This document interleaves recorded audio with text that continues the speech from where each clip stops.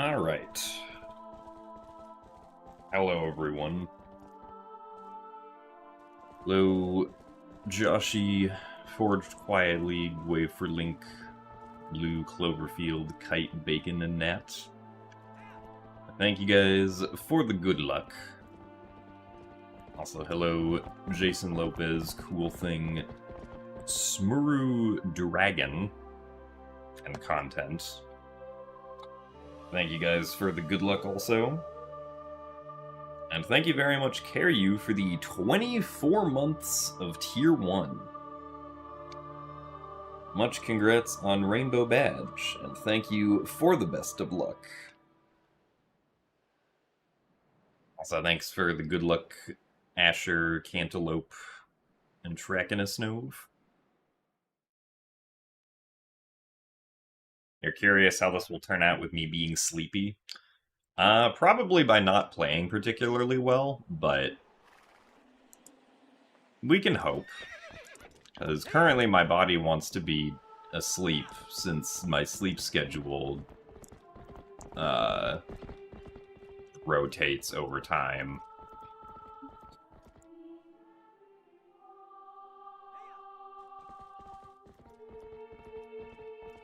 But we'll see.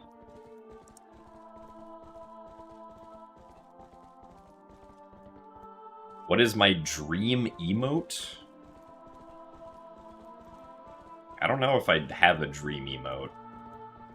I don't tend to be particularly big on using emotes when chatting myself, so I don't think I have a dream emote.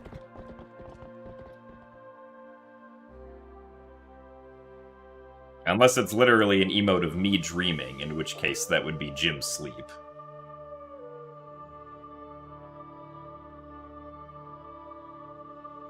How do I find those setups for the new stuff on TPSD?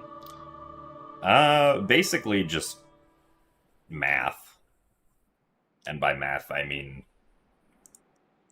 addition and subtraction.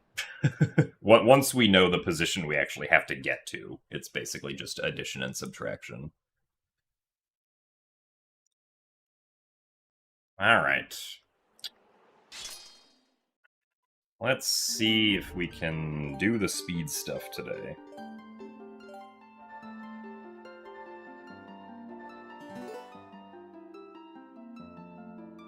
Well, the good news is, Trakinasnove, you don't have to know math to perform the setups themselves. That's just for finding the setups.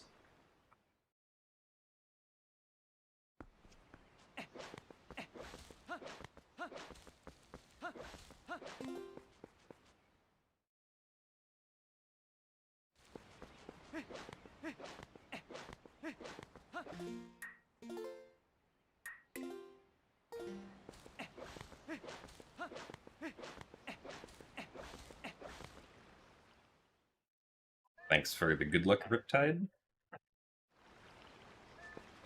You think this is the earliest you've been to a stream possibly ever? I mean, yeah, it is pretty early in the stream. Only been streaming for a couple minutes. But we're already going fast. Hopefully. If Gate Clip decides to work.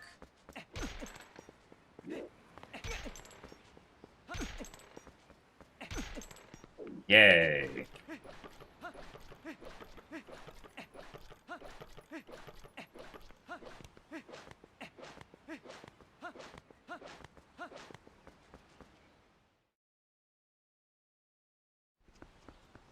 Also, thanks for the good luck, Camdog. Did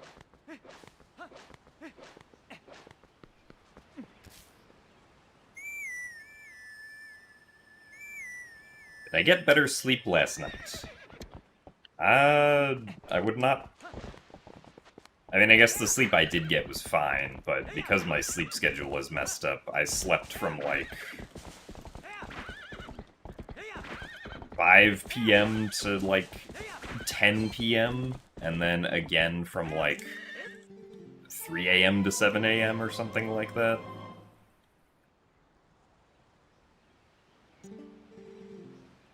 It's not quite on the schedule that it should be.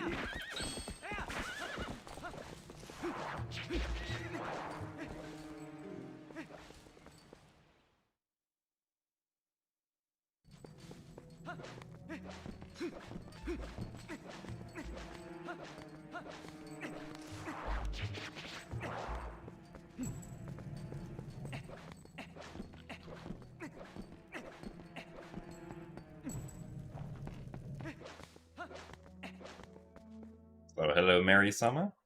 Thank you very much for the 23 months of Prime. And for the good luck. Only one more month until Rainbow Badge, so thank you for the continued support of almost 2 years. Do very much appreciate it. So,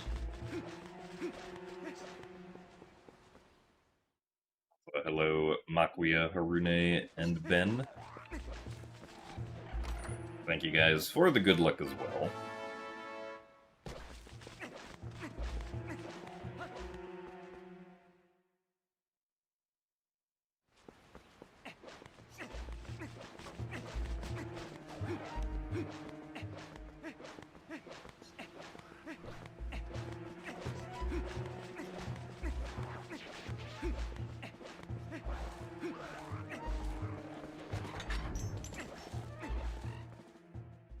Do I need mirror?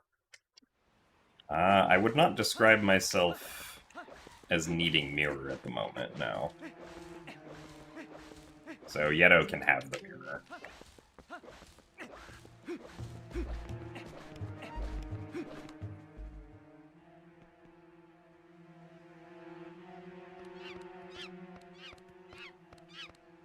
Also, thank you very much, Ted Boy, for the 68 months of Prime. Sandwiched between the two funny numbers, I suppose. Thank you for your continued support.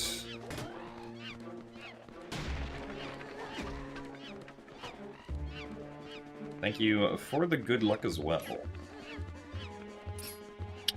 Okay.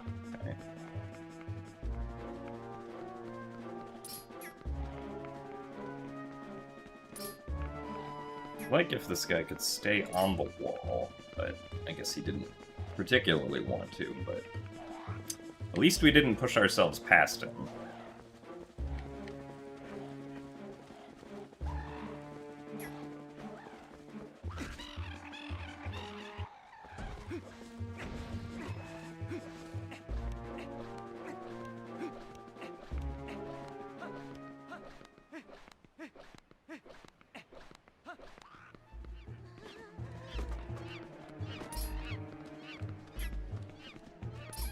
Whoa, hello.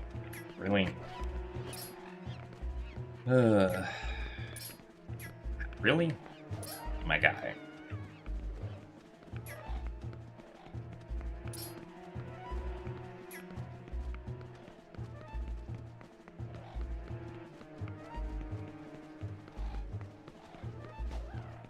Cool. This is gonna be slow, unfortunately.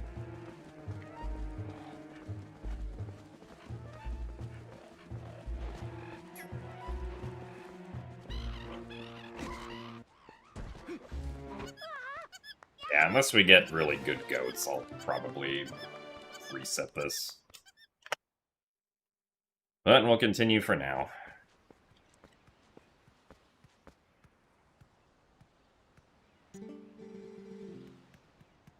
So thanks for the good luck, Renesteiner and Magago. How am I feeling today? I am feeling sleepy. Because my sleep schedule is currently bad.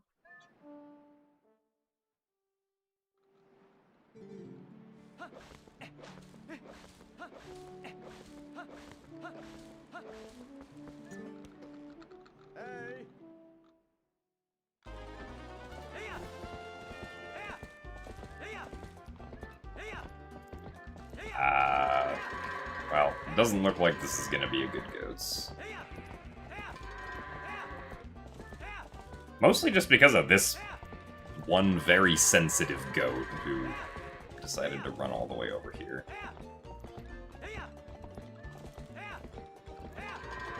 And, okay.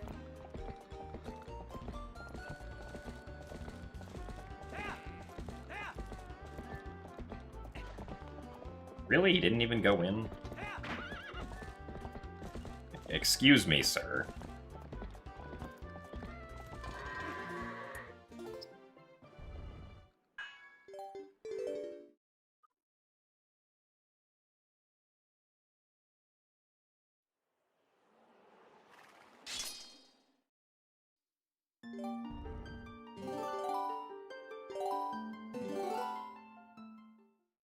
Thanks for the good luck, Jay of Spades and Apes. As well, Leanne.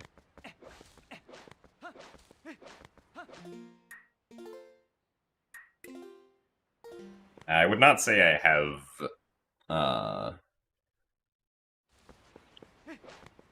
plans to run SD Twilight Princess immediately again, but I guess if enough new stuff gets found, maybe. Like, the fact that Arbiter's Grounds is significantly easier now does kind of make it somewhat appealing, but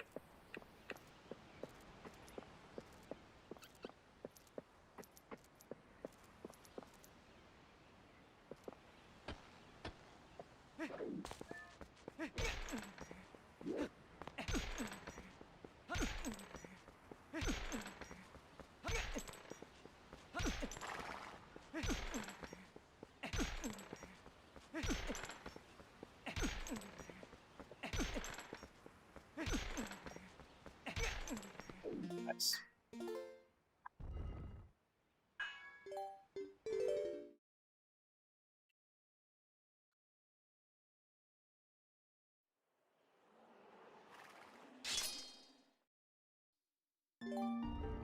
So thanks for the good luck as well, Complex Milk.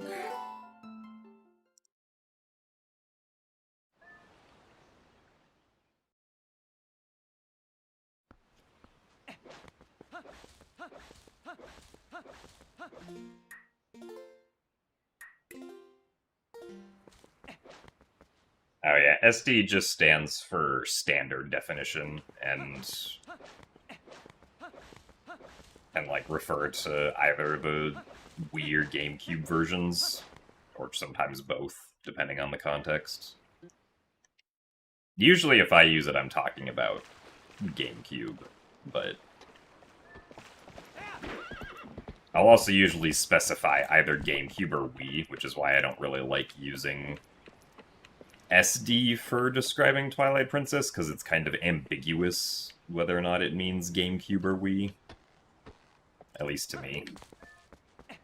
Whereas, like, that's not a problem with Wind Waker, because there is only one standard definition version of Wind Waker.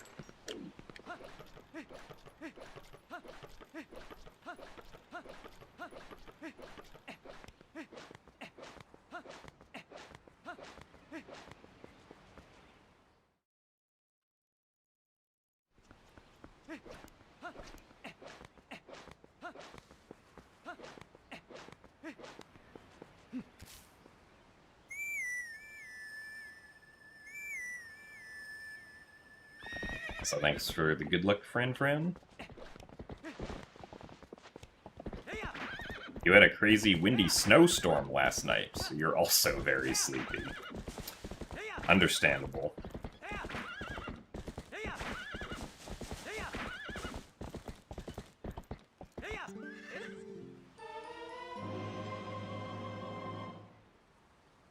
Last night we had a fairly windy rainstorm around Los Angeles. I think that's just called a thunderstorm, but there was more wind than what we'd usually get.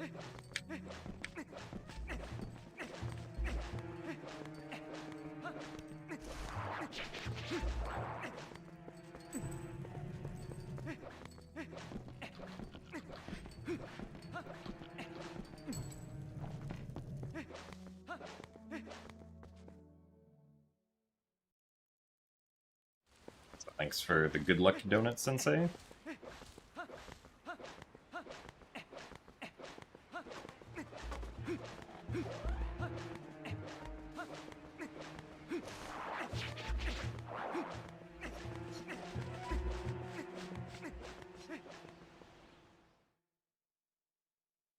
So thanks for the good luck, Moonlit Chris.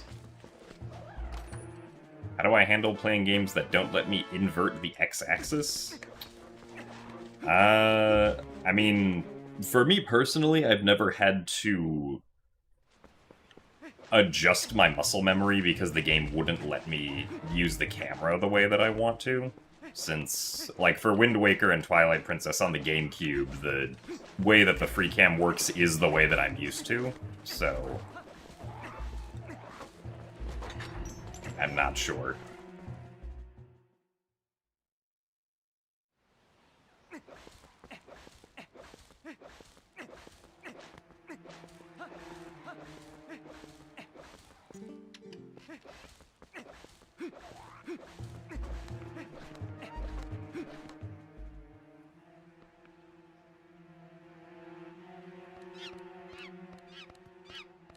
Thanks for the good luck, Rinu Kusu and Lincoln Shorts.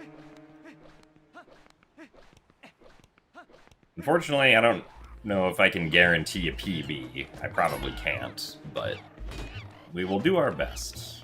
I hope your birthday yesterday was good.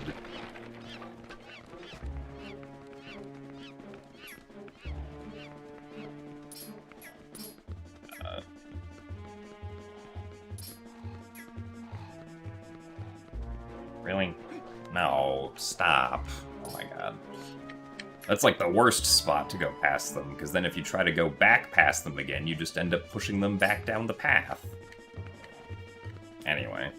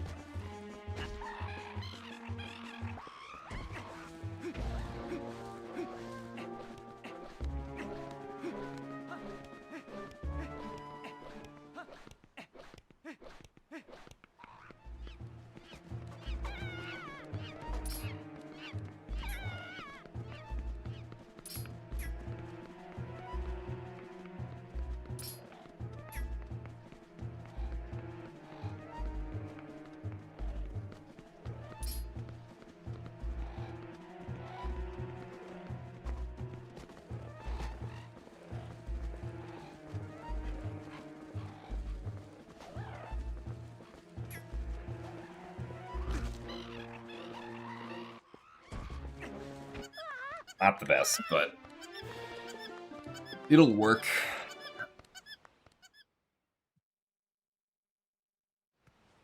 Well, I did used to live in Arizona. I don't live in Arizona anymore, though.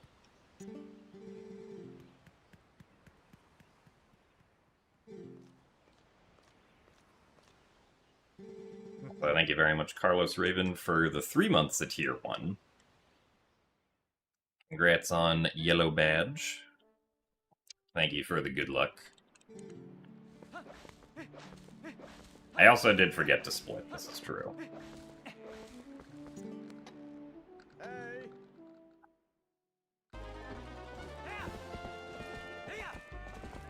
That was not great.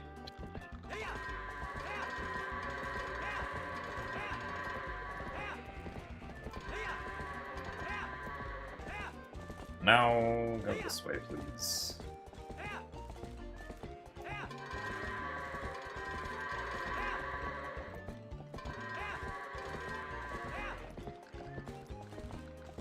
There. Please go this way.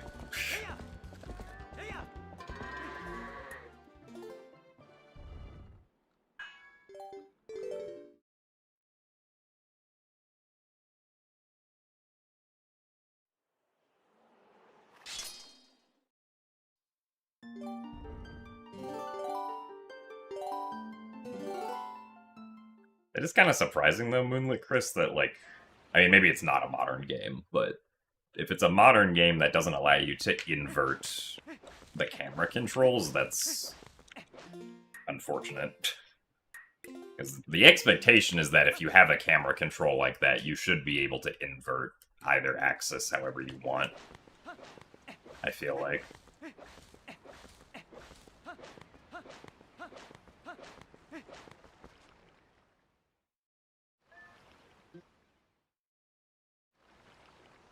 So thanks for the good luck, Vivale and Canuck.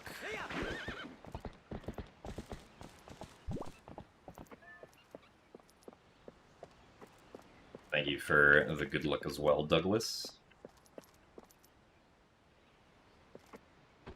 I don't think this is gonna work. At least I didn't quite do the setup correctly. That seems fine. Maybe.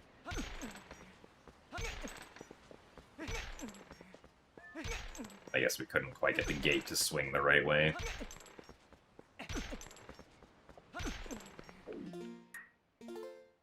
You were in Florida, your skin and hair flourished. That's interesting. Yeah, I admittedly don't know what the difference is between... Aside from Florida being much warmer than the UK, I don't know what the other differences would be.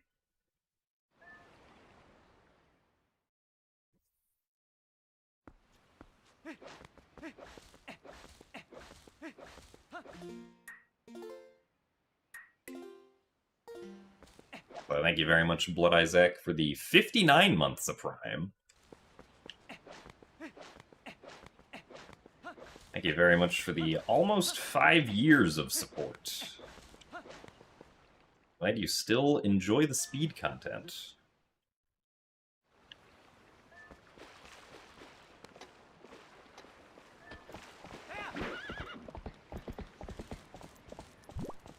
We reset about a minute in because we couldn't get past the gate quickly.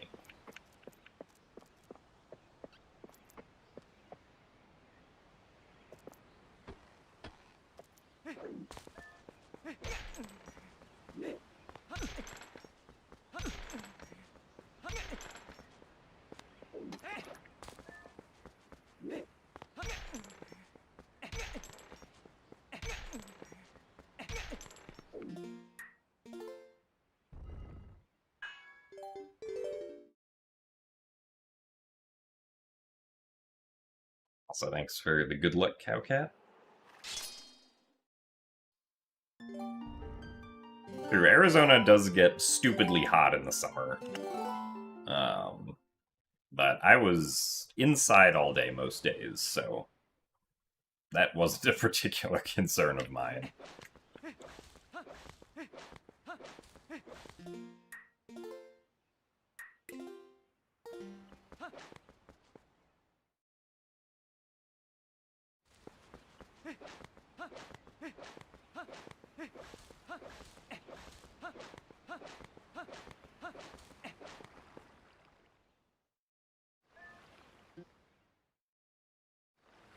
Thanks for the good luck, Chris Winnix. We'll certainly need it for Twilight Princess.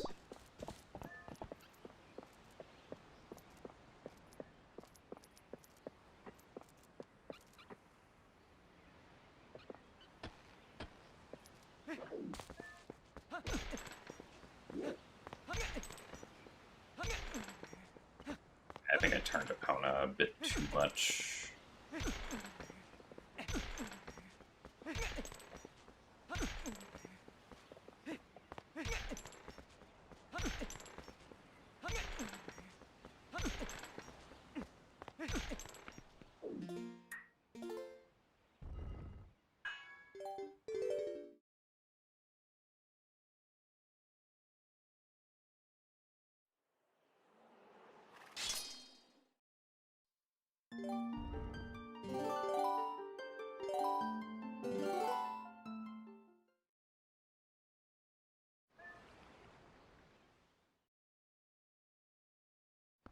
Thanks for the good luck, Birdie Kitty.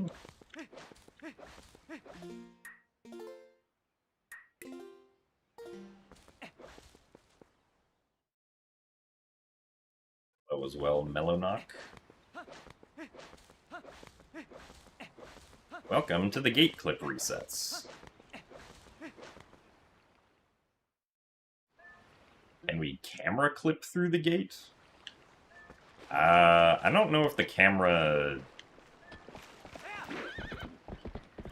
Because it depends on what you mean by camera clip. If you mean get the camera past the gate, technically yes, but getting the camera past the gate doesn't help us at all.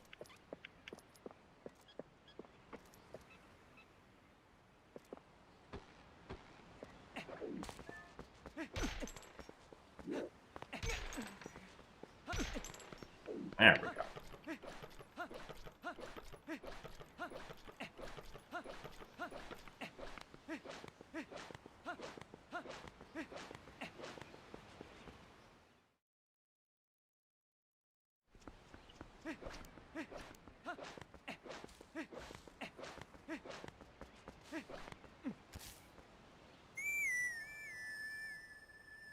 I mean, generally the heat in Arizona is also very dry, so it's not as bad as if it was, like, very humid. But obviously, if the temperature gets high enough, it's kind of bad no matter what.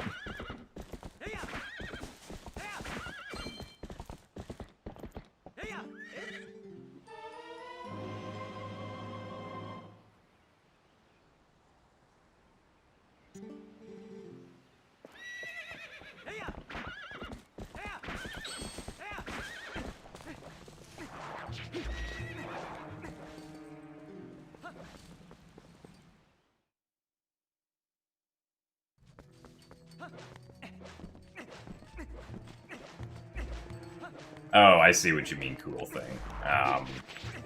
So, like, in theory, the gate is thin enough that if you could look through it, you would be able to clip through it, yes. But the problem is that,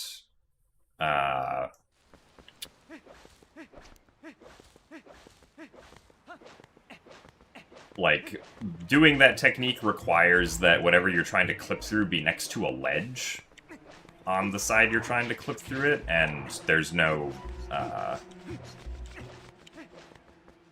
ledge on, like, that side of the gate that we could use to do a look-through clip.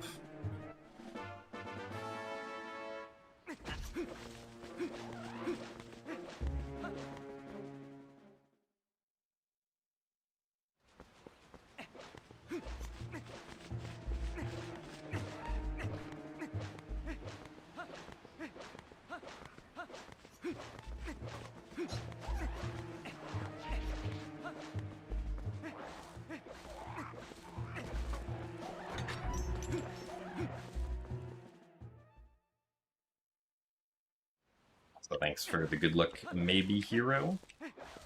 And hello, Findithich and Citral.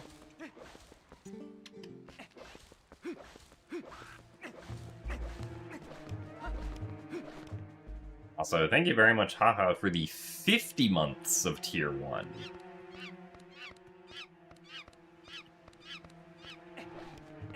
Thank you very much for the 50 months of support.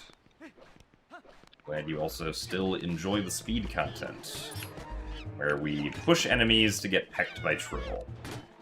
Well, that kind of sucks.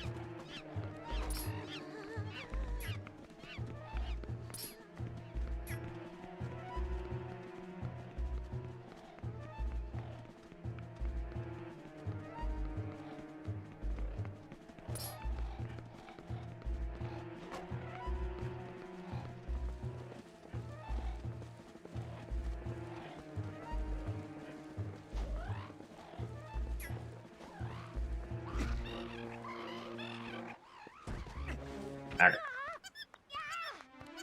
Not too bad.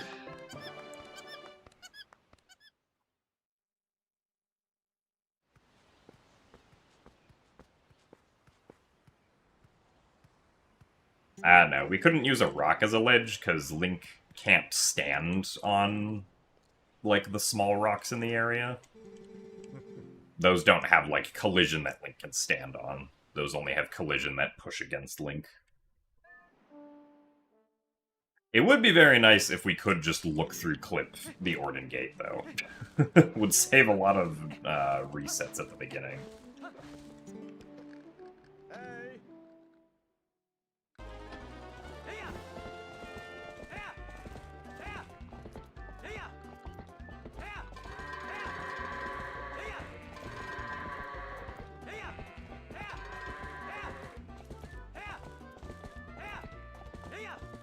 No, why did they go this way?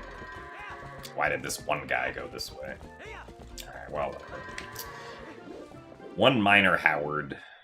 Well, that's fine.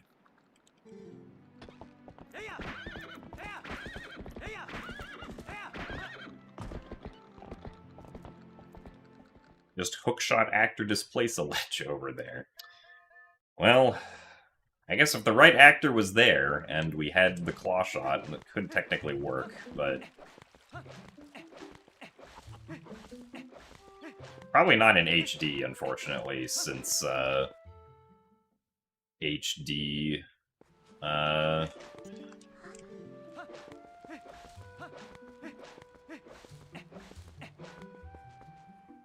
HD doesn't have L sliding with the claw shot, so we wouldn't be able to do, like, a setup for claw shot actor displacement at all.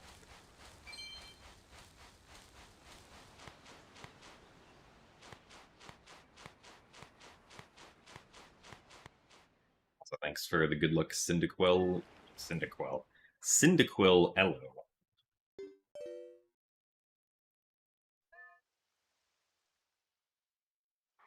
This is on Wii U.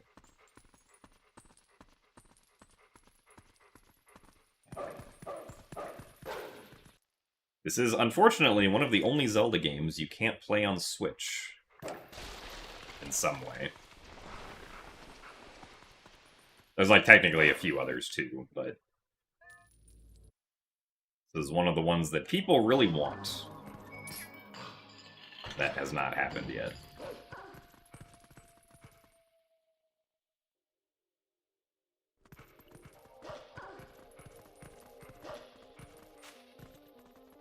Nice skid.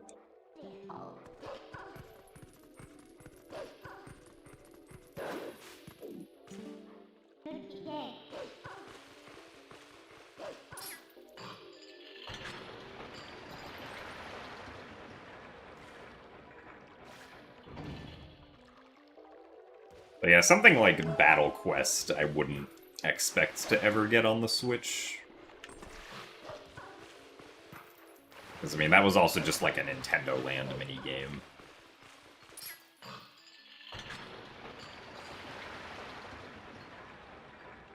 Hello, Boss Lady Trey. Thank you for the good luck. Aside from being sleepy, I'm doing alright.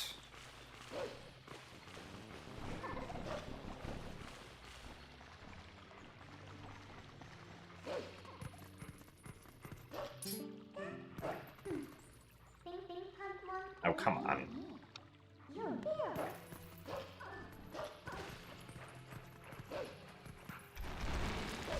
The text there was slow because my leg was holding down the ZR button.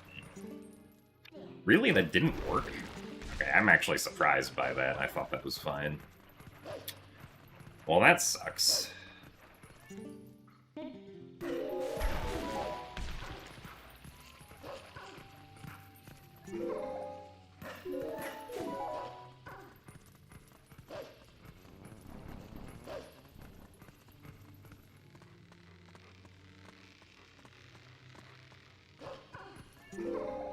Well, yeah, I think more than likely, this game will just end up on GameCube NSO, most likely.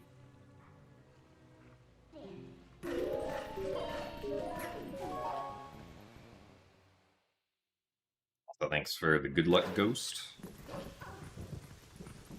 And I wouldn't be surprised if it ends up on GameCube NSO, like, at some point later this year.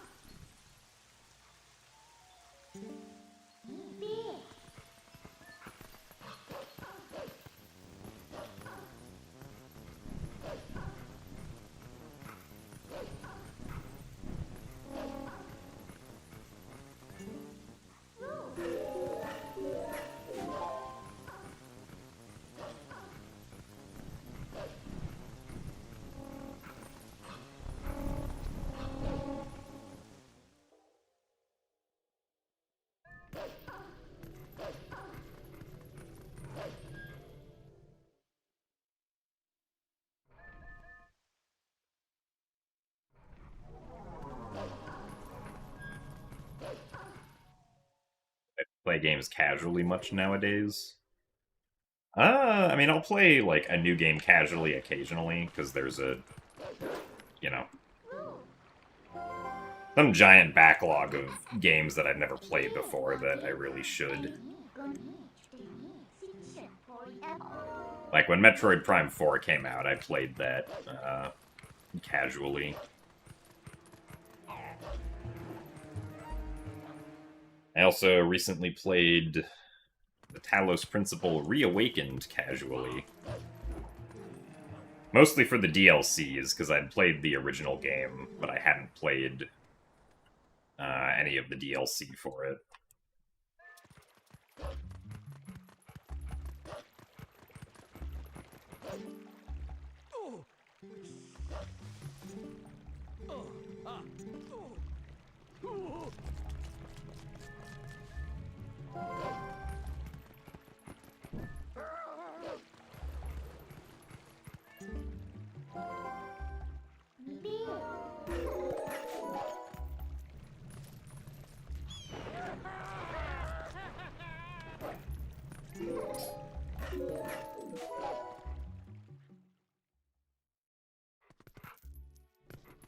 I mean, it almost certainly would be faster to play Twilight Princess on GameCube NSO, because it's not going to be like a Wind Waker situation where NSO loses time due to not having Tingle Tuner.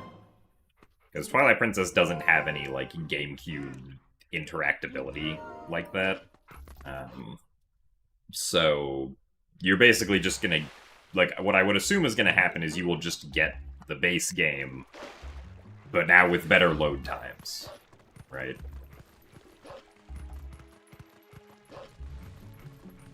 If that is the case, then obviously it'll just be faster to play on Switch 2. Which kind of sucks, but...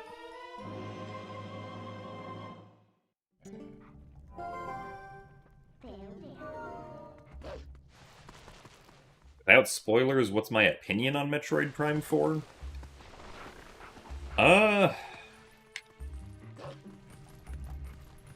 I would definitely say that I enjoyed, like, the first half of the game way more than the second half.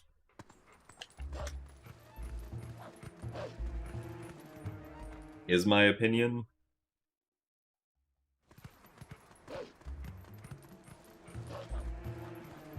Like, some of the issues that people seem to have with the game are not things that I really had issues with. But there were, like, some bigger overarching issues that I, like, generally agree with other people's reception of the game on.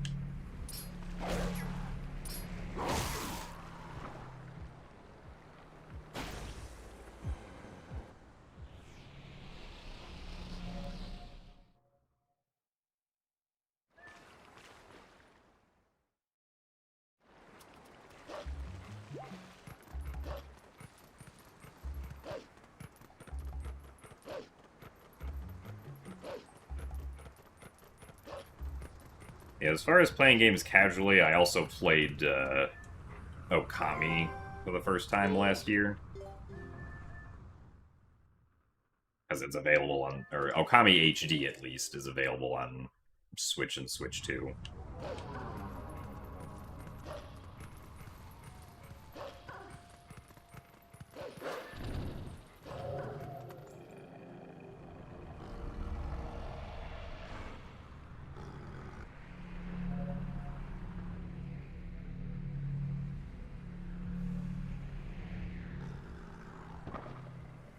Ow, I also forgot to split. You were correct. Maybe that's a side effect of being sleepy.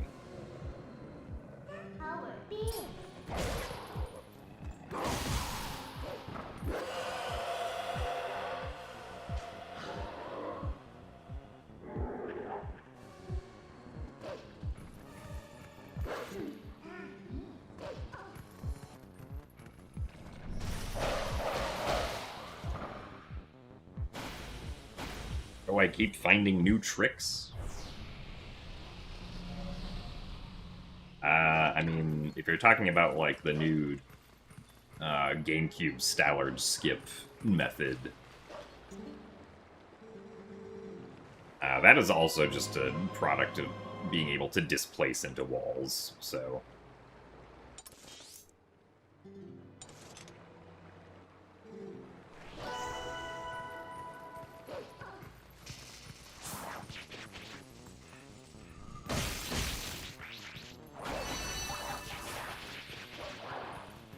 Even if it still involves clawshot actor displacement, which is a little unfortunate, but...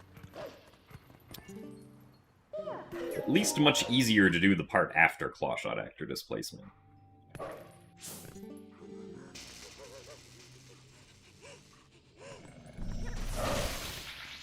Well, you can skip Stallard on GameCube, but you've been able to do Stallard skip on GameCube for like a couple years at this point.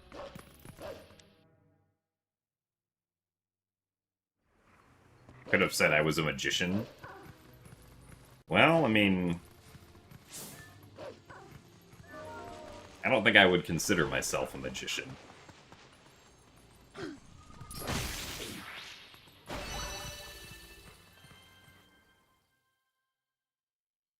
Oh yeah, clawshot actor displacement in general. Nice. Doesn't work on HD, so like we've never been able to do Stallard skip.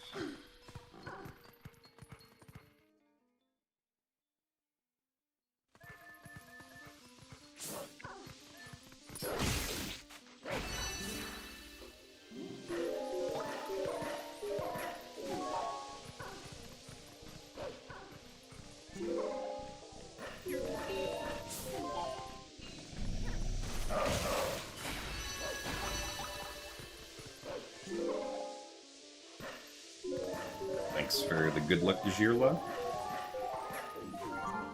Like, the only way that I could see Stallard skip somehow working in HD with, like, our current understanding of the game is if somehow we figured out how to perform a look-through clip anywhere. Or, like, without needing a ledge, basically.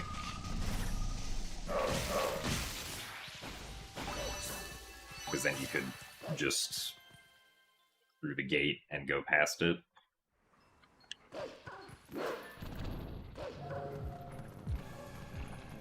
Hello?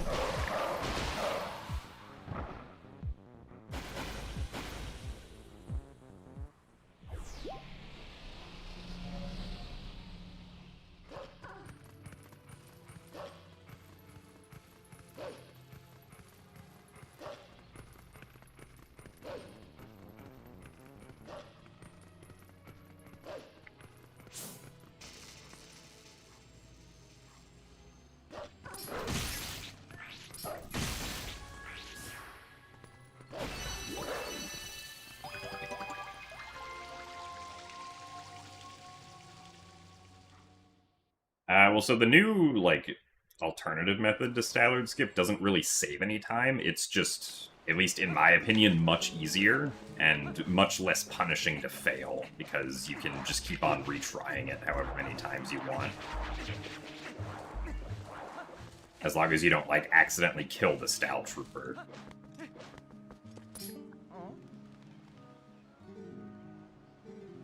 Whereas with the old method, if you failed the bomb boost, you didn't get another chance at it. Unless you failed at it in a very specific way. It also gets rid of the stupid L slide that I always had trouble with. I always found the timing of the L slide to be very awkward, and positioning for it to be very awkward.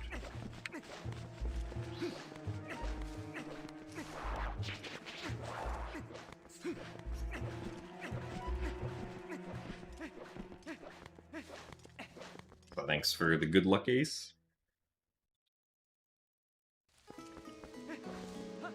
Well, that's true. In no save and quit specifically, it saves a lot of time because you don't need explosives. And I think with, like, getting Zor armor losing much less time in, like, regular Twilight Princess any percent now, it might be worth it for, like, the next time I do the 3D Zelda challenge to just do the route that gets Zora armor and skips bombs entirely. Just for, like, increased consistency.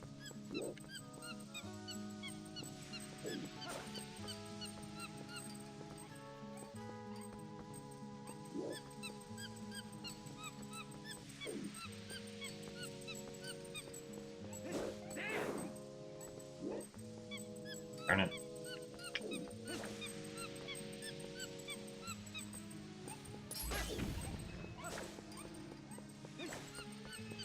Ah, interesting. Yeah, I know, Monkey, we're going.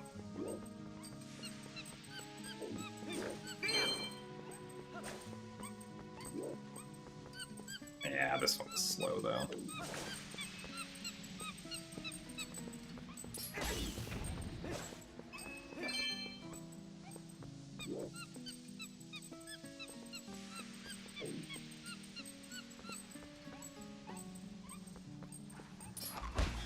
Really?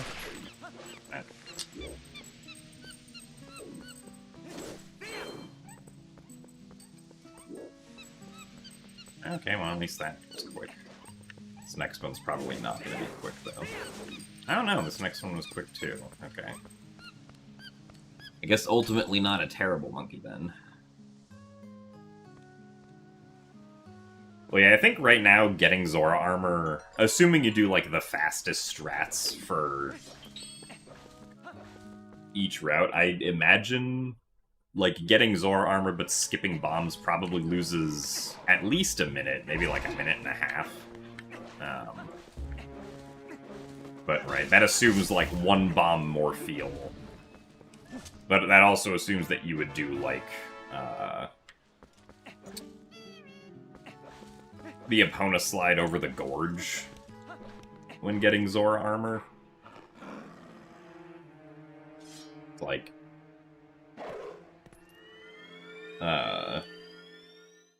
yeah, I don't know.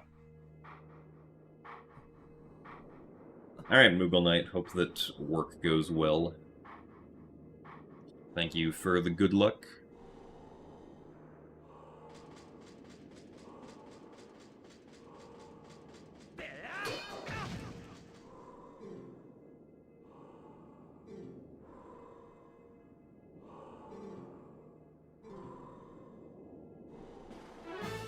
Thanks for the good luck as well, Fubuki-ni.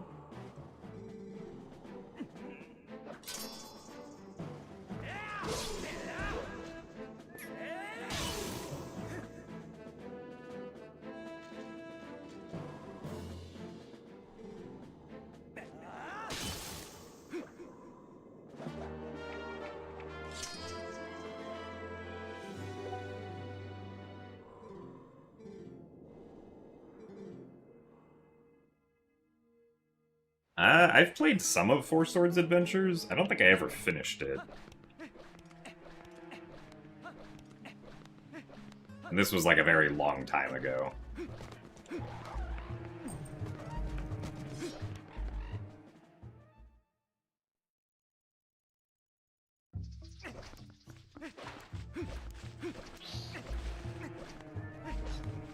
I do think that I'm generally, like...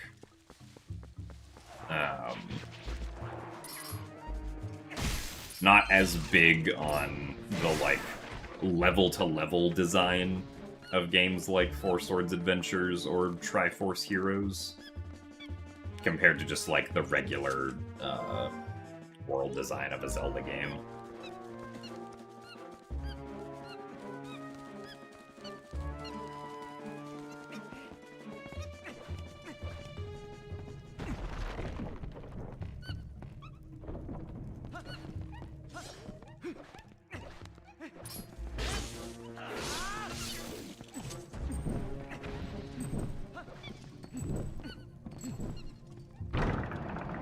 So tired, but if you sleep right now, you're gonna mess up your sleep schedule. Yeah, I mean, that's fair.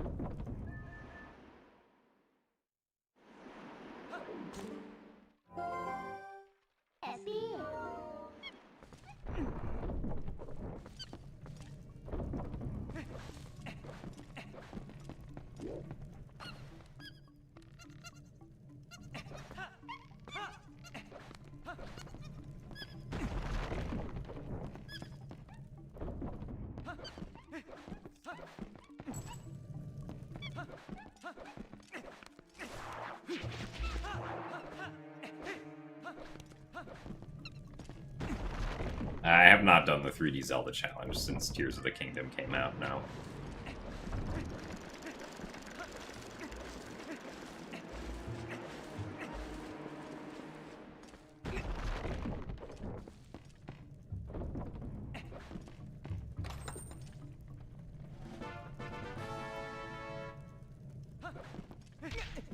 Nice. Don't think I've ever gotten stuck on that door like that there before.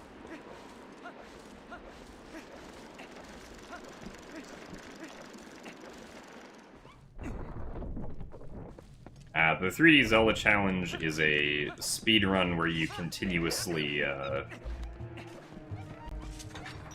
like, do an any percent speedrun for each 3D Zelda game back-to-back, with no remakes. So it's Ocarina of Time, Majora's Mask, Wind Waker, Twilight Princess, Skyward Sword, Breath of the Wild, and Tears of the Kingdom. Basically all in just a single run.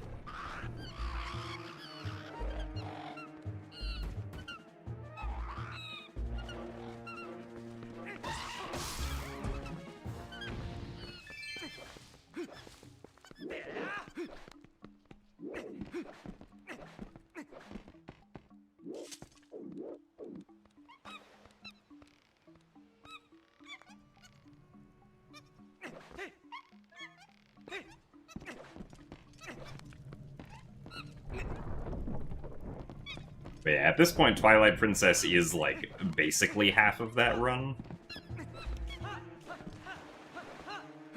I didn't Link do a dive there. Very weird. But thanks for the good luck tot.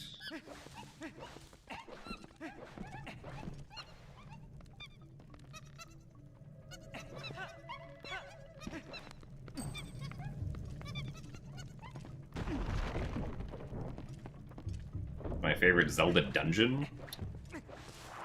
I don't know. There are a lot of good ones to choose from.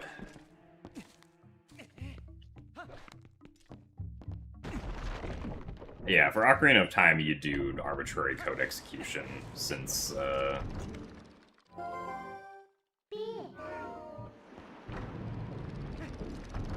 like, the challenge just follows the any percent rules for each game.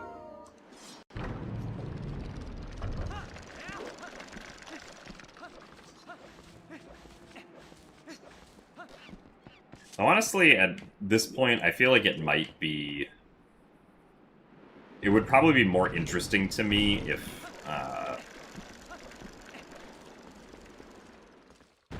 like, for,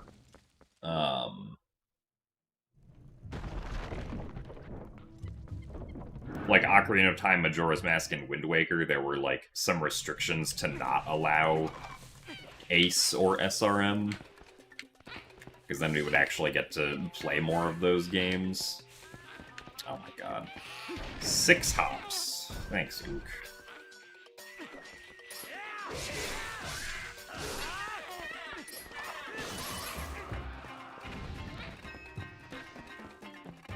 Okay, well, at least the second one was 2.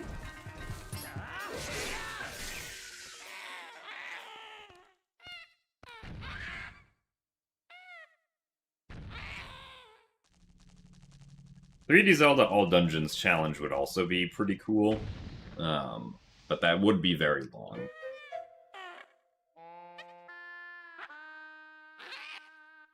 I would also have to learn all dungeons for Breath of the Wild, which I've never done before, but at least the record for that category is, like, not even an hour and a half, so it probably wouldn't take, like, terribly long to learn, I imagine.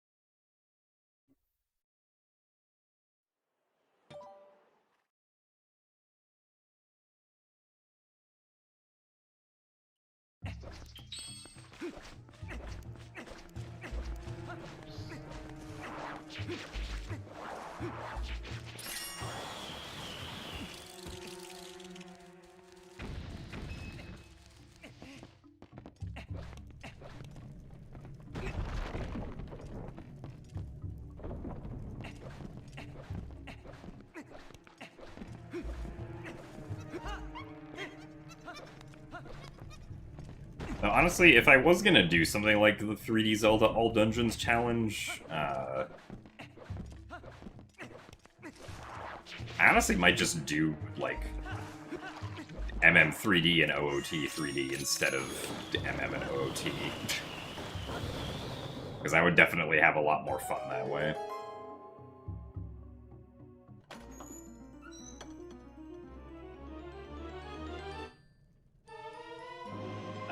ACE stands for Arbitrary Code Execution. And is more or less a glitch that allows you to do whatever you want, because you are essentially writing new code for the game to execute. And code is what dictates how the game does things, so...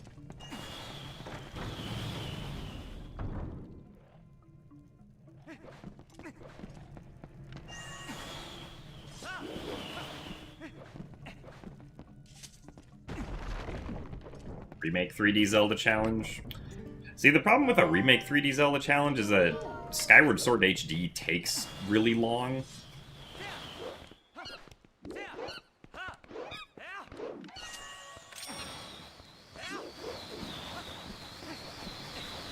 Right, Skyward Sword HD is at minimum 4 hours. And is also not a particularly interesting run. So...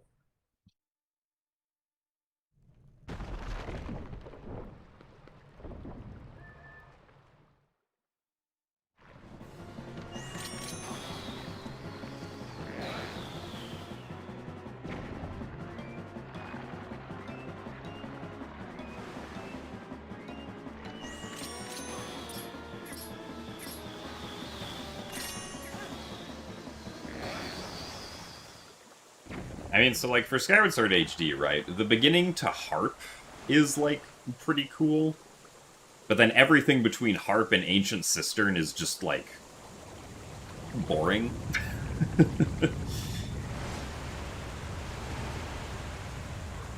And then Ancient Cistern through Fire Sanctuary is pretty neat.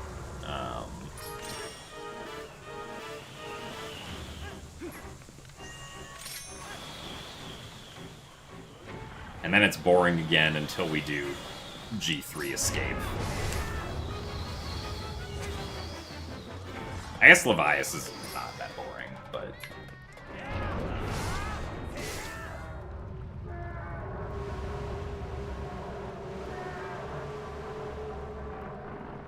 Yeah, Skyward Sword HD also has the Thunder Dragon Girahim Escape. In Skyward Sword HD, it saves 40 minutes in any percent.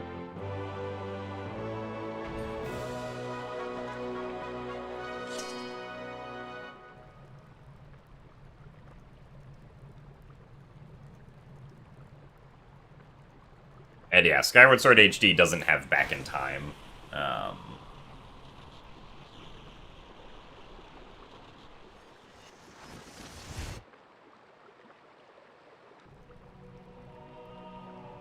So that's why it's much longer compared to the Wii version.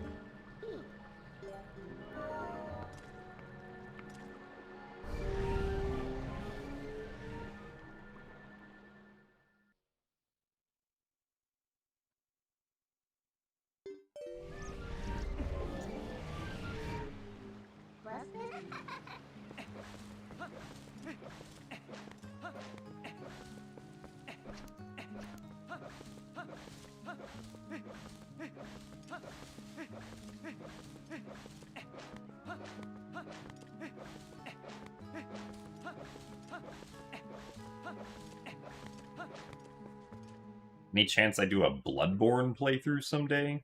You'd love to see me tackle some FromSoft games? I mean, in general, I would say to probably not expect any casual playthroughs from my content anytime soon. because my content is very speedrun related and focused, of 3D Zelda games specifically. The only game I ever casually played on stream was Echoes of Wisdom, so...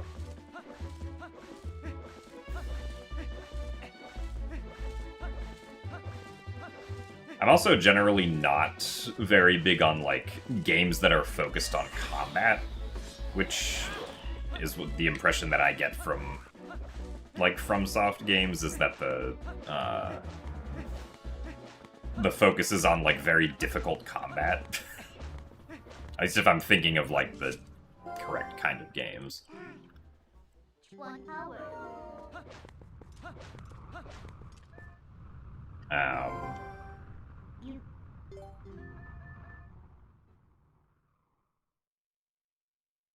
But yeah.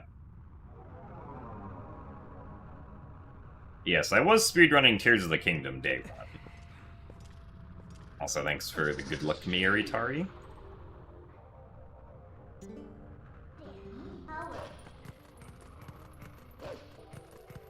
I did not do a casual playthrough of Tears of the Kingdom on stream.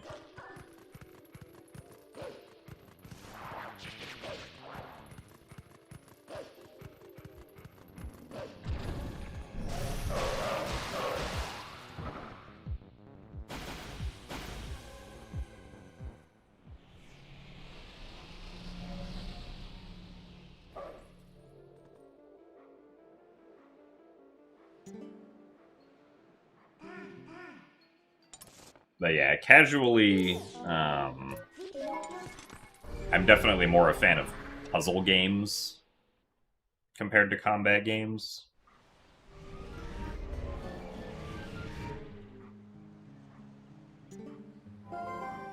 So if I ever, for some reason, do end up streaming casual playthroughs, they will probably be either of Zelda games or of,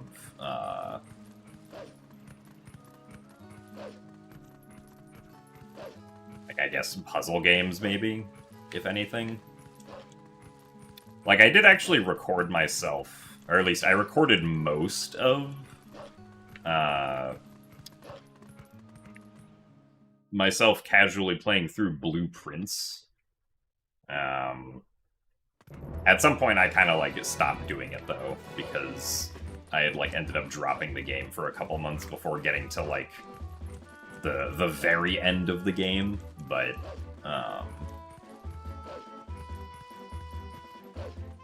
yeah, there is just a folder on my computer that has, like, 30 videos of me playing Blue Prince, just in case I ever feel like uploading that somewhere.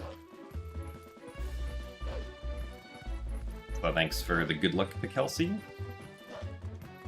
Wordle stream. I don't know about that. Also, nice missed quick spin.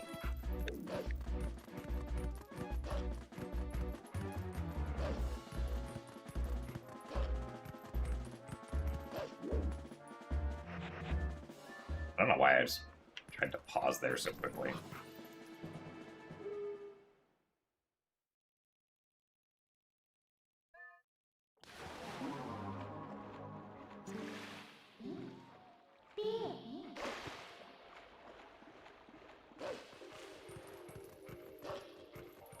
There's trial and error, you'll die a lot, but that's how you learn what to do. Yeah, that's kind of the... Hello? Was I not pressing A? That's kind of the vibe that I've gotten from those kinds of games, like Dark Souls, Elden Ring, or Bloodborne. Which I think those are all FromSoft games. I'm not entirely sure, honestly.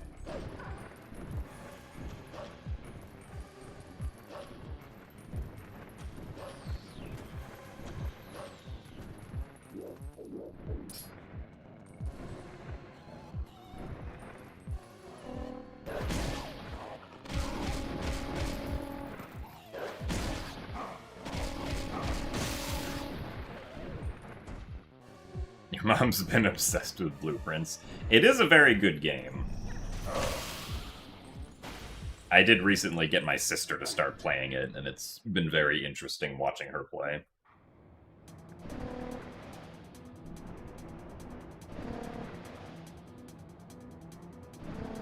It's one of those games that once you, like, complete it all the way through, it's very interesting to watch how other people try to approach the game and get through it.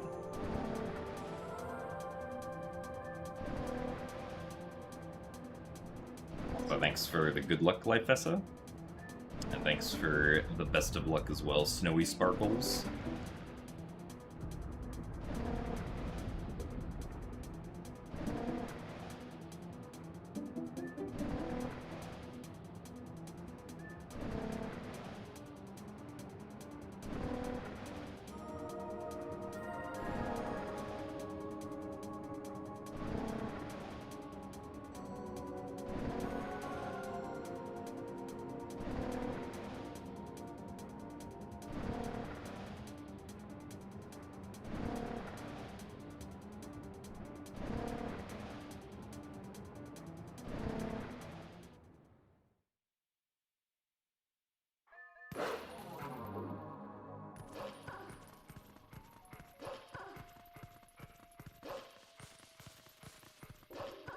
So Pillar Clip does work in HD. We're gonna do Pillar Clip with Zora armor later. The reason we didn't do Pillar Clip there is because we don't have early Master Sword, so we can't transform into Human Link at the moment. We also don't have the Iron Boots, since we haven't completed Elden Twilight.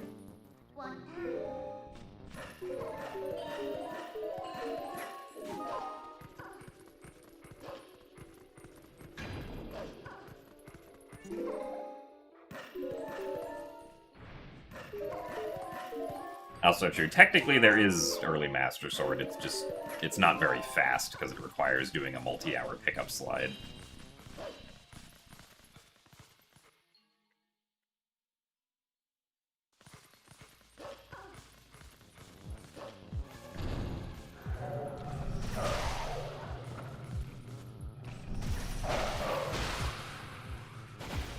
Also, thank you very much, Zopied, for the 70 months of Prime. Thank you very much for the good luck. We appreciate the many months of continued support.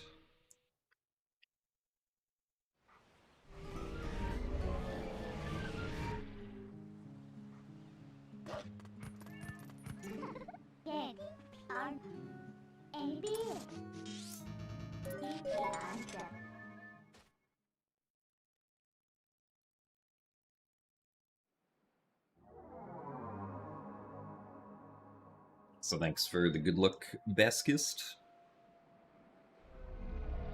Yeah, the puzzle game that I mentioned a bit ago was called Blue Prince. It came out last April.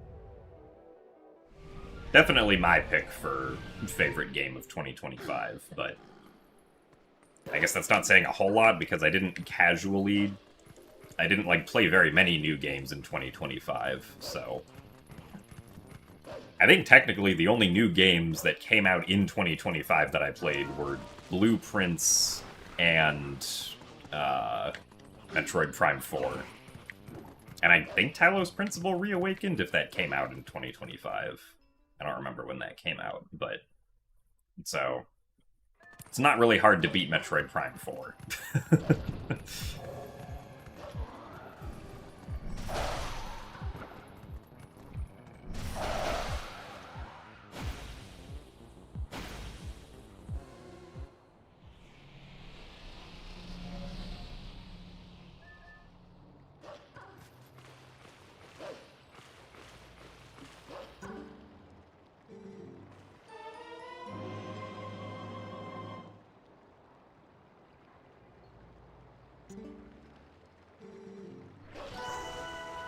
As a setup that gets it down to just 1 hour, 27 minutes. Oh, interesting. I would imagine that's probably, like, the same on HD, but yeah, unfortunately that's still too slow to be used in anything other than low percent. So thanks for the good luck, Max.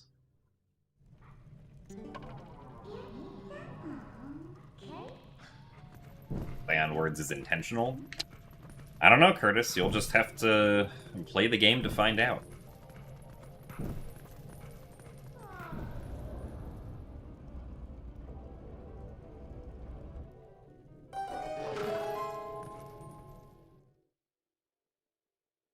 Metroid Prime 4 makes you sad. Yeah, I know, DF.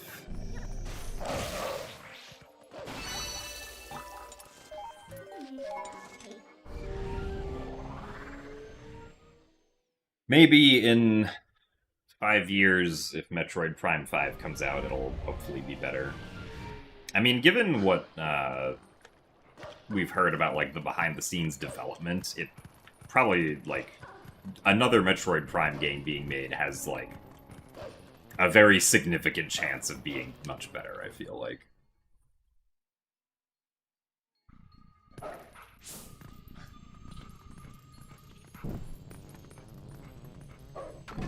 But considering the amount of time that people were waiting for Prime 4, it is somewhat of a letdown after 8 years of known development time.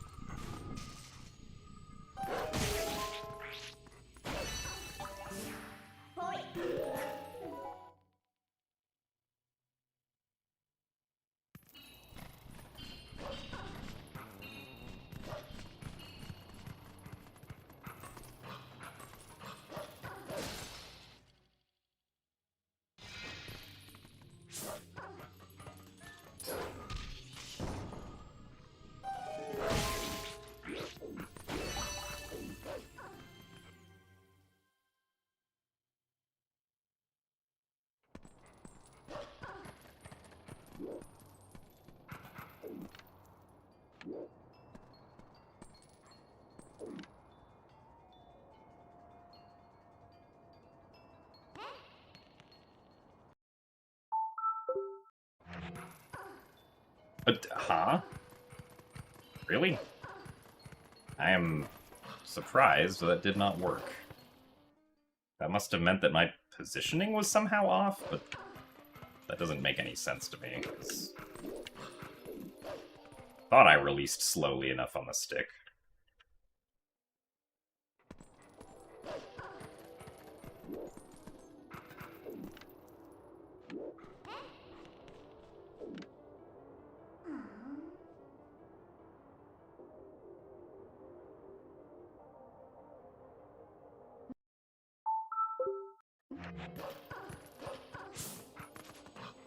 Well, that stinks.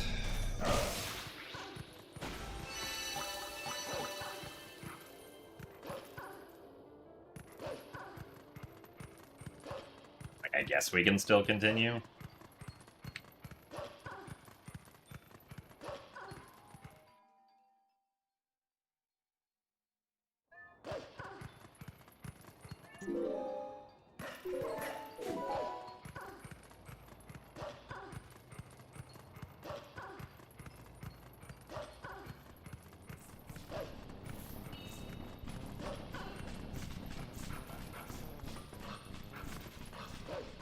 I ever watched the Sherlock series? I've technically, I think, seen like a couple episodes, but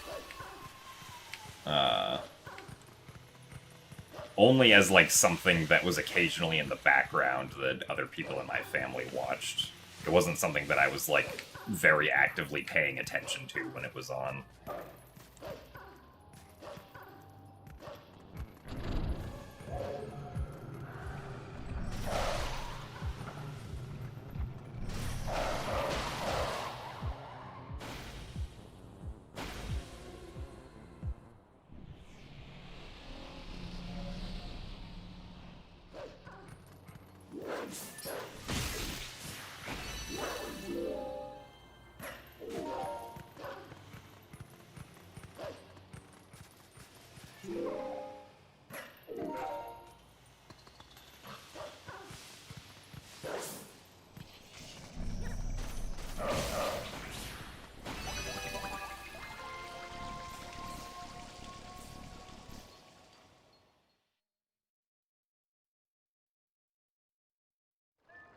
It's another Zelda game with linear progression.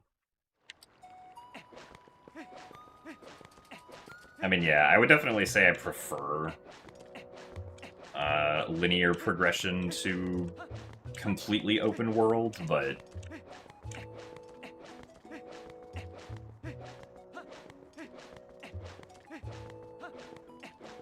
I would say that I think prefer the most, like, light linear progression, like what Link Between Worlds and Echoes of Wisdom did. Where, like, there's still a, you know, a basic structure that the game has to follow, but you can do a lot of the game's events in whatever order you want. And I much prefer that to just being, or to the game just being completely open worlds. Like Breath of the Wild and Tears of the Kingdom are.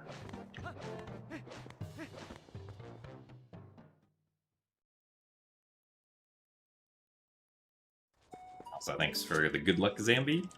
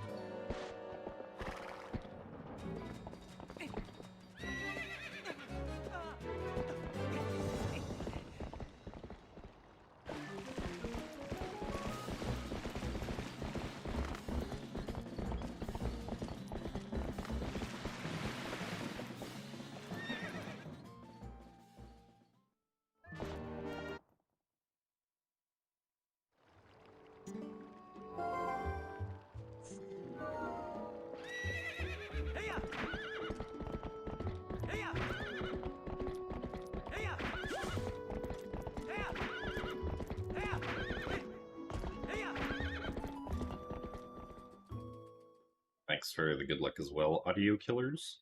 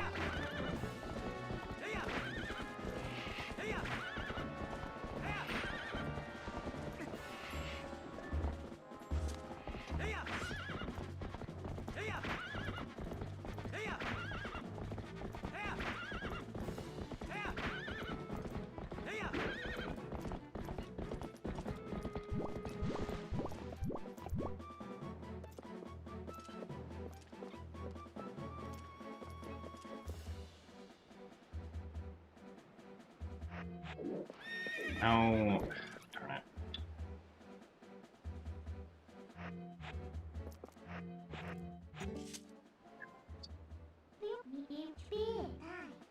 Ugh.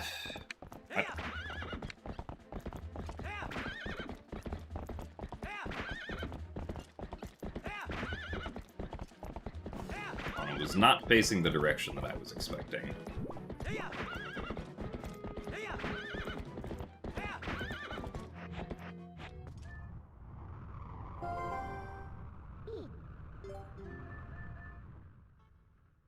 So thanks for the good luck, Azeroth.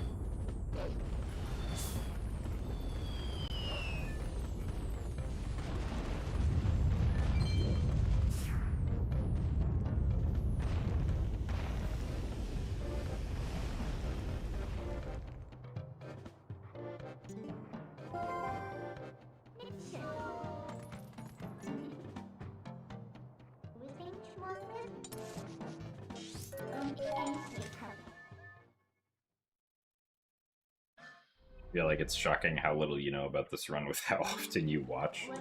I mean, I guess that really depends on, like, whether you're actually paying specific attention to the gameplay or not, so...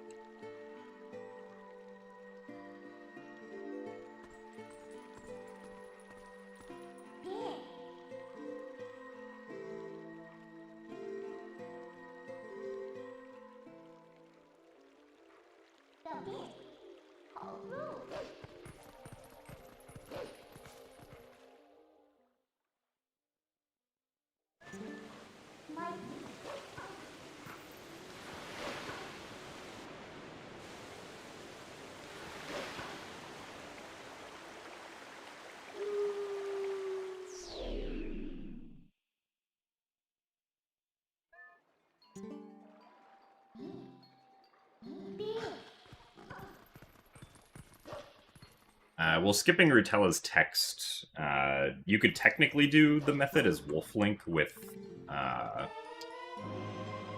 the, like, Twilight bug super jump, but then you wouldn't have a way to do it the second time, so you'd still have to go through the text anyway. Because we can't just go under the water since we don't have early Master Sword to use.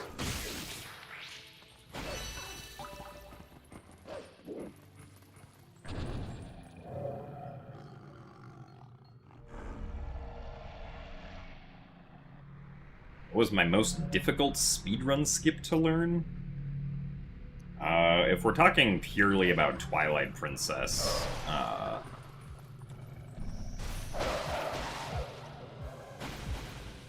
the most difficult one to learn was probably Sword and Shield skip.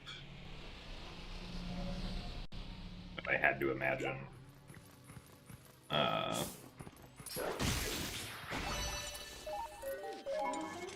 Followed probably by Stallard skip in GameCube. Like, HD is definitely significantly easier than GameCube.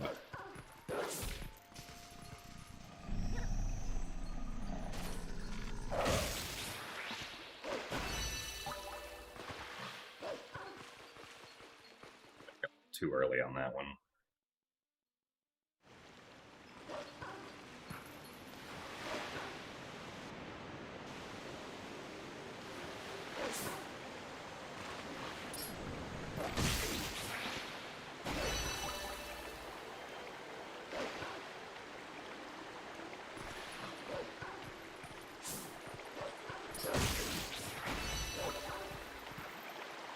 Hello, Frogman of Moolands.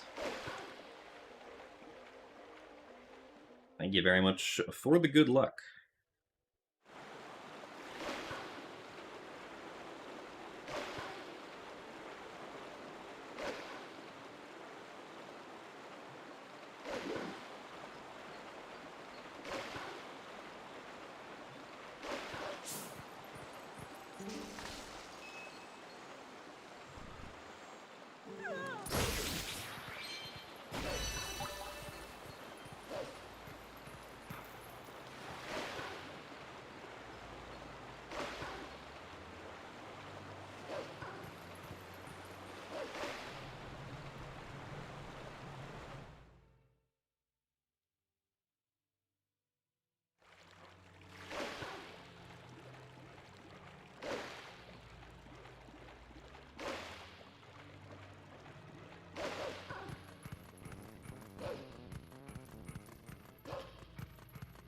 You like the idea of Twilight Princess a lot more than you like Twilight Princess. That's interesting. I guess that depends on specifically, like, what you mean by the idea of Twilight Princess compared to where actually playing the game, like, is not as fun, or describe it.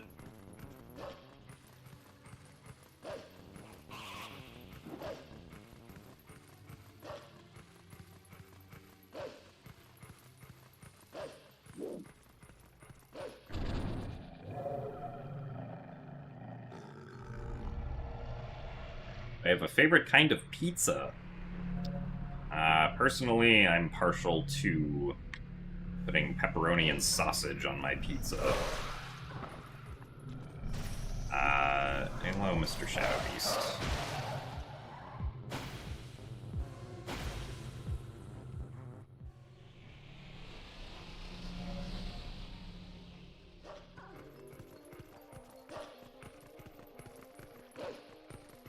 About any 3D Zelda game? Any 3D Zelda game. The most difficult thing to learn is probably manual super swimming in Wind Waker, or Wind Waker HD. Like, regardless of what method you try to learn.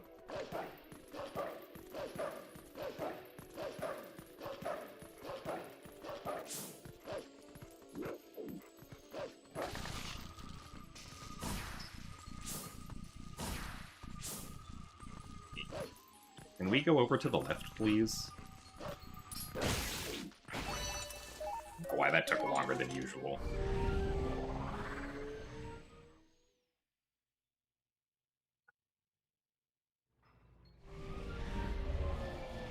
Also, thanks for the good luck, PSP. You've been so accustomed to the stream alert that you started listening to the VODs as it helps you with your ADHD for reading. Oh, that's interesting. I guess that makes sense, though, if it's just a familiar white noise in the background at that point.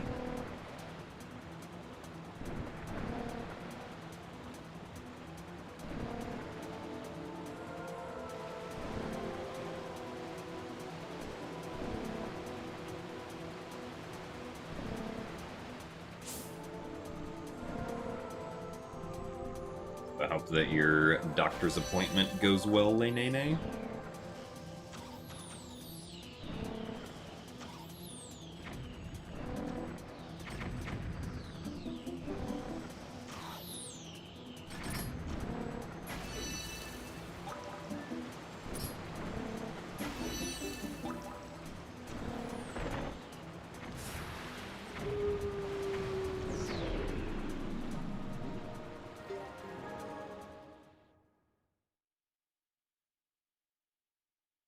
Yeah, there are definitely a lot of people on the internet who don't like Skyward Sword. Or who are at least very critical of it. But I mean, like, as someone who very much enjoys Skyward Sword, I do think that a lot of the criticisms people have against it are, like, actually valid criticisms for the most part.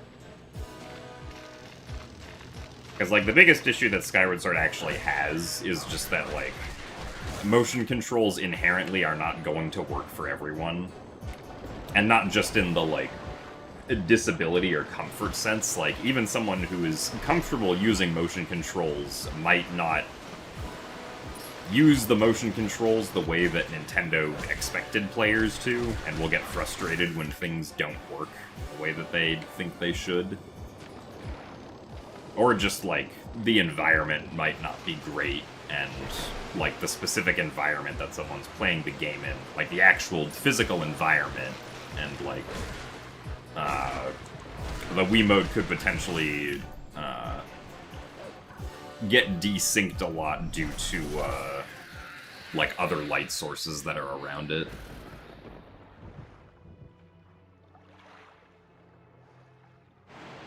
So, if you're in a good environment and the motion controls work well for you, it's probably going to be a very fun experience.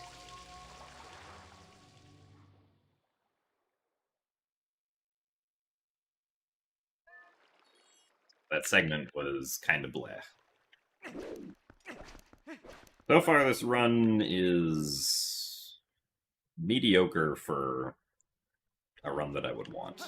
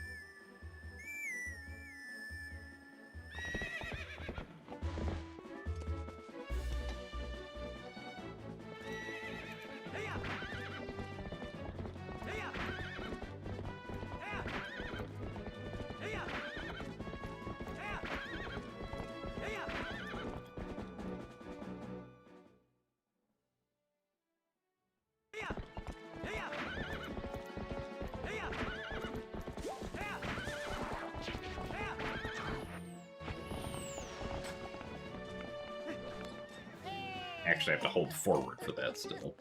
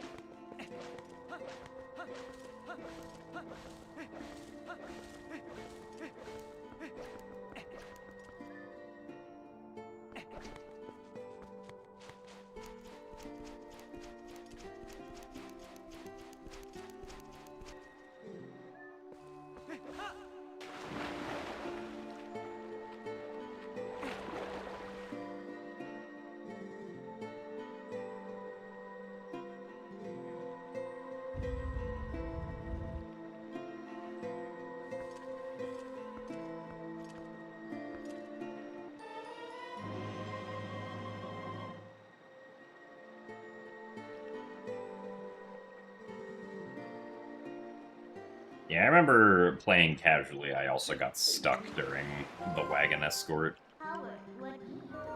I didn't realize that you had to kill the Kargarok that tries to drop the bomb before it drops the bomb.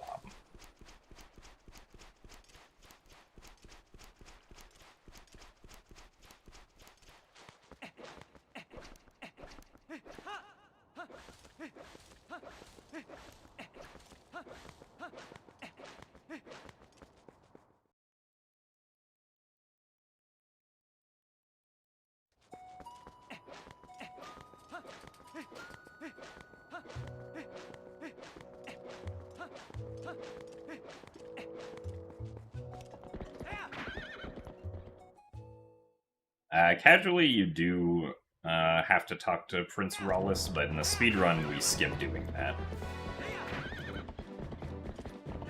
Because you're supposed to casually talk to him for the coral earring item, to then get the reekfish scent, which allows you to go up Snow Peak, but we instead do a trick that allows us to get up Snow Peak without the reekfish scent, so we don't have to go talk to Prince Rawless.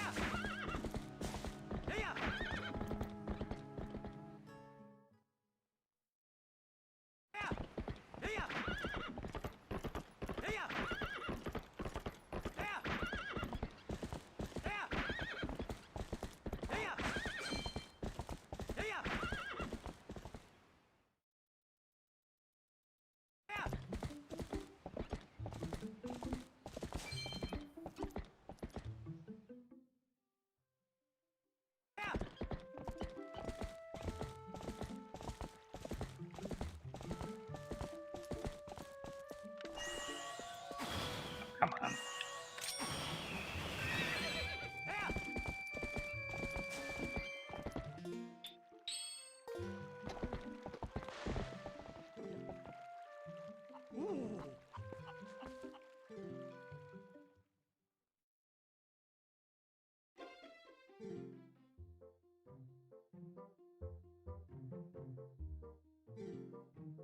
Thanks for the good luck, Refrega.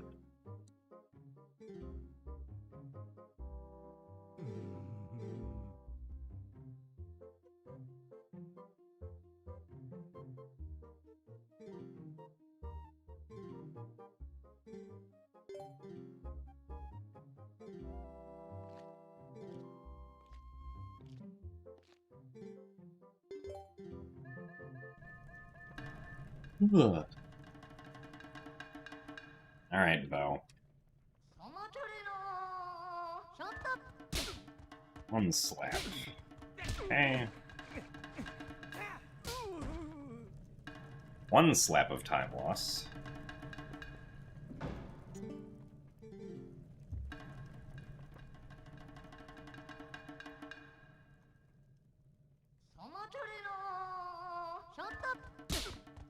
One slap. Two slap. Three slap. And unfortunate.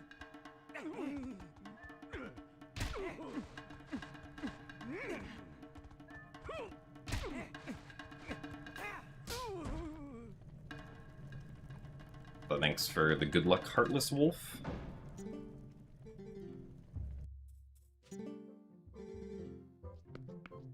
Well, this run kind of sucks so far. At least for where I would want a run to be. Honestly, I think we are going to reset this one. I'll take a small break before starting the next one.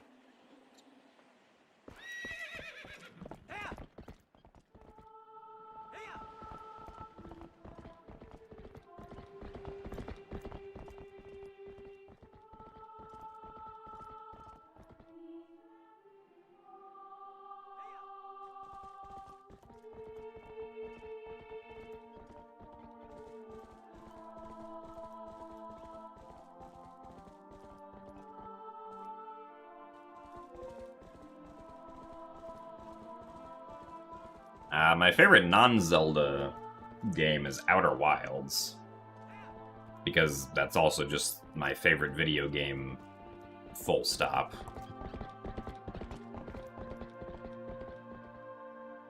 And like I mentioned earlier, I also really enjoyed Blueprints that released last year.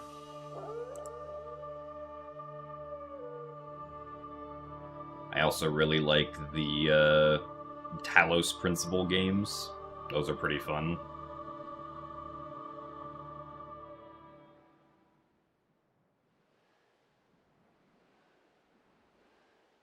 Can I explain Outer Wilds? No. Outer Wilds is best experienced if you don't know anything. But, I mean, if you look at the game, like, on the Steam page, you will see that it is a game that involves space in some way, right? You will be flying around in a spaceship.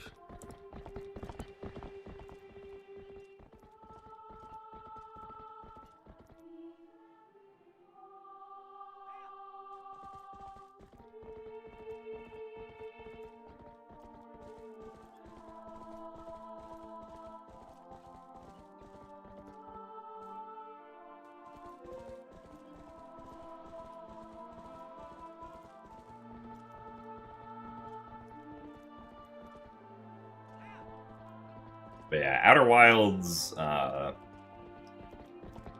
is a game that I have also, after completing, then watched quite a lot of people play afterwards, and it is always very fun to watch someone play Outer Wilds.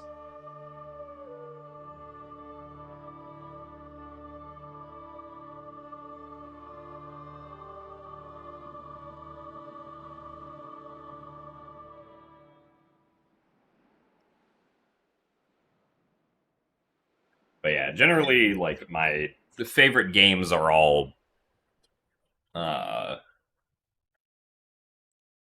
would say, like, puzzle-based in some way.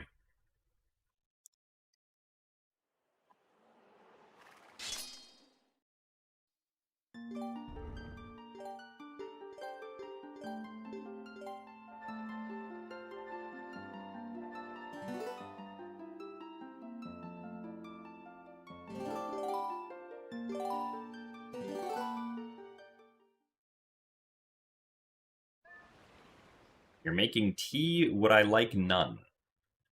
I guess I will be having none then. But that's okay. I do not like tea, so I don't think I would want any anyway.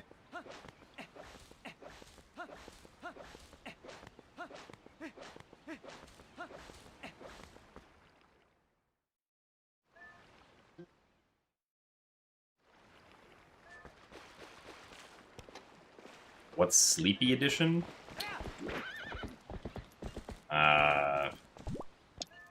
Sleepy Edition means that I am tired.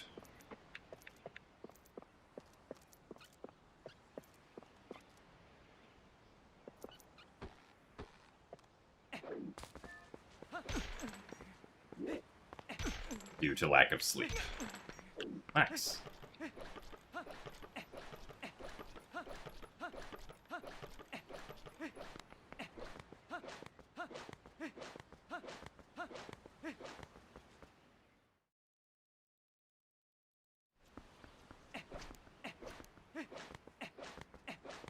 The Spirit Tracks OST is very good. I do enjoy me some train training and some very good general theme music.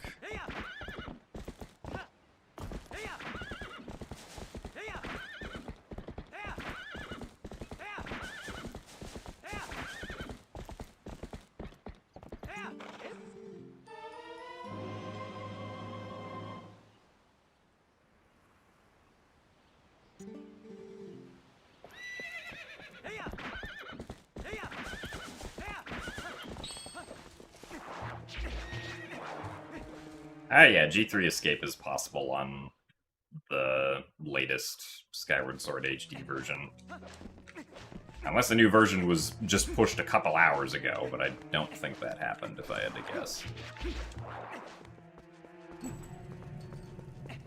As far as I'm aware, the latest version is 1.0.1.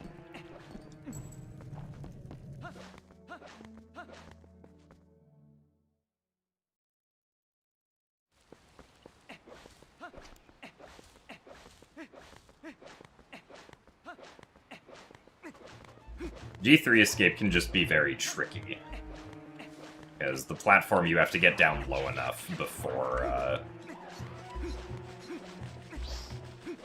you can successfully get down to the statue.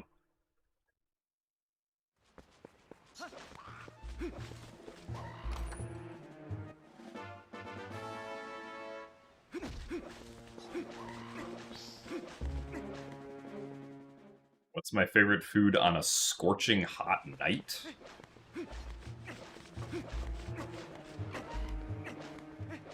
I can't say that, like, my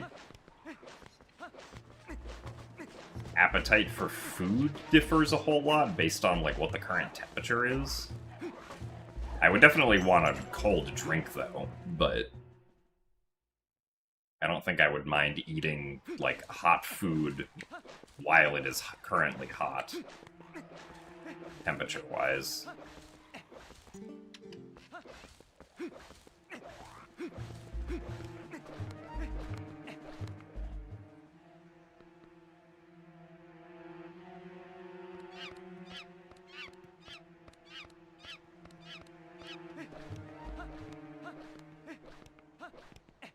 We don't always get hit by that Bokoblin at the chest, but if the Bokoblin does a side swing attack, it's pretty much impossible to avoid.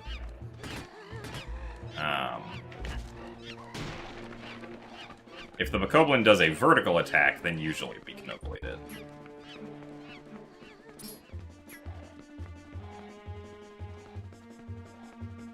So it just kind of depends on the attack direction, also nice.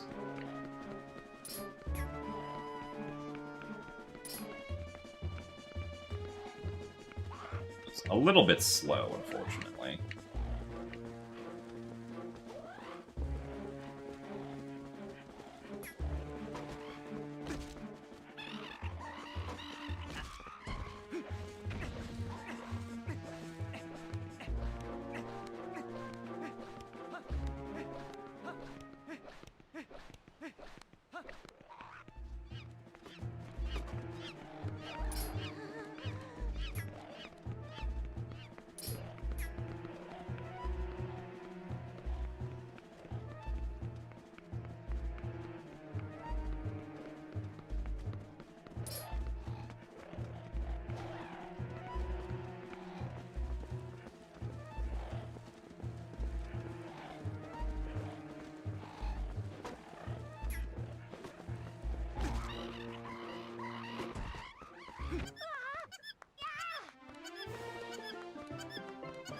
So in Twilight Princess, those enemies are called Bokoblins. The green enemies that are like the henchmen of King Bulblin are just called Bulblins. So, like, they are two distinctly different enemies, but, like, for combat purposes, they are basically the same, except that Bulblins can be archers, I guess, which Bokoblins in this game can't be.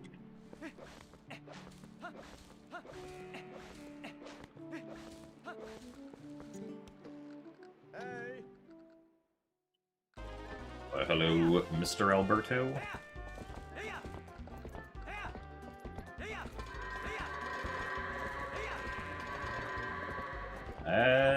Okay. Afraid we wouldn't get the direction we wanted there. Well, one of these guys apparently decided he was too good for the pen. And also did not turn the way I expected to, so he ended up all the way back here.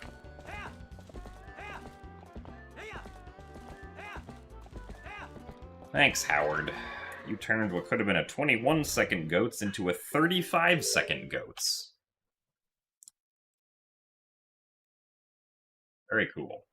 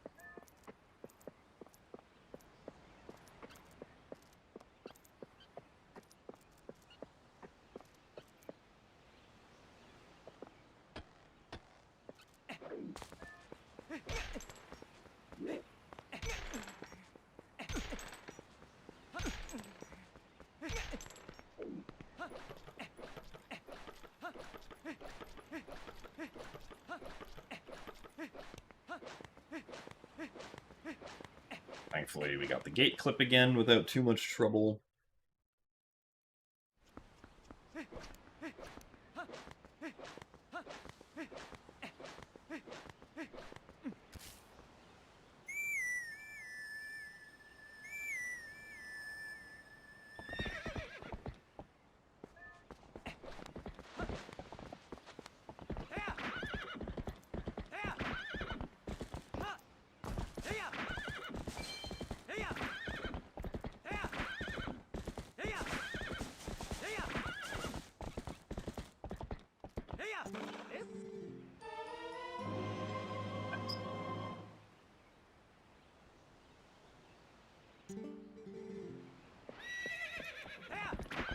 For HD, the roll bonk has always been a part of gate clip, yeah.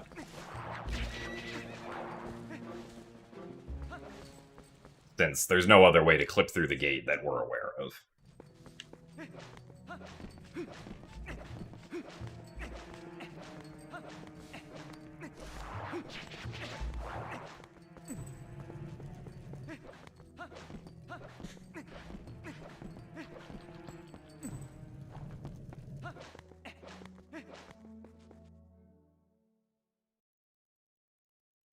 Please protect you from Leanne? I'm not sure I have the power to do that. Unfortunately.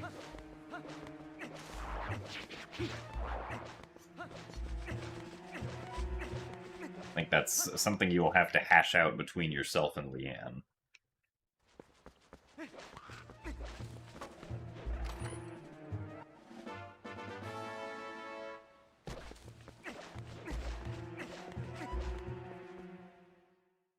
How good do I think my sum of best is? I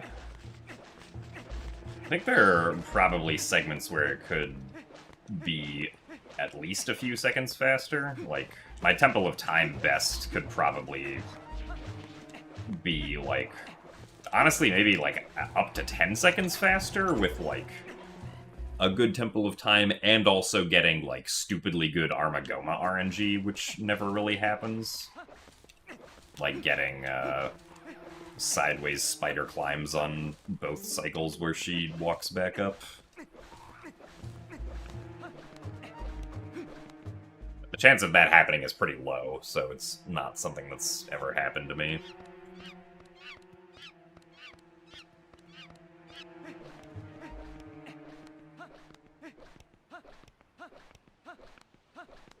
I don't know exactly where I would scrounge up another, like, 40 total seconds, though, roughly.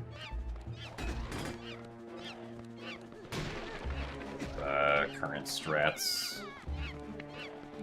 Probably a bunch of small strats I might not be doing for, like, consistency reasons. So, Oblin is being weird.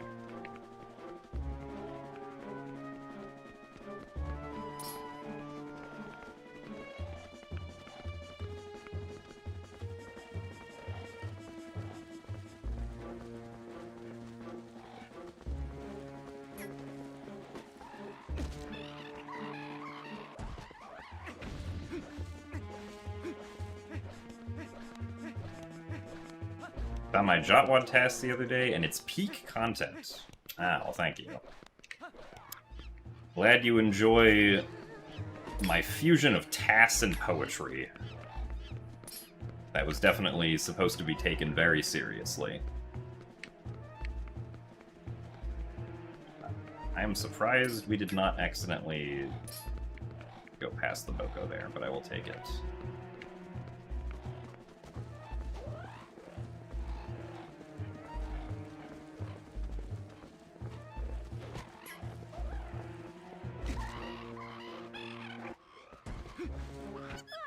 Alright.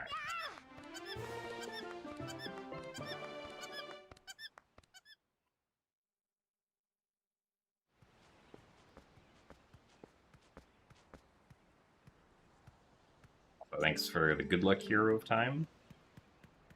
You missed the days where you used to nap while the run was on. Now life's too busy. That does indeed happen, huh?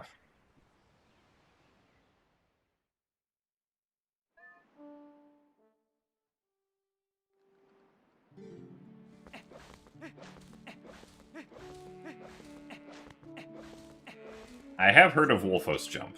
At least I'm pretty sure I do Wolfos Jump in this run. Last I checked, at least.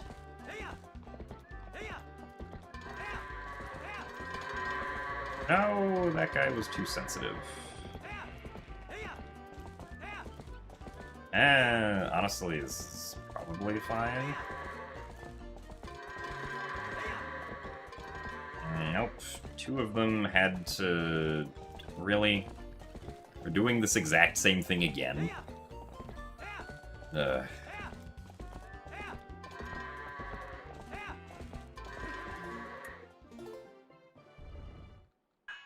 Thanks, goats.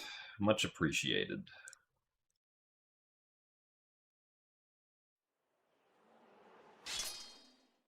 There a trick in GameCube and Wii that I wish was in HD? I mean, the trick that I would like the most would be early Master Sword for HD. But I think it would be cooler if we could do early Master Sword as human somehow. Because human can already get to Sacred Grove early, but the issue is that there's one wall in Sacred Grove that we can't get past as human Link.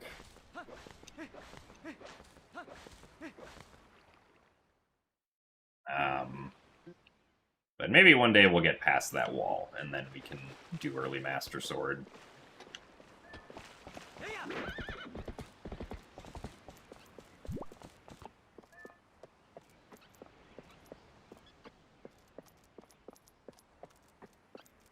But I think it would be cool to do early Master Sword like that, because it would be a very different early Master Sword compared to GameCube and Wii. It wouldn't be as fast,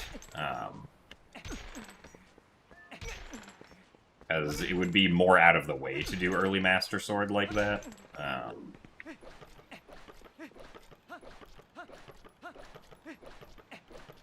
But I think it would be cool.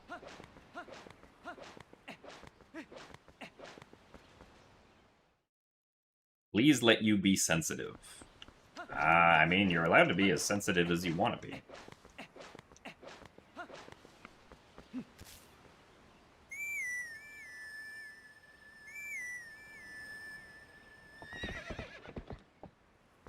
Alright, Vibale, we'll see you later. Thanks for the good luck, and thanks for watching. I would say for this game, I'd probably prefer... Well, I don't know if I really have a preference between any percent in all dungeons, because, like... Nice. Any percent in all dungeons are pretty similar, since all dungeons is just the any percent route with the extra dungeons tacked on. And generally, I think that the extra dungeons are fun.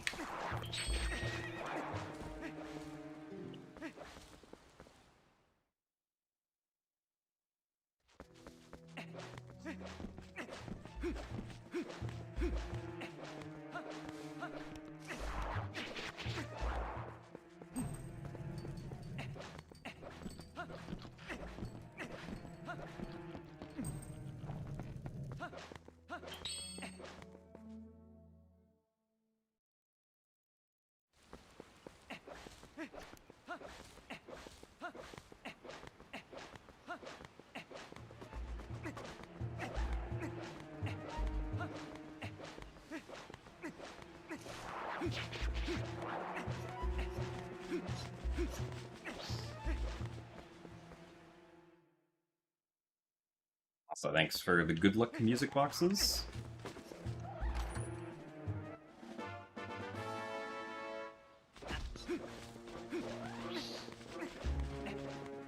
Well, there's a Wolf-Link only Cave of Ordeals kind of thing. But it's not required at all to beat the game, so... The only category that does the Cave of Shadows is the 100% with Amiibo speedrun. Which I have never done one of those before.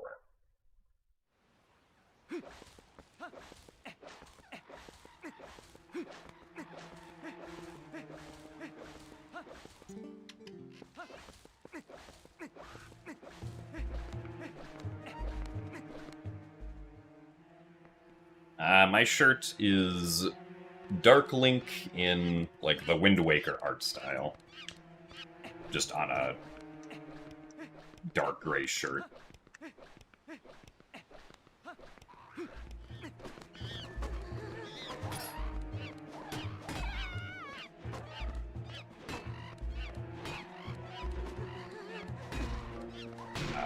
Okay. That works, I guess.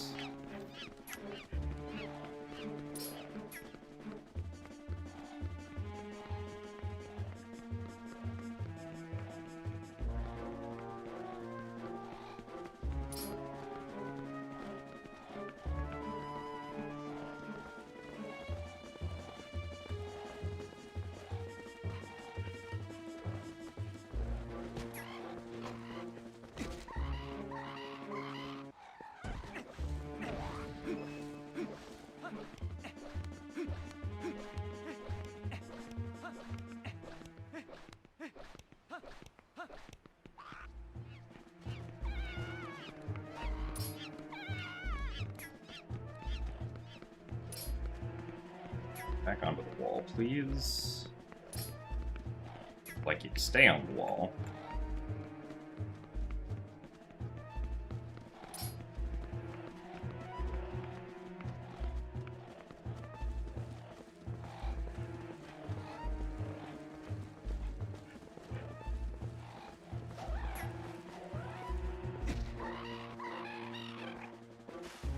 One more, come on.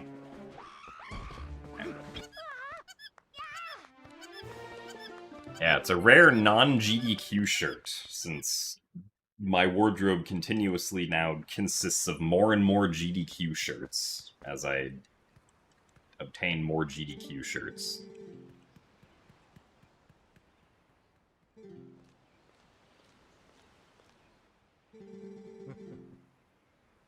So thanks for the good luck, Deesh.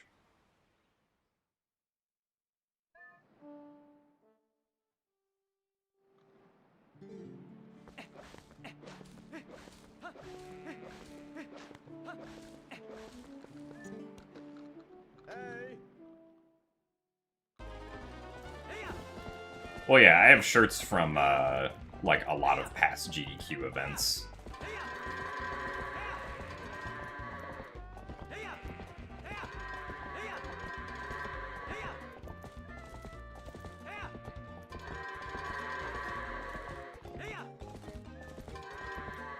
Darn it.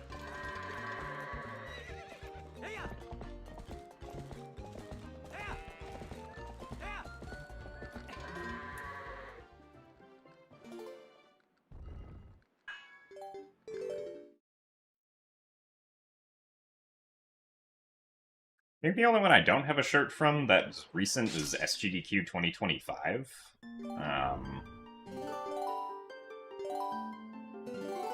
Because I didn't like the, like, shirt color, which was, like, dark green.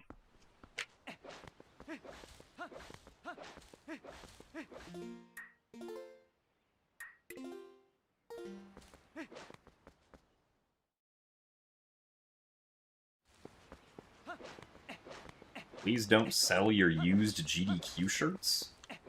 Well, I wasn't planning on doing that. They all still fit fine.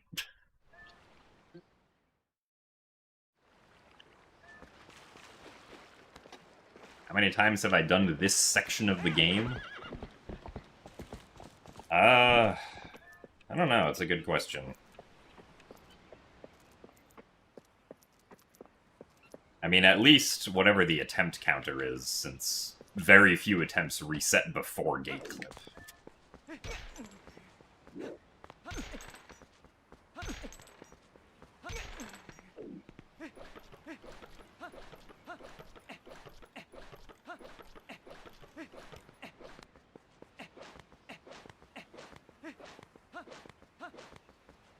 I go to the gym. I do not go to the gym at the moment, no.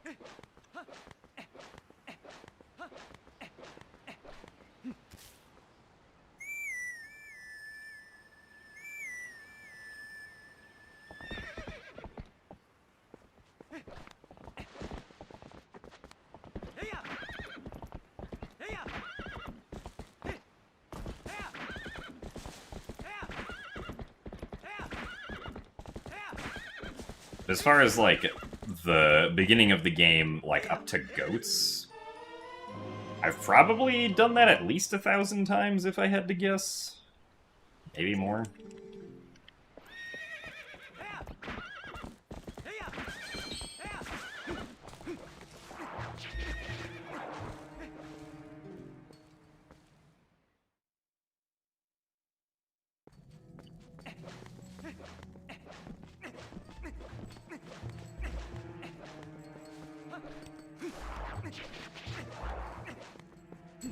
I mean, so if we're just talking, like, Twilight Princess HD, I don't think I have, like, a total combined amount of 3,000 attempts, even if you add up all the categories together. I don't know what my count for any percent is, but also at some point my any percent splits got reset for Twilight Princess HD, so I don't know what the count was from when the game first came out. It probably wasn't as high, though, since we didn't do Boko pushing back then, so we weren't very likely to reset so early on.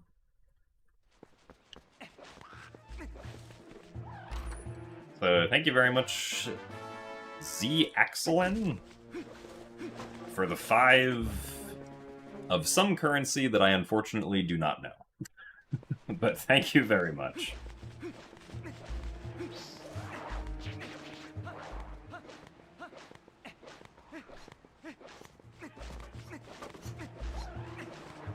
I don't know what the abbreviation CHF stands for. I'm sure someone in chat probably does, though.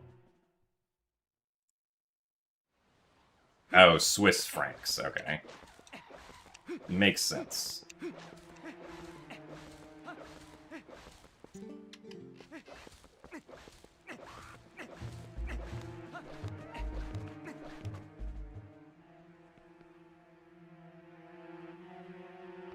But yeah, thank you very much for the support. I do appreciate it.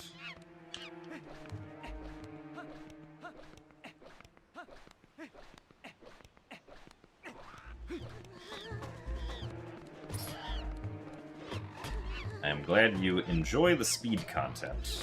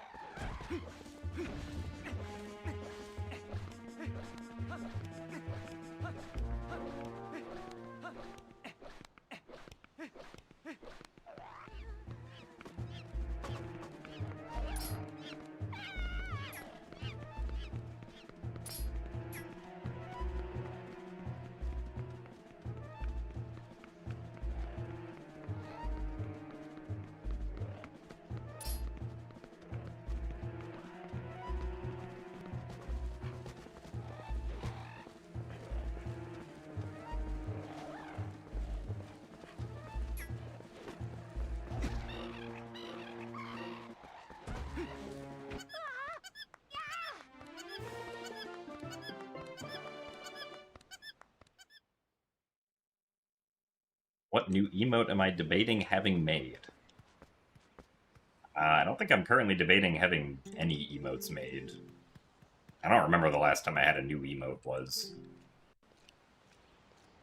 I think it was probably Jim Jam or Jim Jamming, one of the two.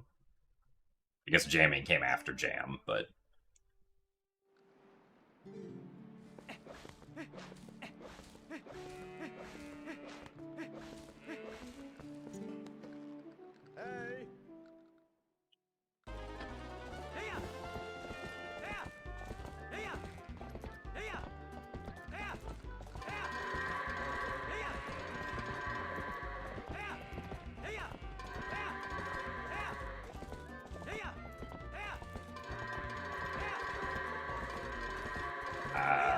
this goat confuses me. What is he doing? Well, we'll continue with this. And if those goats weren't very good.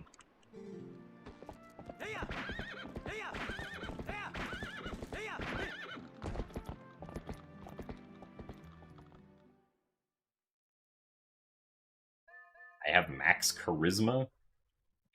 I don't think I would agree with this, to be perfectly honest.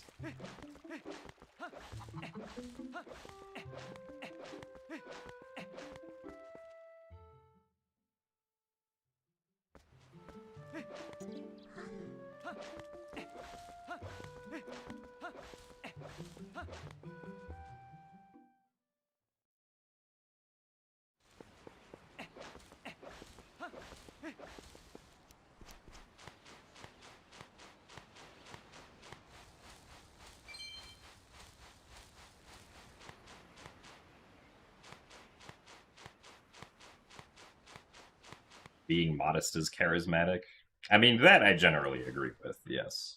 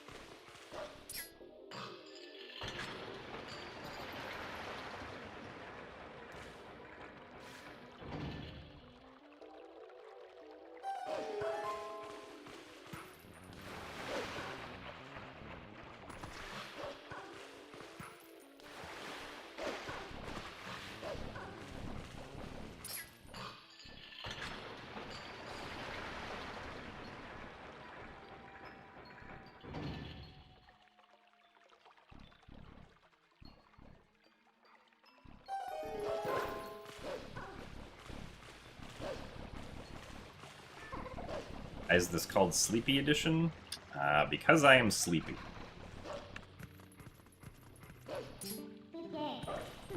Honestly, I do not have a high degree of confidence that, like, even if this run were to theoretically finish, I would be awake enough to play well during the whole thing.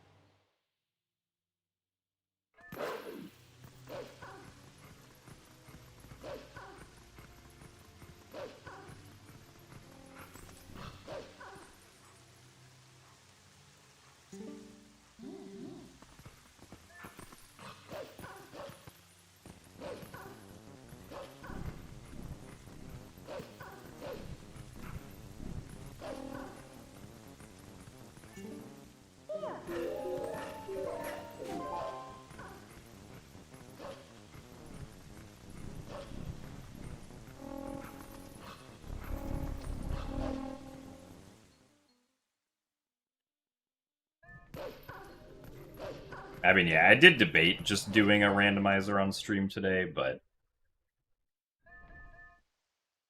instead, here we are.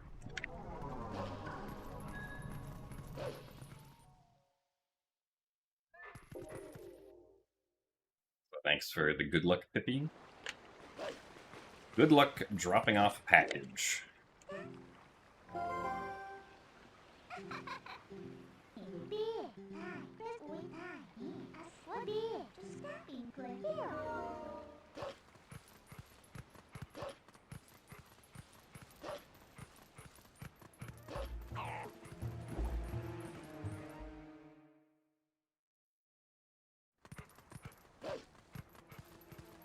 I don't know if I would describe trying to do a speedrun as trial and error.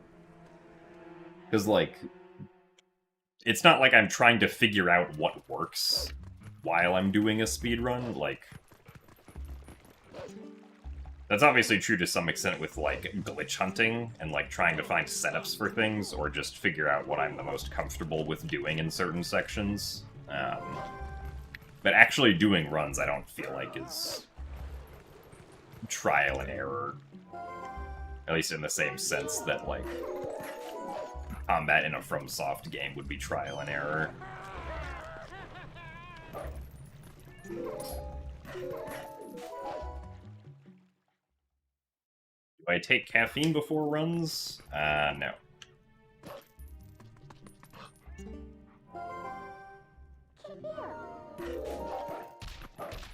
I do not, at least as far as I'm aware, I don't have any caffeine intake at all. Howard. So thanks for the good luck, Gramjic.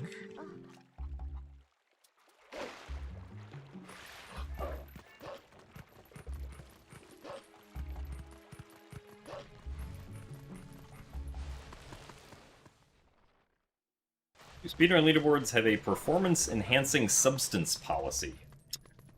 I don't believe most speedrun leaderboards do, but I know that there's at least one leaderboard, I forget which one, like, adheres to, like, the world anti-doping policy or something like that.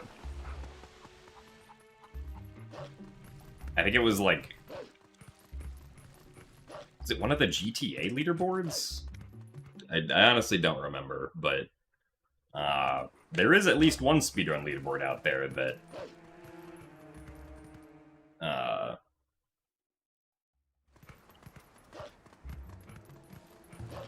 does something like that.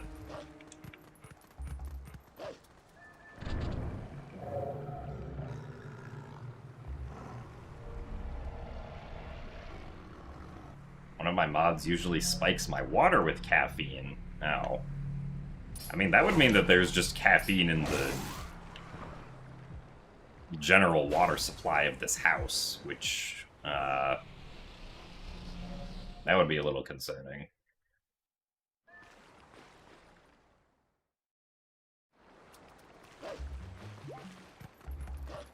Also, yeah, the fraction at the top right of the splits is the number of completed attempts over the number of total attempts. So, completed attempts number increments every time I finish a run. Total attempts increments every time that I start a run.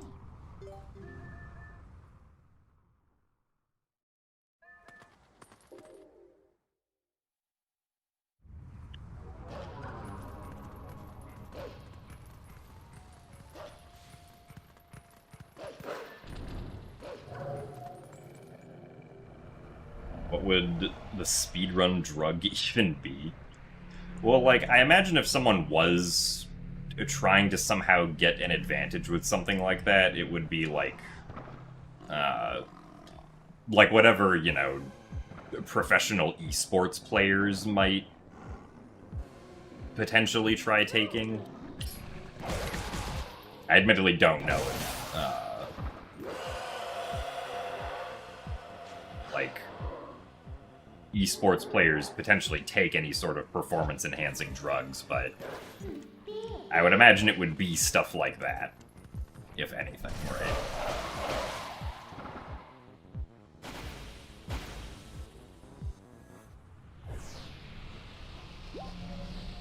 Alright, Leanne, we'll see you later. Thanks for the good luck, and I hope you have good sleeps.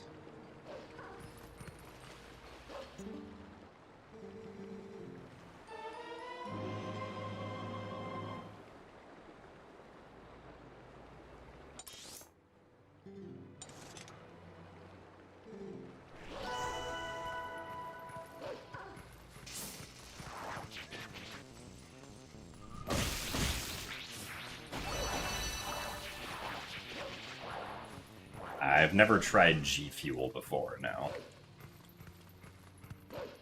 I've never had any, like, drink that is designed to somehow give you energy in any way. And one of the bugs flew across the screen, nice. As far as I'm aware, the only drink that I've consumed before that I know has some amount of caffeine in it is Mountain Dew, I think, but I haven't had Mountain Dew in a very long time. And even then, I never drank it with any sort of regularity. I don't know if the amount of caffeine that it has is, like, even relevant, but...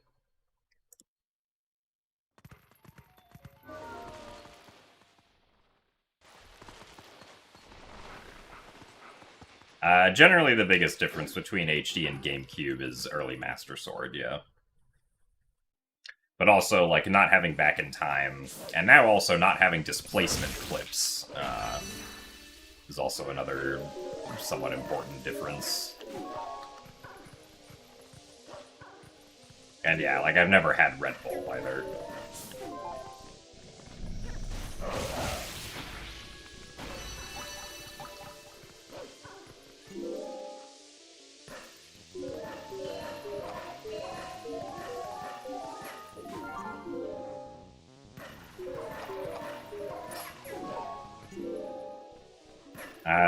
So the displacement clips don't work in HD, presumably because,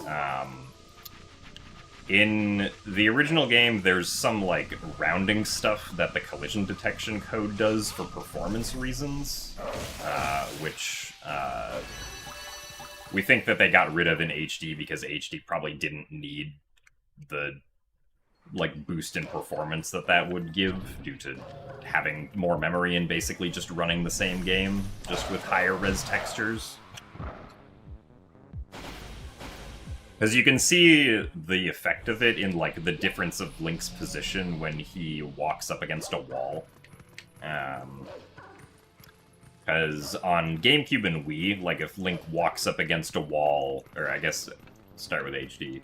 On HD, right, if Link walks up against a wall, and his position on the x-axis is, like, say, 100, on GameCube and Wii, his position would actually be, like, 99.995. Because of how, like, the rounding works. But on HD, there is no rounding. You get correctly set at the X position of 100.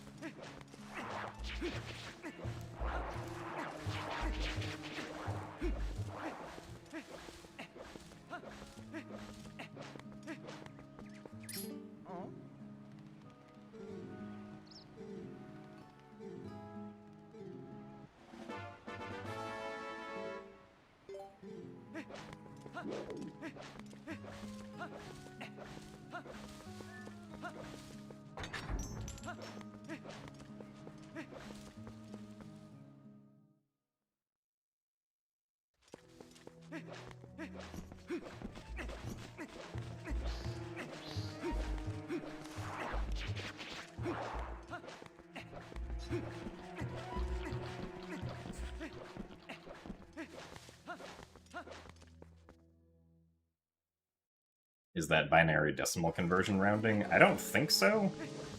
I think to some degree, it's like an intentional rounding of some part of the collision detection code that, like, obviously in most circumstances is perfectly fine. It's just this very niche case for speedrunning that we're able to exploit it during. And it's specifically only for, like, the wall correction code, like the code that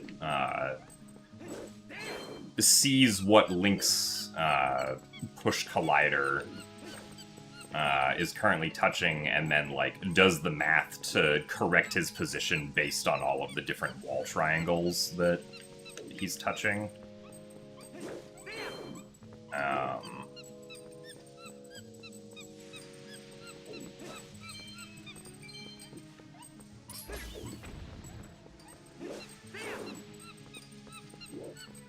At least that's my understanding of it at the moment. There are some people still trying to, like, get a better understanding of it through decomp, because, like, we know the exact, like, place where it happens. It's just a little difficult to parse even in decomp, because, like, you know, obviously there's no variable names or anything like that.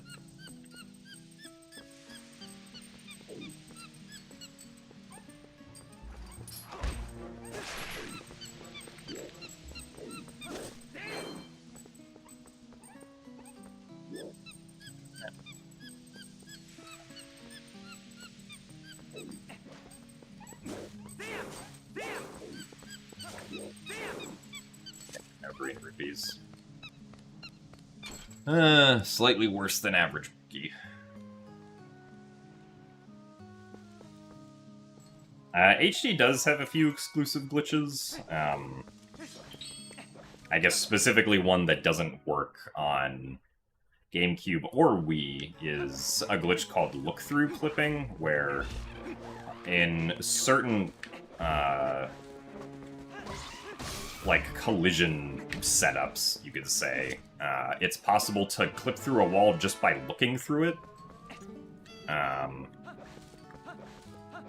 But it specifically has to be something that has, like, collision that's pushing the opposite direction on the other side of it, like a gate or a door or something like that.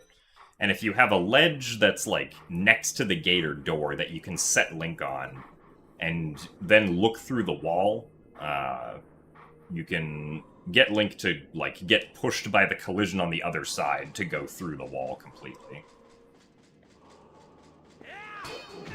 Unfortunately, it doesn't have very many uses. It's used twice in Lakebed Temple to save, like, maybe 30 seconds total, and that's it. Just because of the specific geometry requirements that are necessary for it.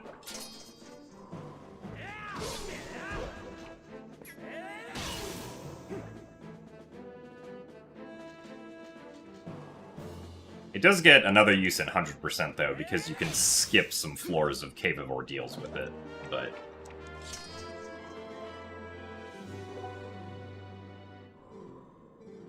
like, in theory, if you could somehow put Link on a ledge, like, near the Orden Gate, or the Poe Gate, or the Stallard Gate, or the Temple of Time, Door of Time, like, those would all be places where you could just look through those respective gates or doors to clip through them, but,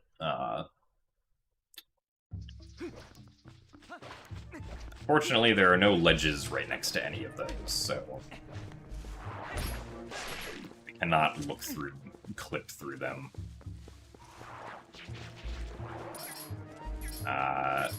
Cool. Nice camera.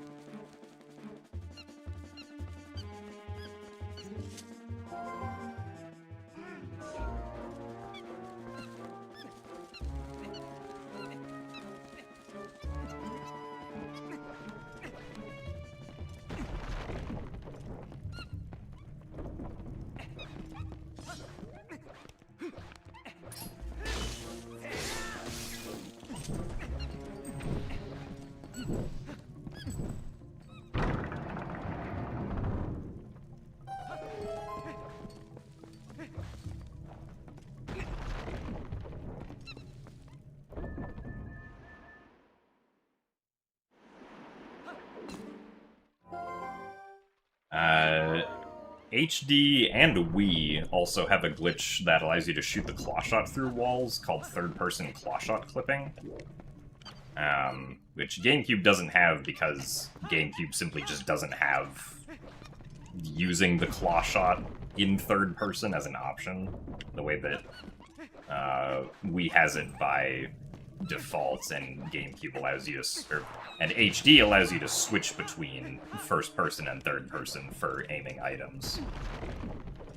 So there is a point at City in the Sky where we switch to third person aiming to do 2 clawshot clips like that.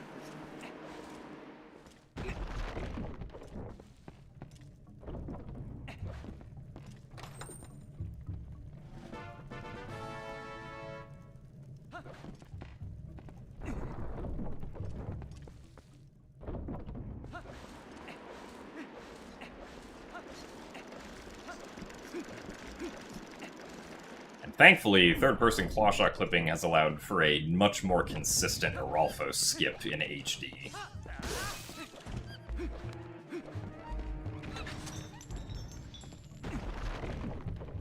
Because previously, the way we did Aralfo skip was, you either lose 50 seconds roughly to, like, doing the fight, or,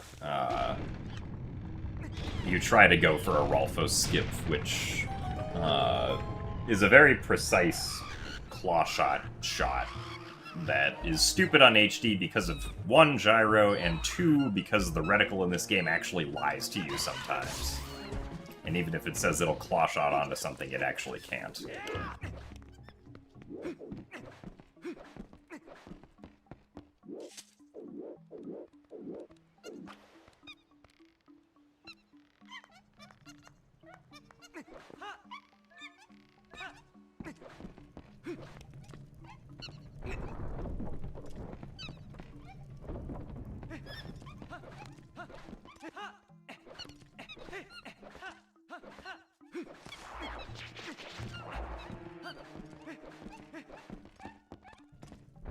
Also, welcome back, Lei-Nei-Nei.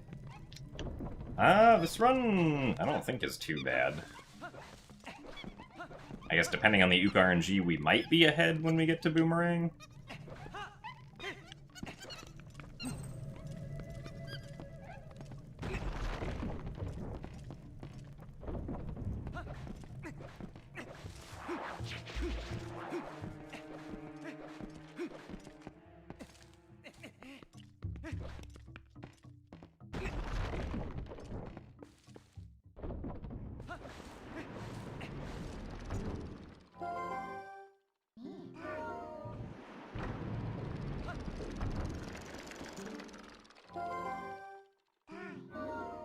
Thanks for the good luck, Kimi TVs.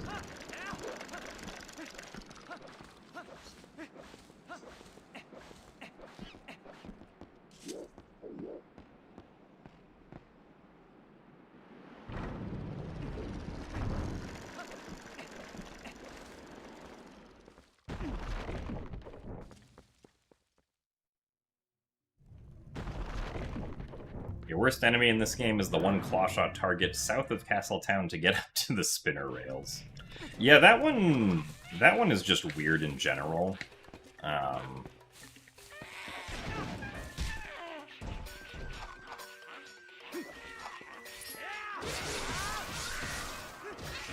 come on. Is that gonna be a 3-cycle now? I think it is. Oh wait, no, it's not. Yeah, okay, we're fine. Just had to do 1 extra hit, then.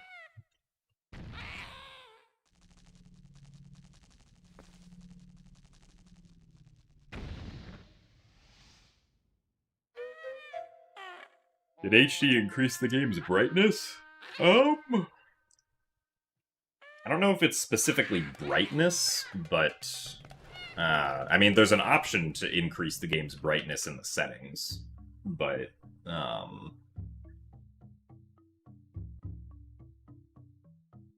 like, I know that in the original game, it's very...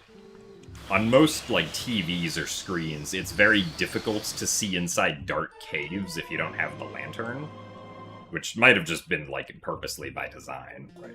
But, in this game, you can see, like, perfectly fine, generally, inside dark caves, even if you don't have the lantern, so...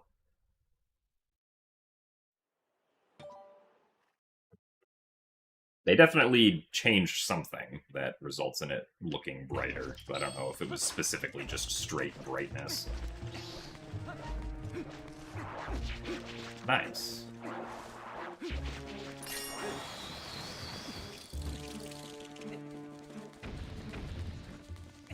You're sad that All Dungeons doesn't visit Malomart. I mean, no category besides 100% does, so...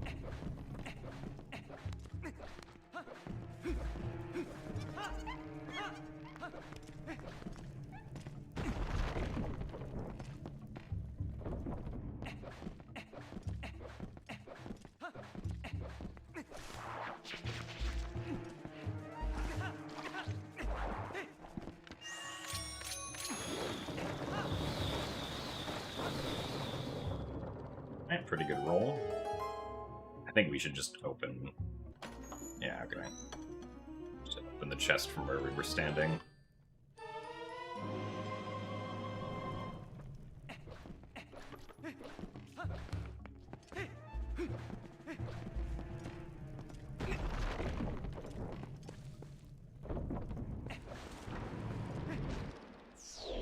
Huh? Use me? Interesting.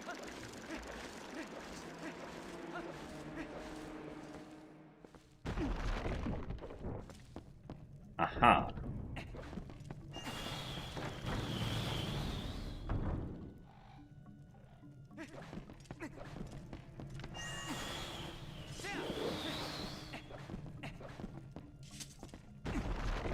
Alright, well, I guess we can add that to the list of that's never happened before.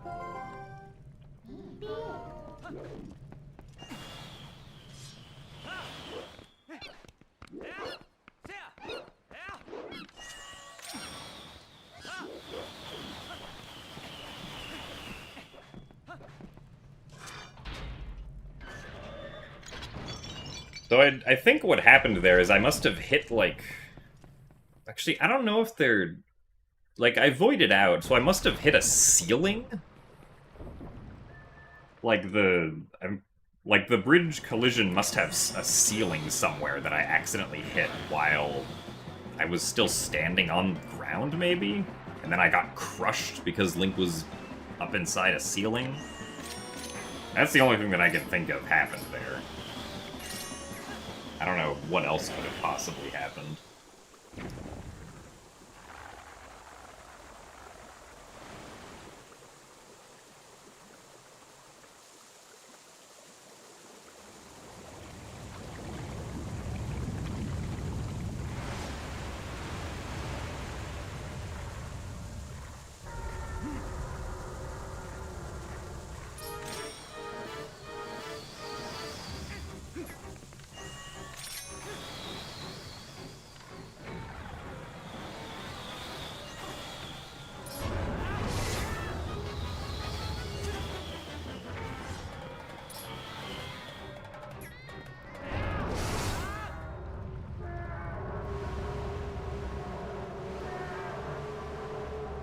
But yeah, unfortunately, because of that, we're not going to be ahead anymore.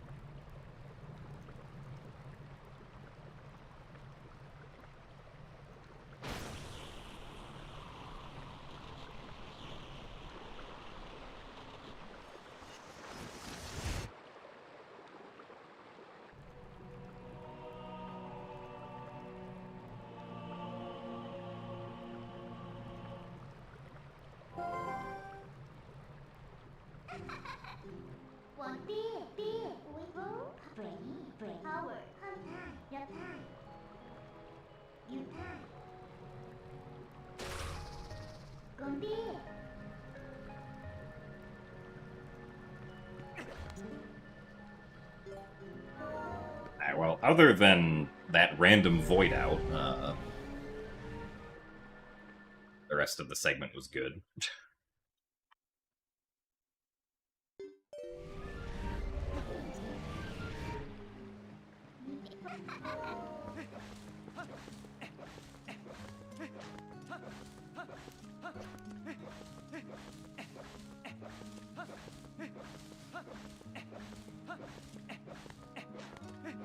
So I wanted to talk to Koro, but that's not something we do here.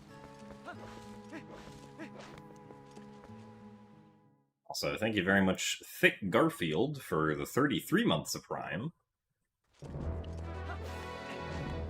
Thank you very much for the continued support. And you still enjoy watching me sometimes go fast. Also, thanks for the good luck jet bucket.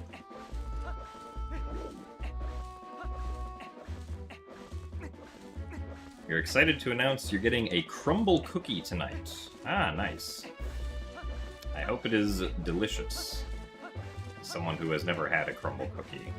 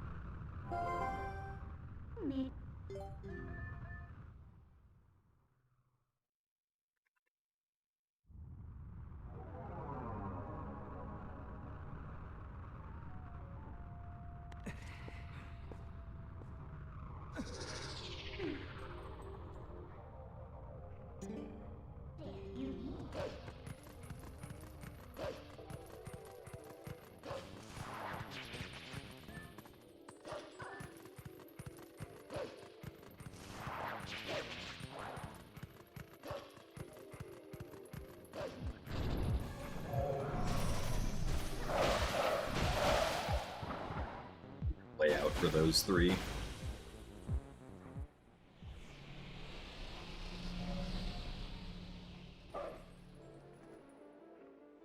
Love watching my streams. Well, sounds like you're in the right place then.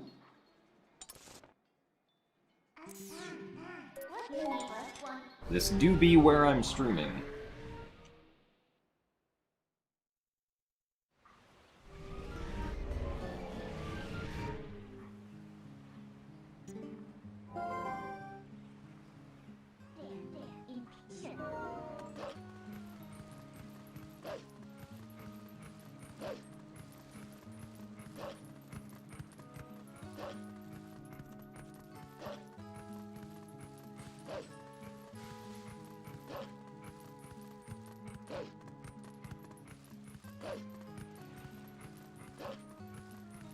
I mean, casually, I think that HD is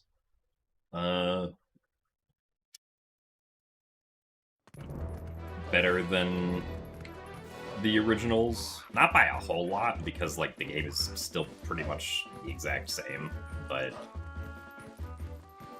the few quality of life things that HD has are nice.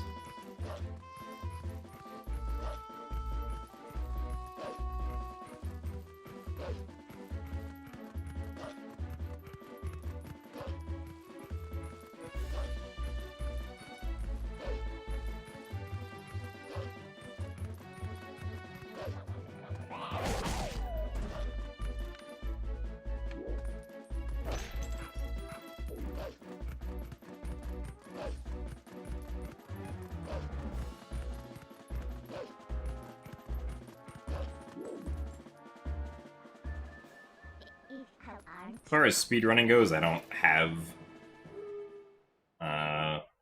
like a preference between the two. I think they're both equally fun. At least GameCube and HD. I don't know about Wii, because I've never done Wii speedruns for Twilight Princess.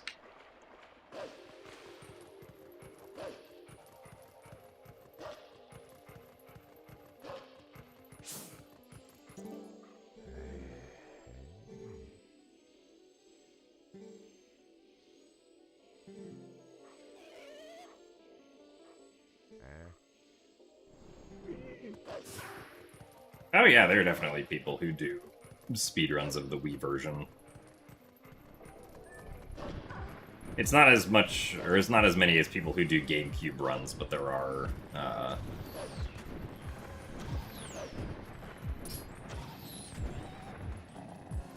few people who are very dedicated to it.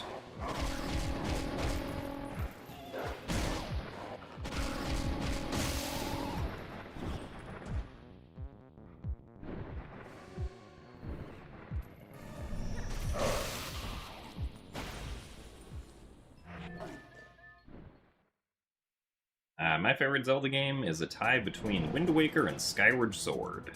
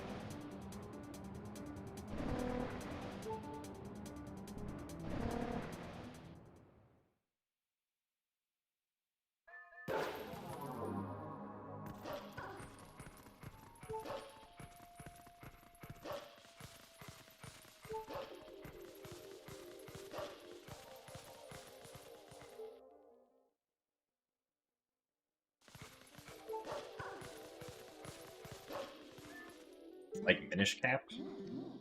I only ever played through half of Minish Cap because I got stuck at some point halfway through and couldn't figure out what to do. And never completed it.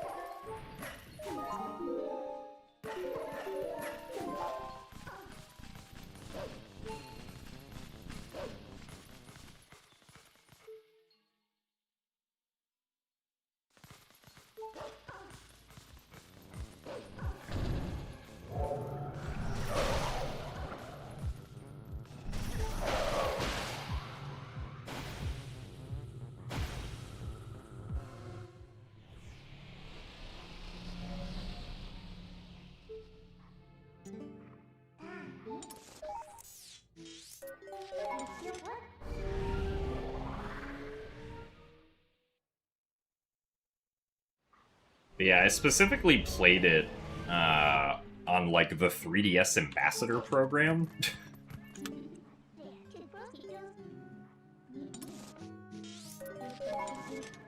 So it's been a very long time since I got halfway through it and then couldn't figure out what to do. If I were to casually play it again, I would definitely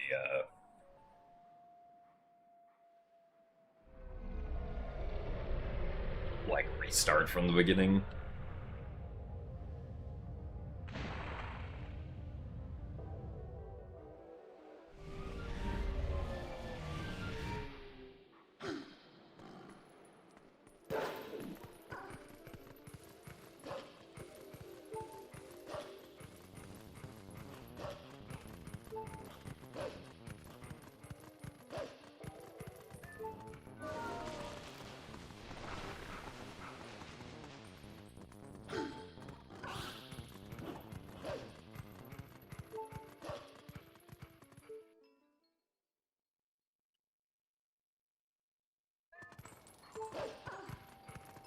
I wouldn't think it was a bug,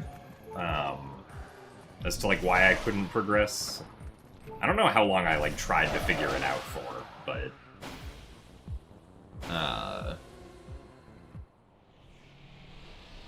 I'm pretty sure it was just something I couldn't figure out how to do.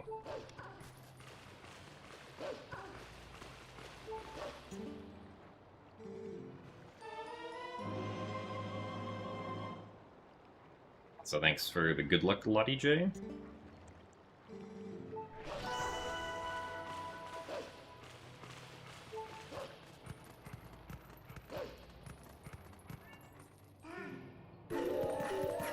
And thanks for the good luck as well, Folt.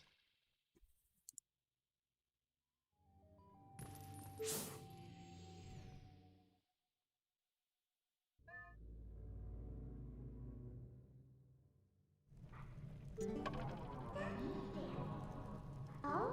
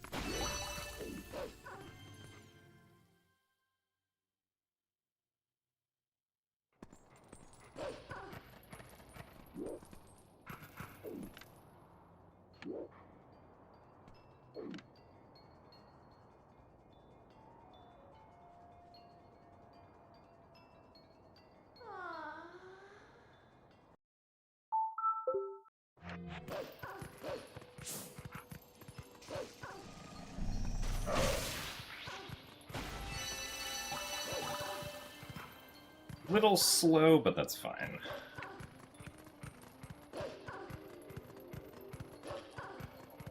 We did cast the magical house explosion spell that did not actually result in an explosion, it just made the house disappear.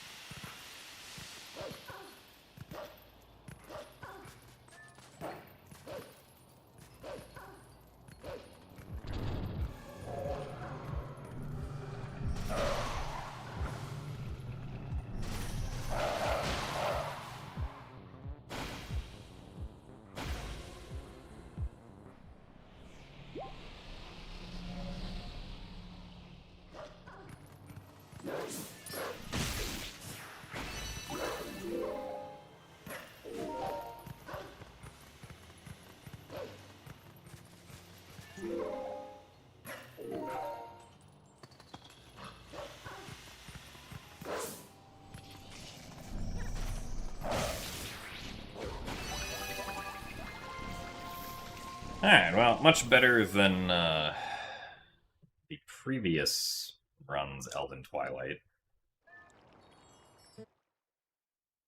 So we will take it.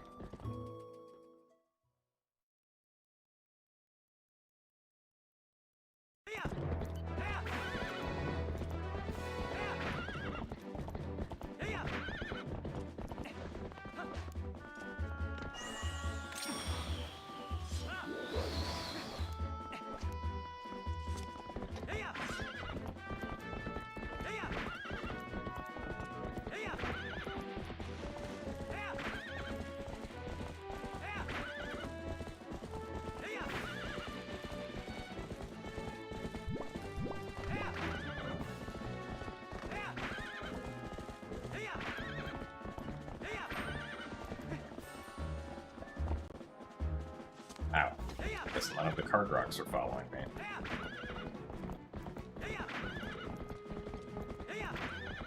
So the boomerang there was for a long jump attack so that we could skip a mailman trigger.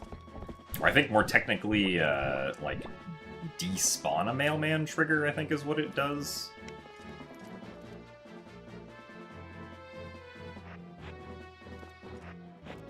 Yeah, I hesitated on that.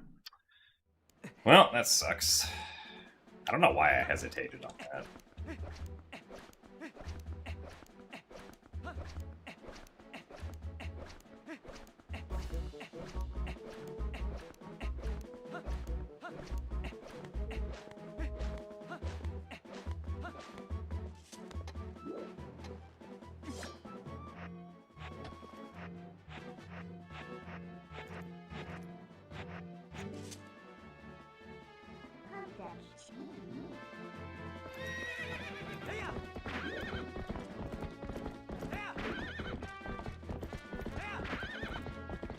Well,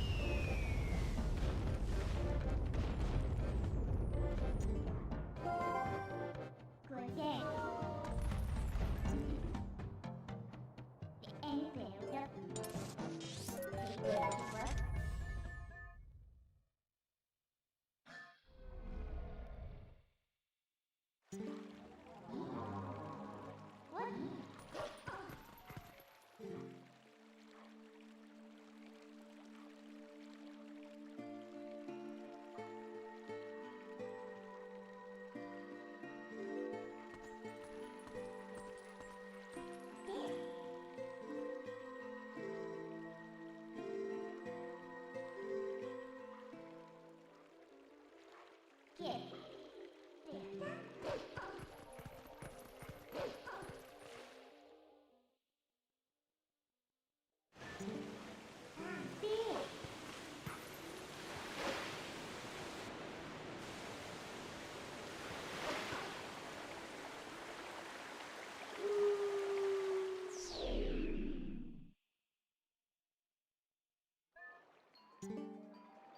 A B.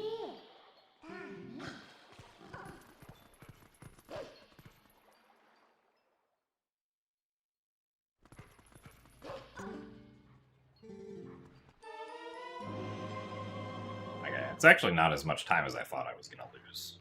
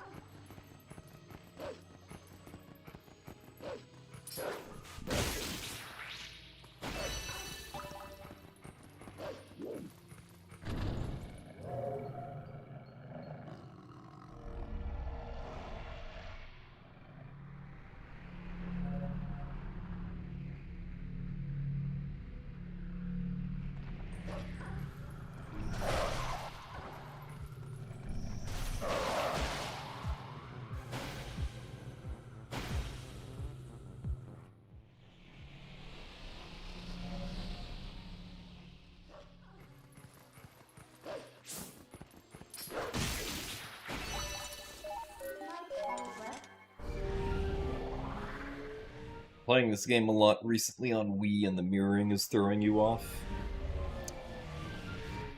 Yeah, makes sense. I get thrown off whenever I watch the Wii version.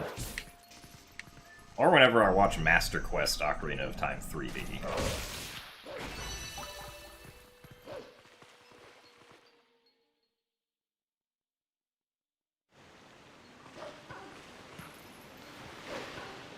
So thanks for the good luck, Maddie.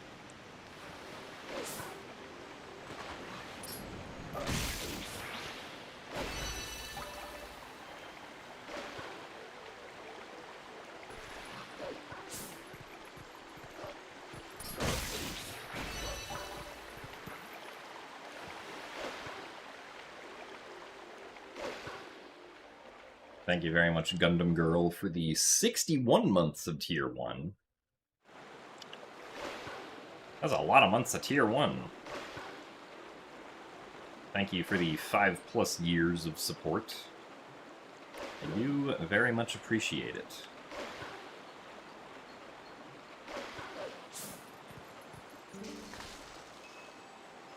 So, hello, DF.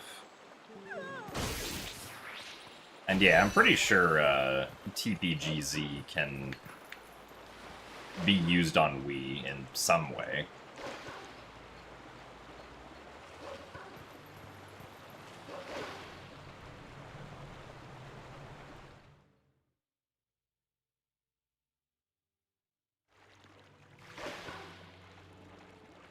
So thanks for the good luck, Navi.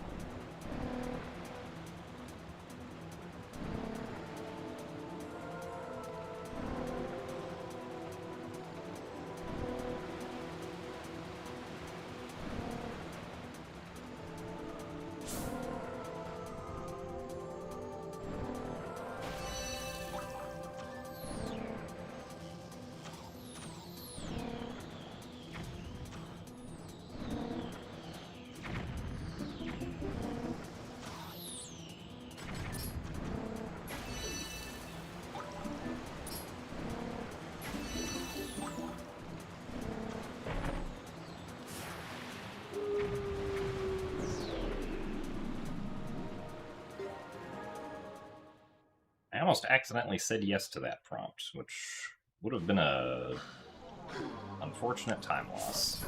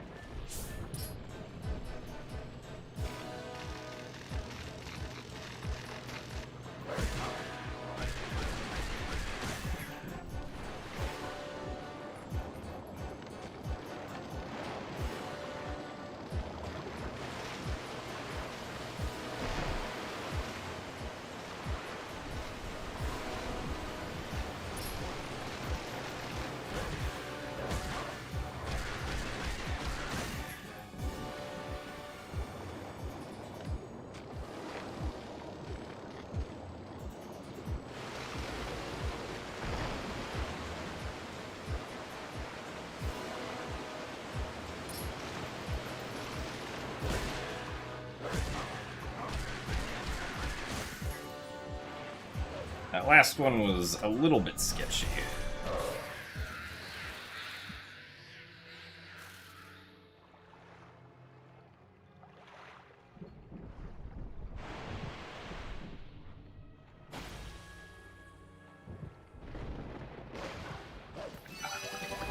Okay. Not the movement I intended, because I forgot to hold target, but sure.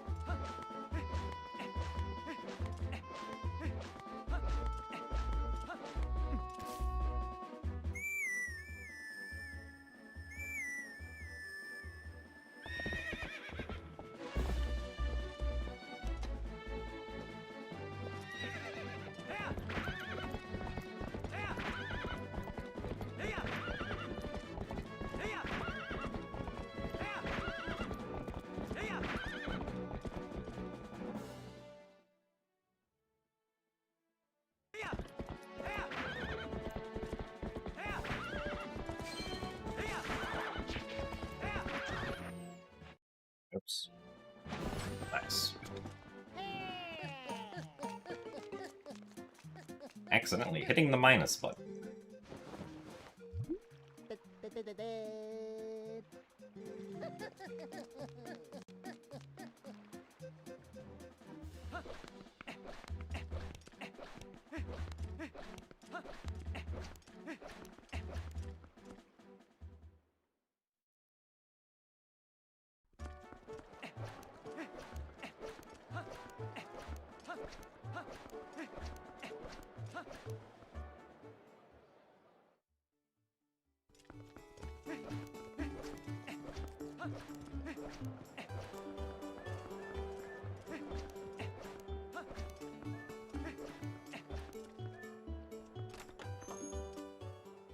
Postman is very good. This is true.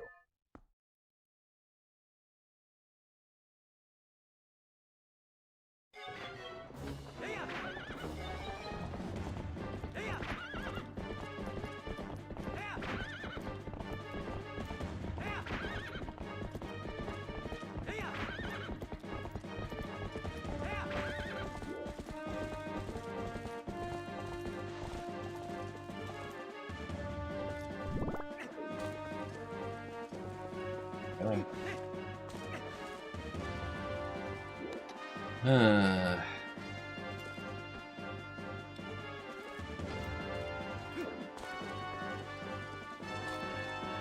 Oh yeah, like that's...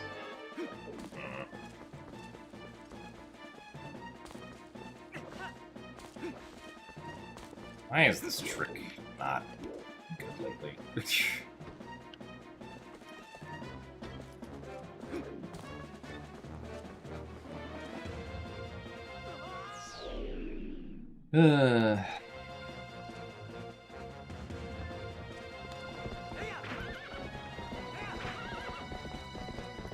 Well, that sucks.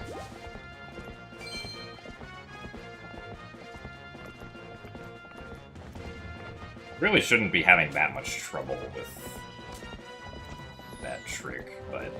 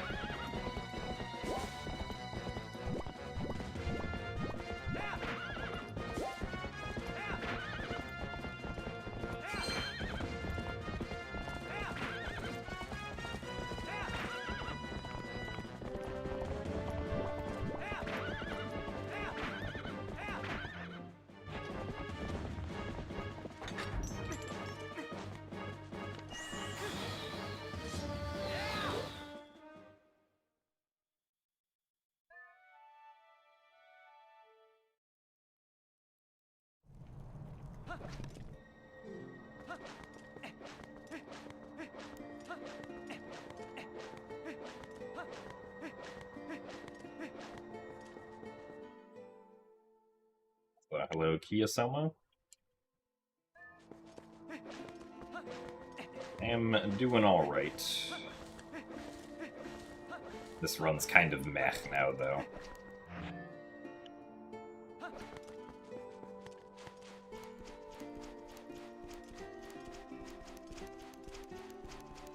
Unfortunately, because I could not clip out of bounds with Epona. In fact, so far all the major time losses this run have involved failing to do something with Epona.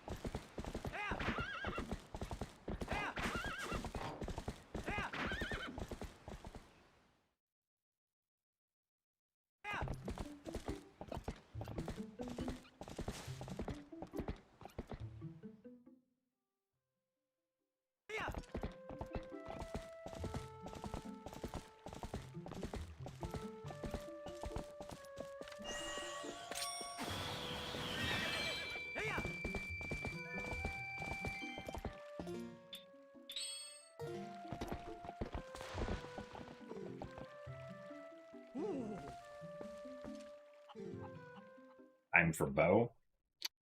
Well, we don't get the bow until about like 2.5 hours in, so not quite time for the bow yet. But it is time for bow, so.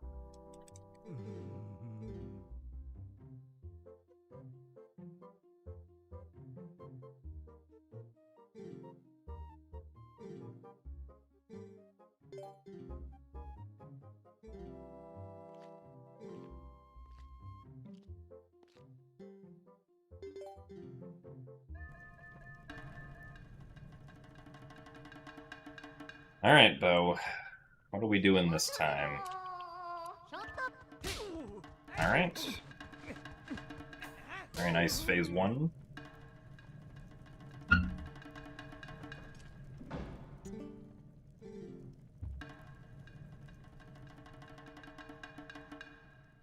I mean, yeah, I think it's pretty easy to think that bow has tusks, even if it's the mustache designed to sort of look like tusks. Good RNG, though.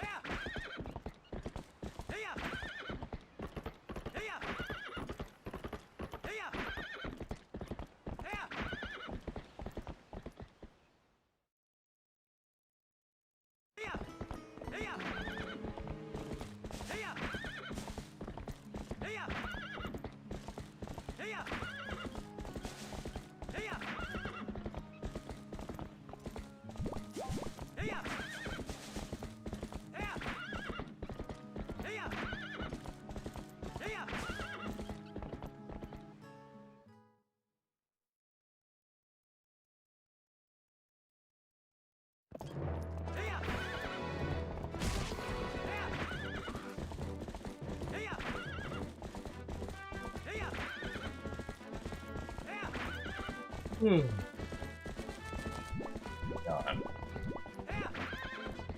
Thoughts on cats? Cats are pretty neat. I'm definitely more of a cat person than a dog person.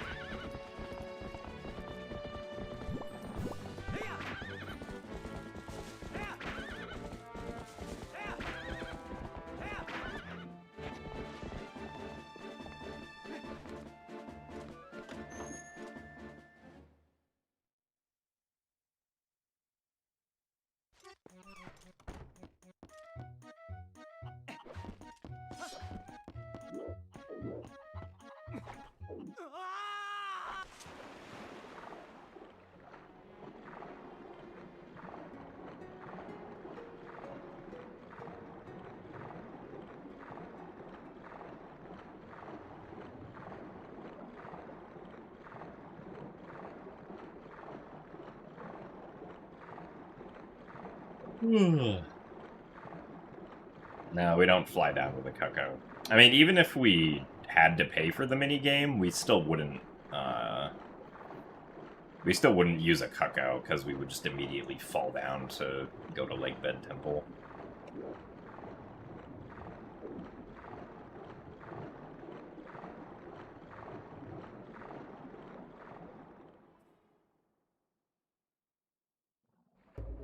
So thanks for the good luck, Hungry Plate.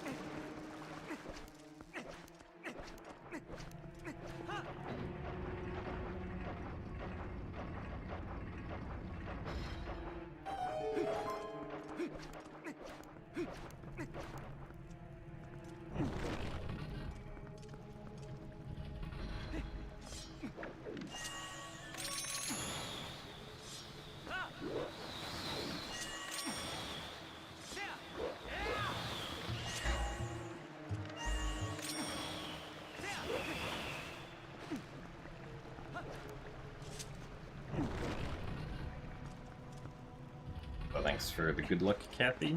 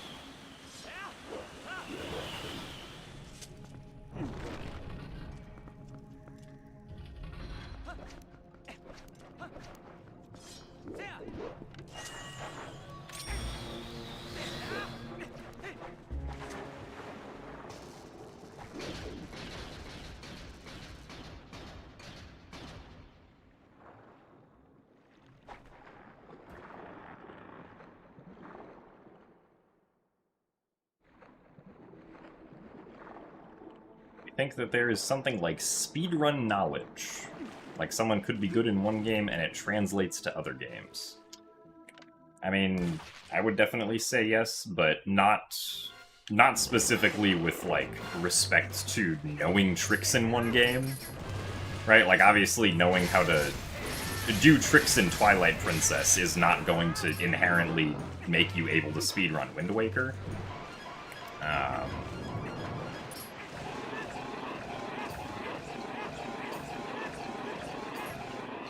But, like, the skills that you build by, like, learning how to learn a speedrun obviously translate over to learning other games as well. And, like, knowing how to practice and stuff like that. Nice. Or, like, you know, if you had to learn how to mash, that obviously translates to other games.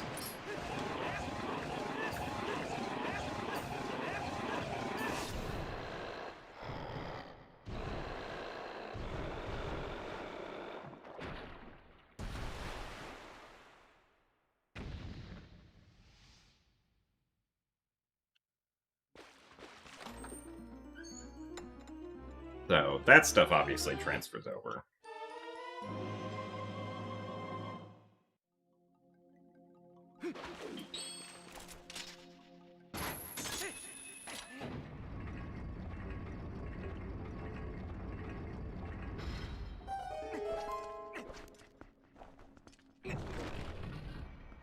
You go with chocolate and peanut butter or brownie flavor? I mean, yeah, I would also say chocolate peanut butter.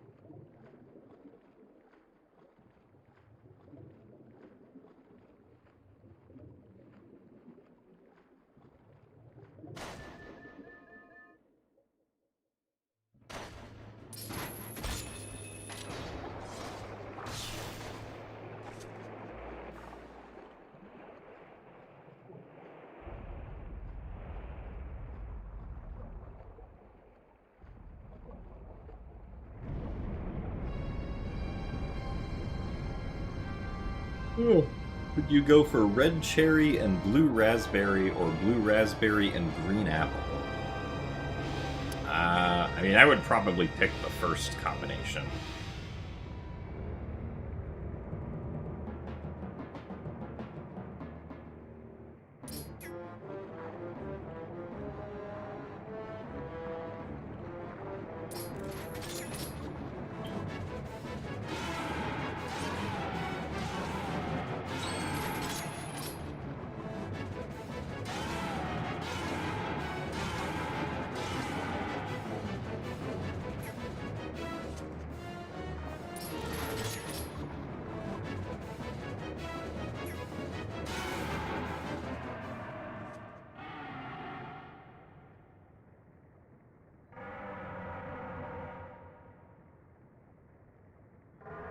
Oh, what the heck? This was a super fast cutscene. Okay.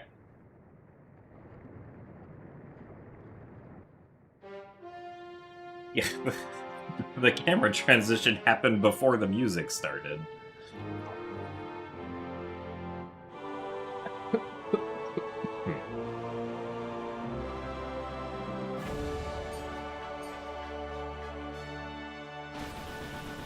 And Morpheald started exploding before the music stopped. And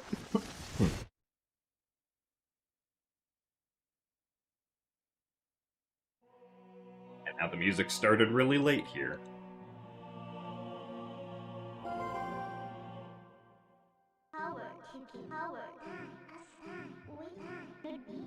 I think this is probably the fastest I've ever had this cutscene be. Because, yeah, the cutscene is specifically the part where Morpheal swims towards and then bonks into the wall.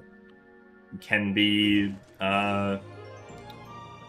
like, shorter or longer depending on where Morpheal is. Usually the game, like, has Morpheal crossing most of the room to bonk into the wall, but for some reason there, Morpheal, like, only had to cross, like, a third of the room to bonk into the wall.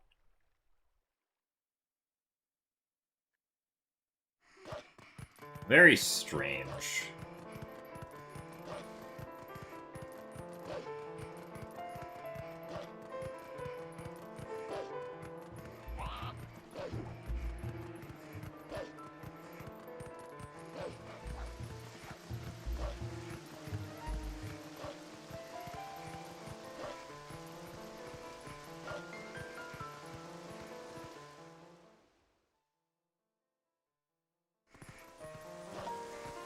As far as I'm aware, there isn't any sort of RNG manipulation for runs of this game, no.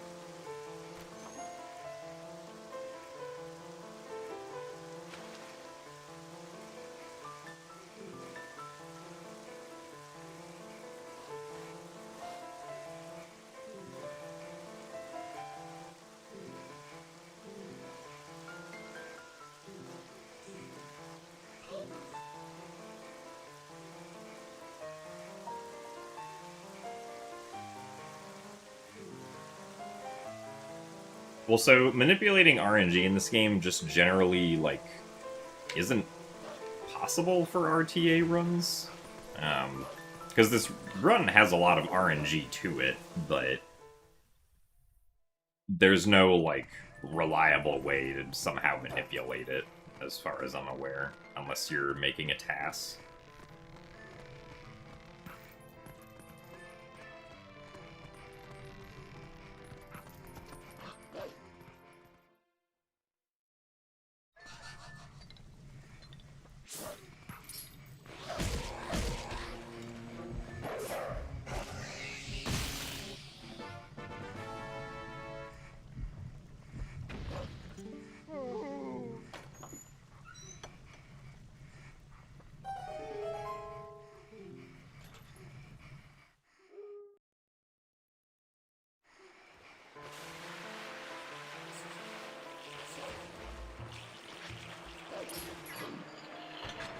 Well, the Sploosh Kaboom tool, excuse me, is more so like RNG prediction and like knowing where you are in the general RNG cycle, and not like specifically manipulating it to be what you want.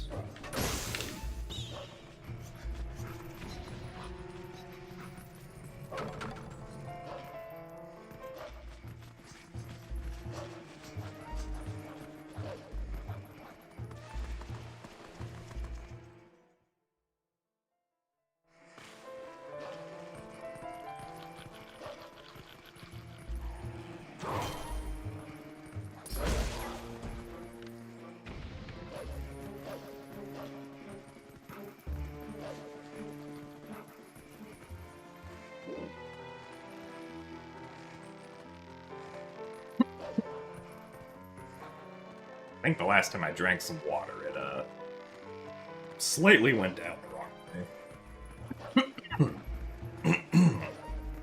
Please excuse the coughing.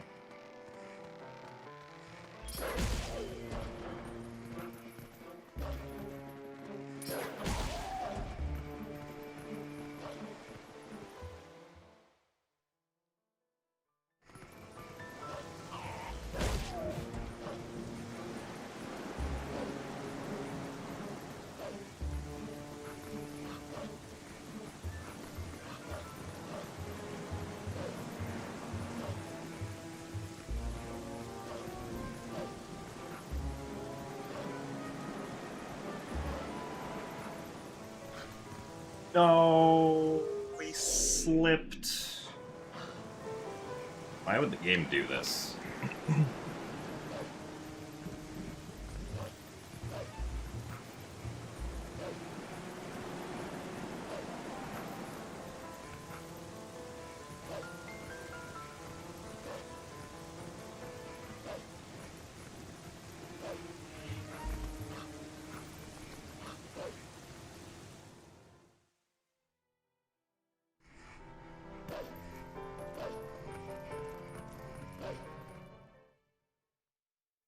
Thank you very much, Ludicolo, for the raid. Welcome to a TPHD speedrun that has had some silly mistakes.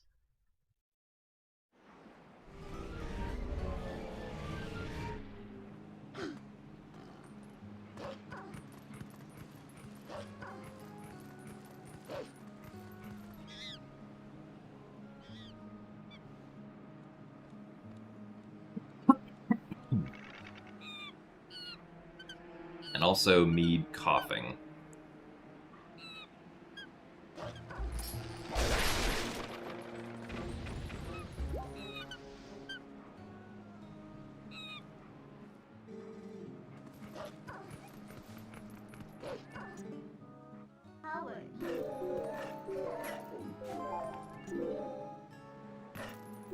Alright, apes, we'll see you later.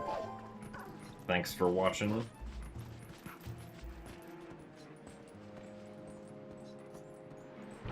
Hope that the sleep is good.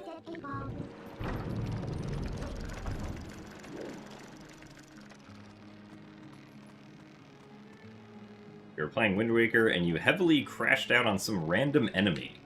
Ah, I see. There are a few enemies in Wind Waker that can definitely be annoying to try and deal with.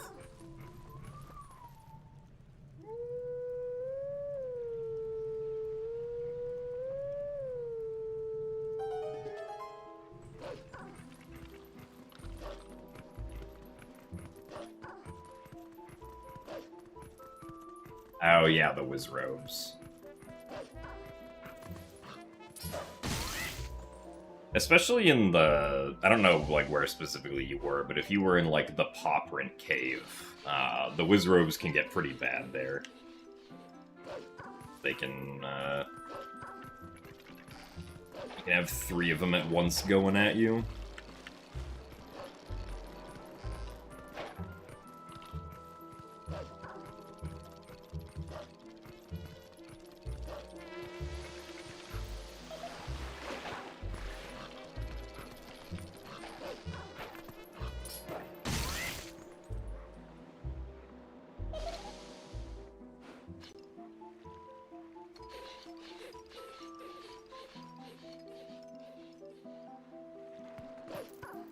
Oh, okay, out on the open ocean.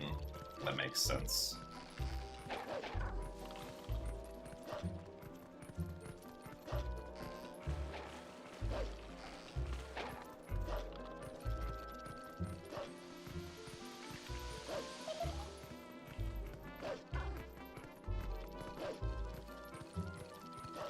Well, I'm sure you'll get them next time.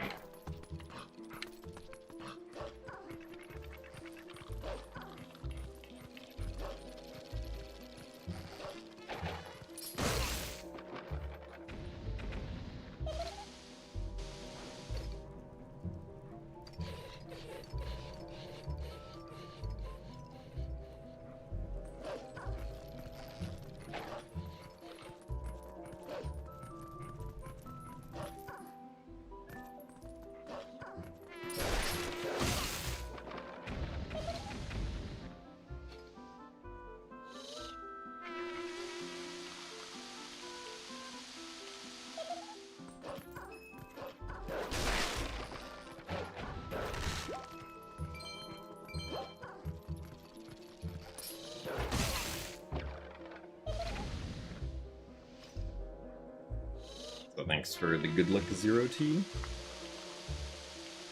This speedrun is kind of eh. And being behind my PB is generally expected, but the mistakes this run have been pretty silly.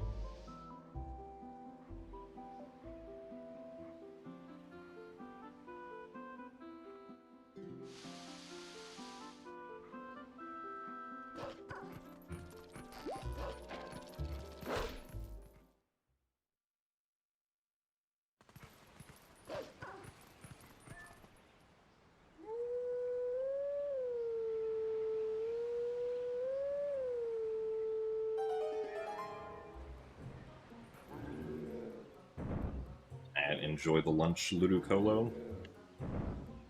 And thanks for stopping by.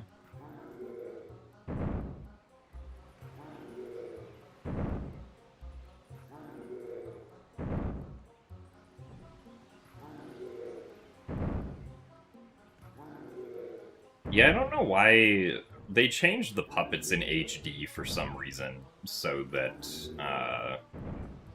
there's always, like, 1 or 2, like, spare puppets that are just roaming around that don't, die when you, like, hit Skull Kid. So, not sure what those are about, but those are in HD specifically.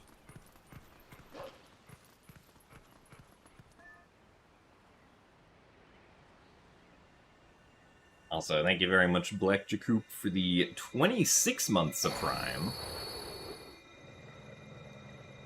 Thank you very much for the good luck. Do appreciate the continued support.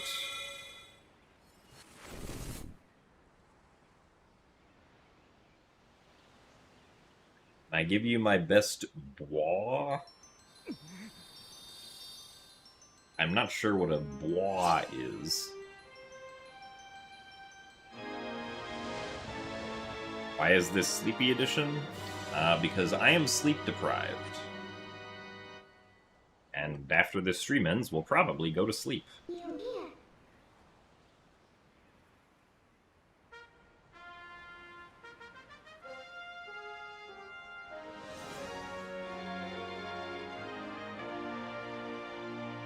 Oh, the noises the statues make. I see. They do kind of make a sound like that, huh? So thanks for the good luck GDQ say.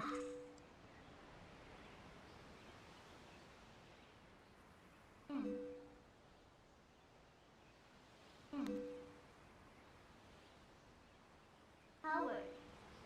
Howard. B. Duidas. Currently for me it is 3:18 p.m. in the afternoon.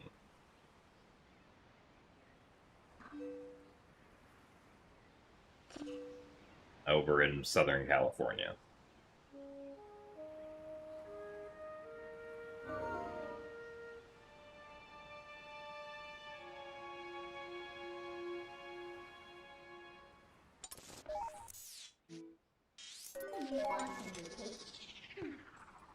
Yes, as opposed to PM in the morning.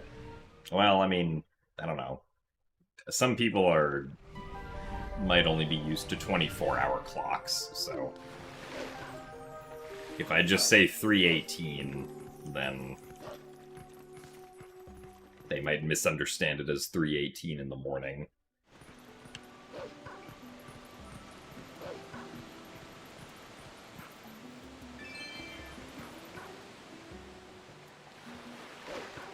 I actually did not want to fall all the way into the water.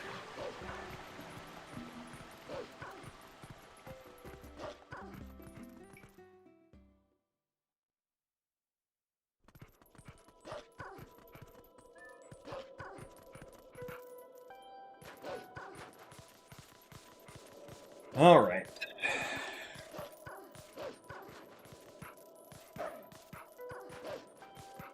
Let's see if we can do the stupid trick.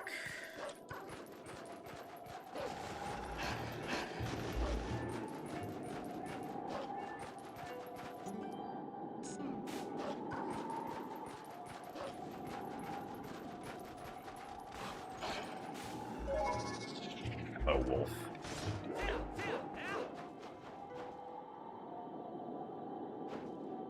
Back.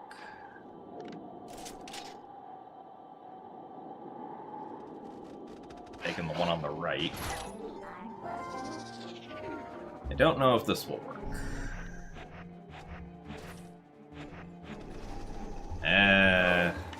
Okay. We'll take it.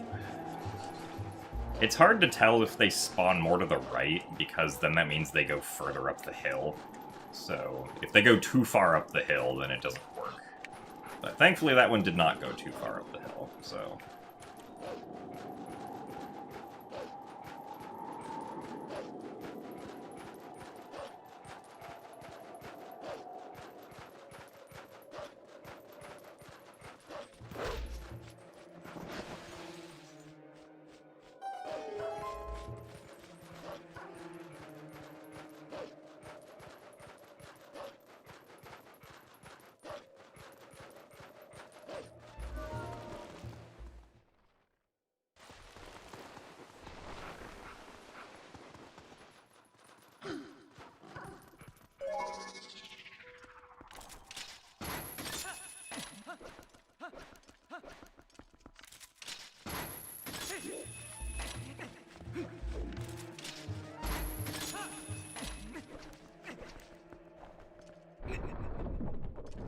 Ah, yeah, we're playing this with the gamepad.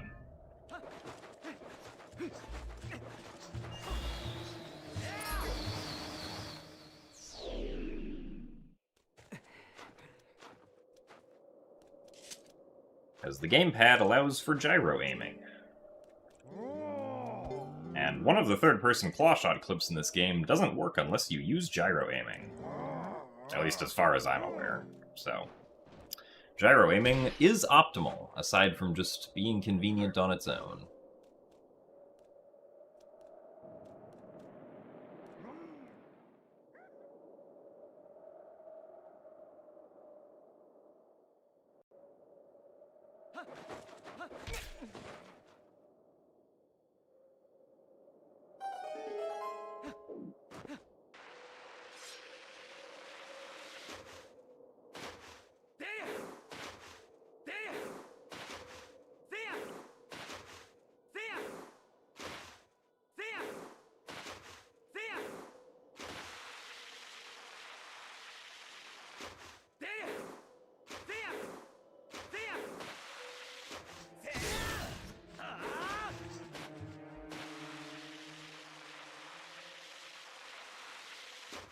That's way too far to the right.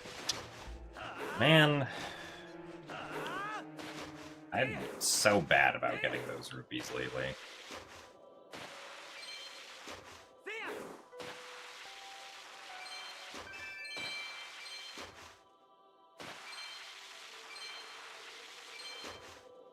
I need to go back and practice that, evidently.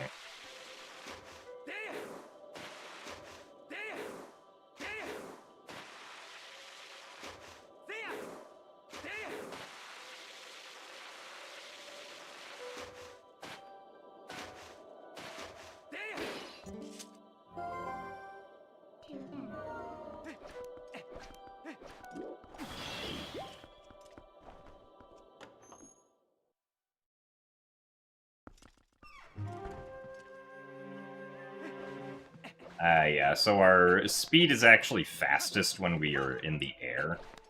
So the spin attacks keep us in the air slightly longer than if we were to not spin attack.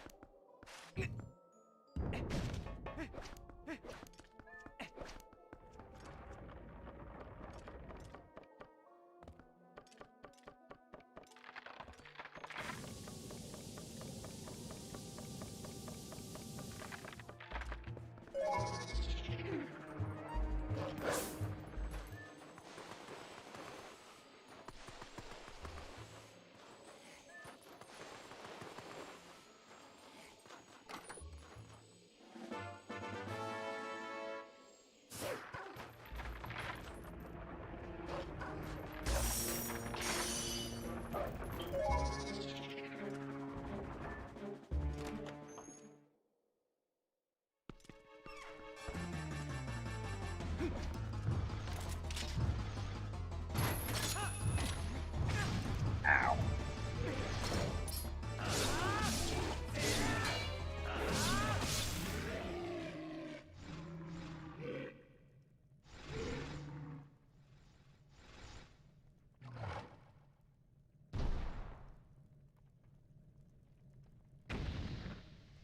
The boss flag was set because it got set during the Sacred Grove Skull Kid chase. And normally it's supposed to get, like, used or, like, reset by King Bulblin 3.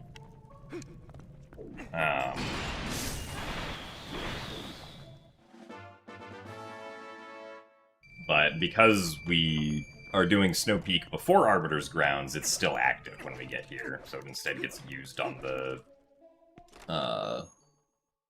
mini-boss there.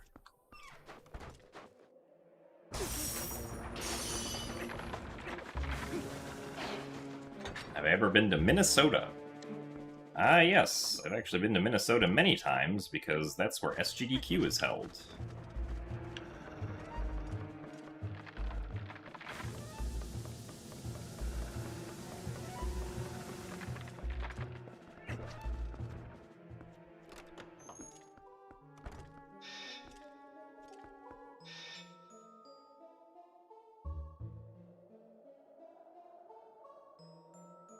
I've never been to Minnesota in, like, the winter, only in the summer.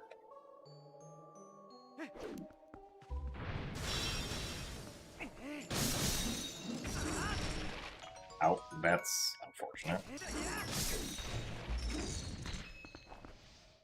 take this.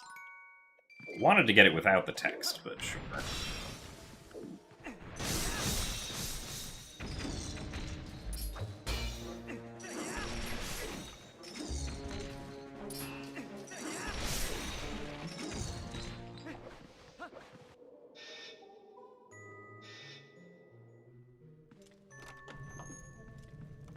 Have I ever been to the UK? I have been to the UK once. I guess technically twice, depending on how you want to, like, define it. Because I was in London for a single day in 2014? Yeah, 2014.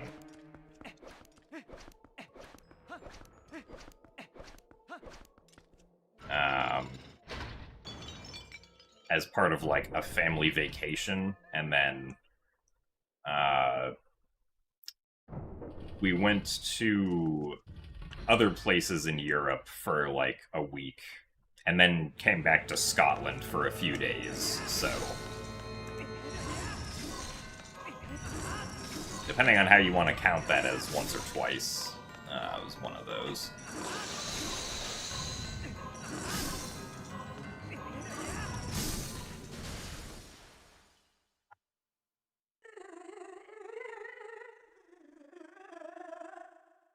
They ever do GDQs in California?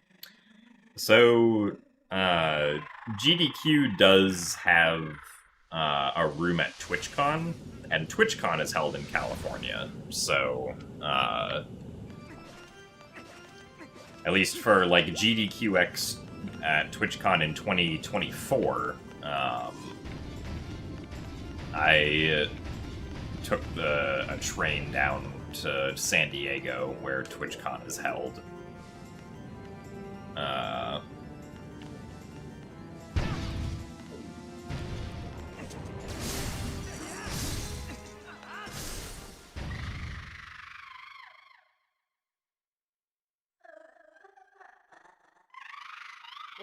And did my run there.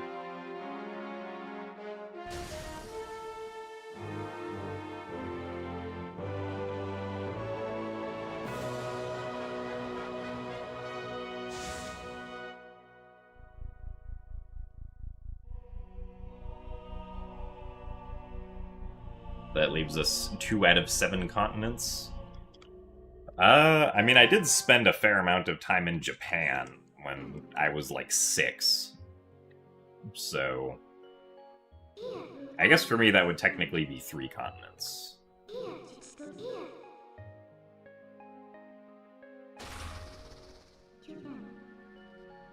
But yeah, I've never been to South America, Africa, Australia, or Antarctica. I was not in Japan on my own at 6, no.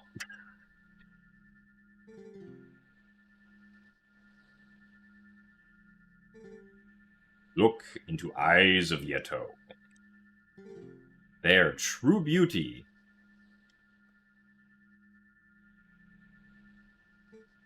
Who need mirror?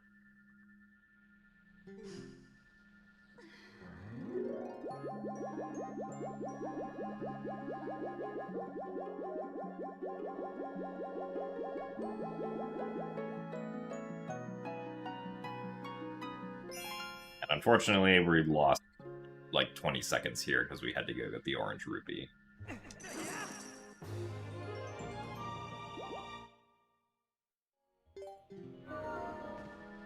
Which is very unfortunate.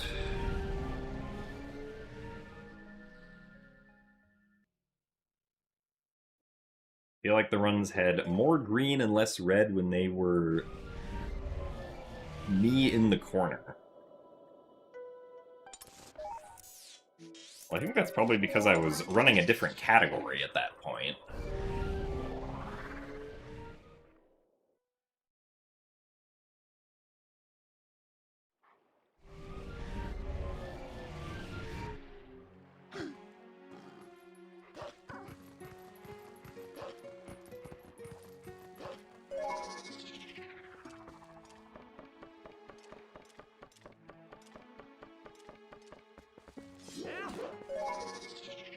I guess, unfortunately, I don't think the corner will be returning anytime soon. Though I will once again remind you that there is technically a corner on stream right now. You can tell by the lighting in this room that this back here is indeed a corner.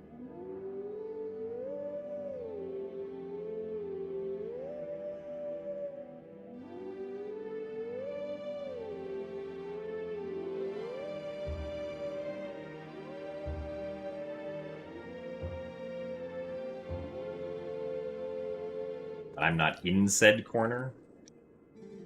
I mean, I suppose not.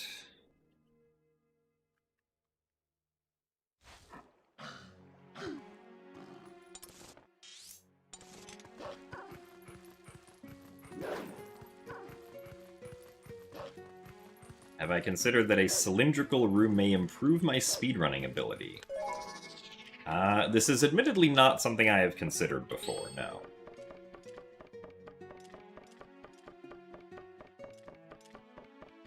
Do I plan on playing SD any % again?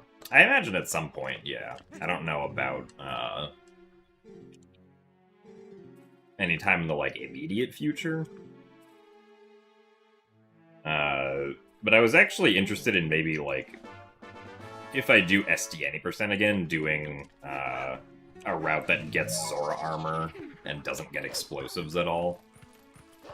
Because that sounds like it could be fun. And, like, even if it loses, like, obviously it loses time to not getting Zora armor, but, I would probably do something like that for the 3D Zelda challenge if I were to do it again, since just it would probably be much more consistent to get Zora armor and not have to worry about, like, Morpheal.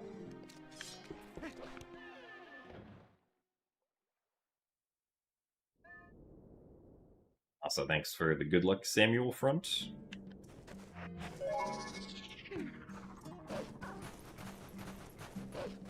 Did you play Skyward Sword or Twilight Princess? You've played both extensively and you're feeling a Zelda game, but you don't know which one. I mean, I would always go for Skyward Sword over Twilight Princess, but that's just my opinion.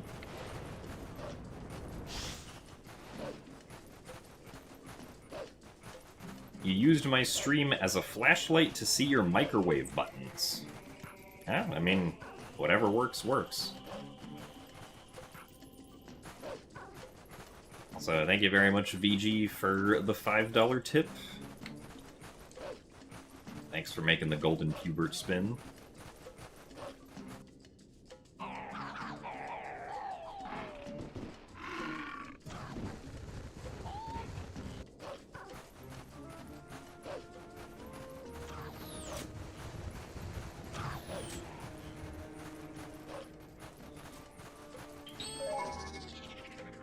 Forgot to do my equip.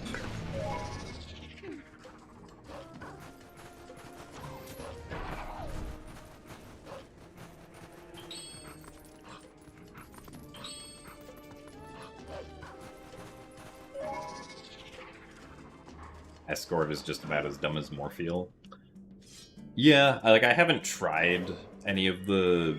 Because, like, in HD, we don't have to worry about anything during Escort except, like, KB2 skip.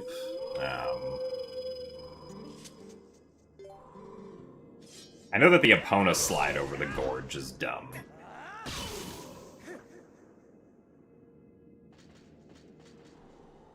I mean, even if it loses extra time, I would just do, like, the Epona backhop strategy, because that doesn't seem too bad.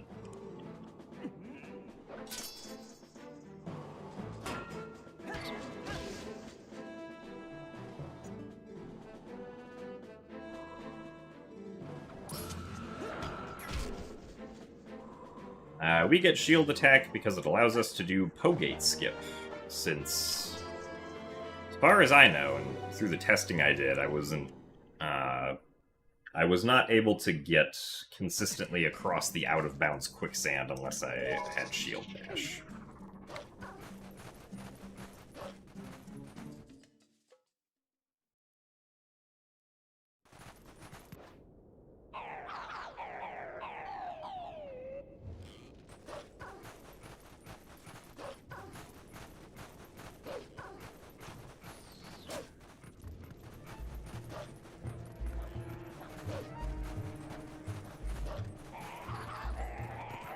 Oh, come on, really?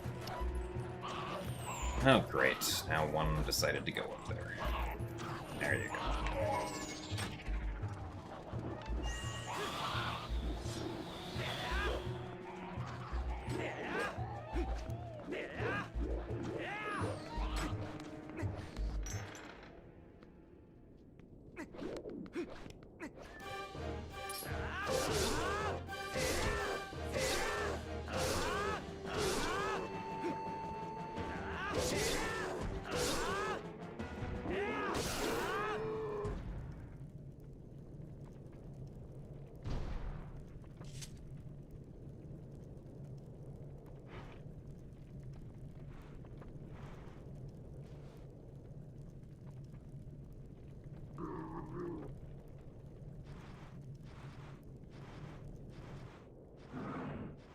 What's the deal with first-person clipping?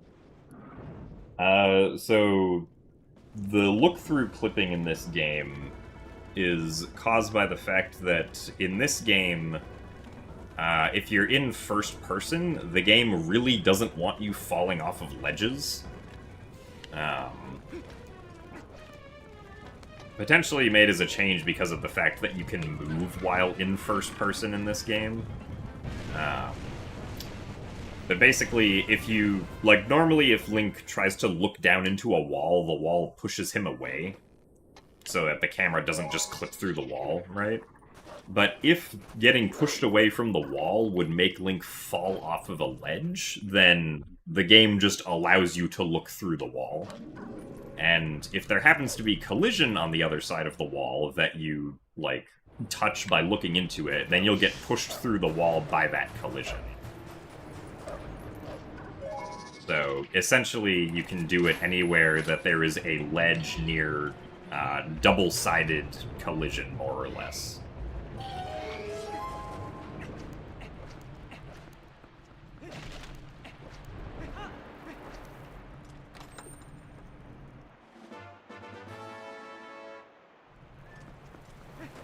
Well, so, the displacement clips,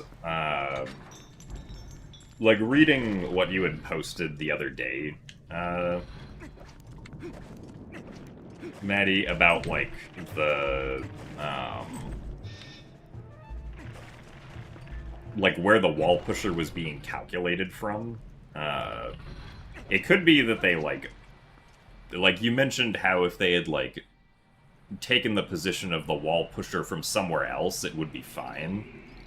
And I would imagine that they potentially just changed that in HD so that it is fine.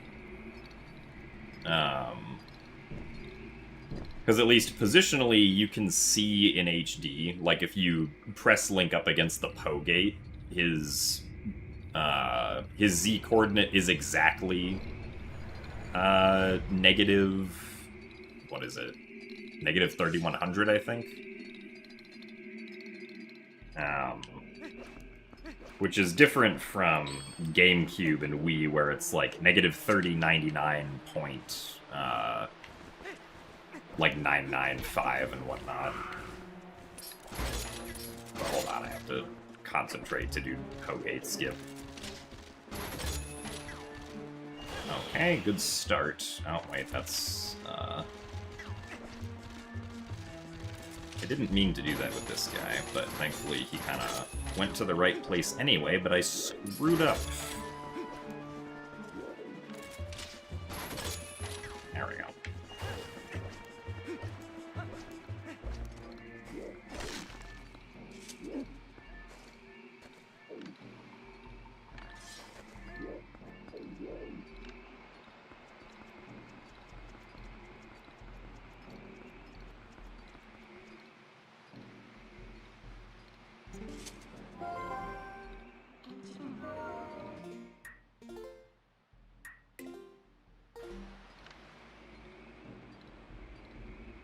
Okay.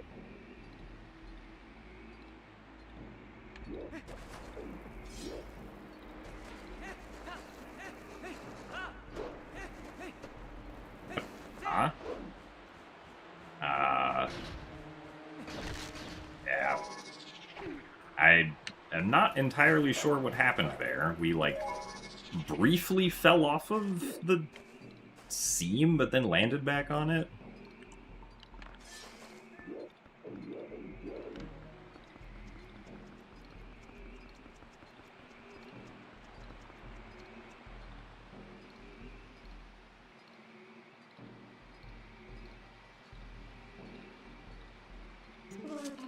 Wow, this kind of sucks.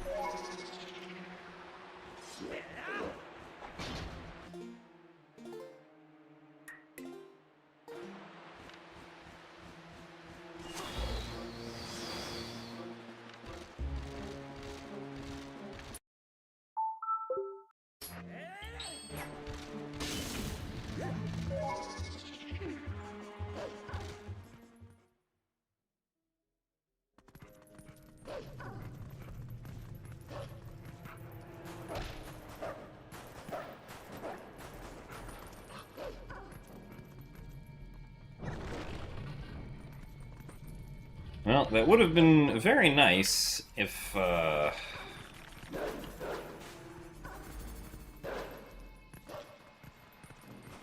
hadn't had that weird occurrence the first time I tried to go across the quicksand.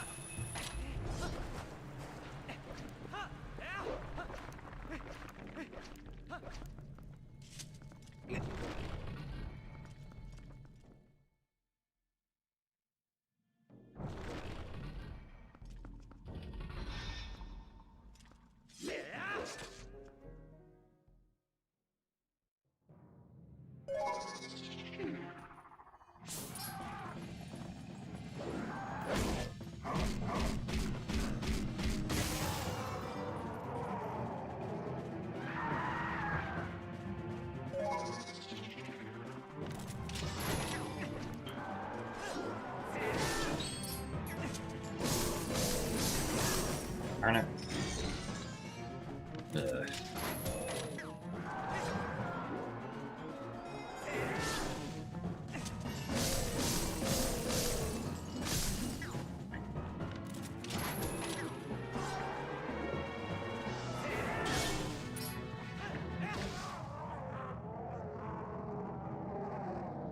As if we needed to lose more time here.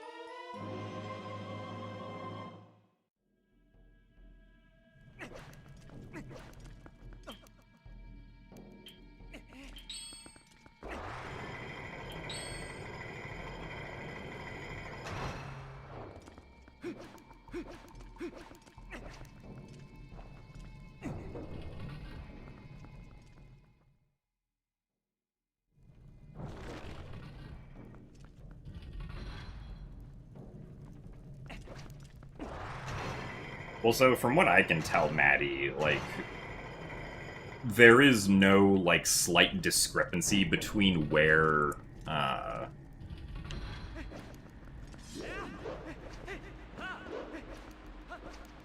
like, really? That didn't work? Okay, I'm surprised by that. like, there is no discrepancy between where, or I guess there's no gap between where the wall correction code gets run and then where line check gets run, essentially.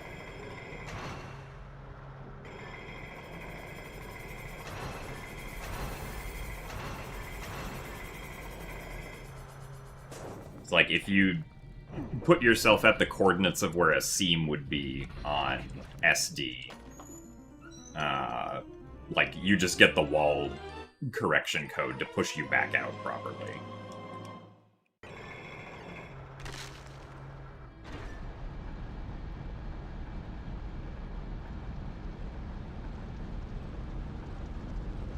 And then, like, that works all the way up until, like, you hit the exact wall or anything past the wall, which is where line check runs to keep you from going through the wall.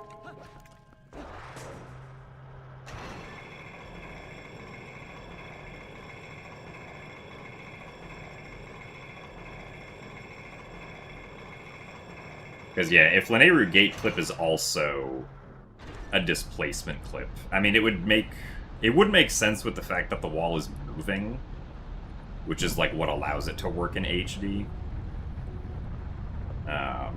Because then you don't need that very thin line between where neither wall correction nor line check gets run.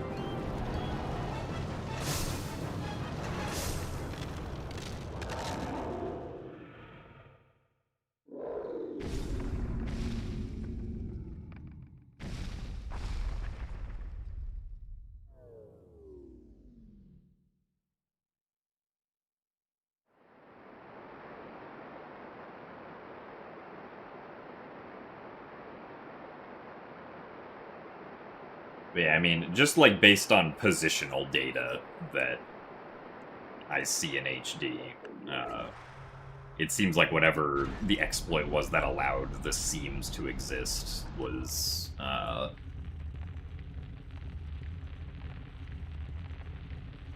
it's patched, as far as I can tell.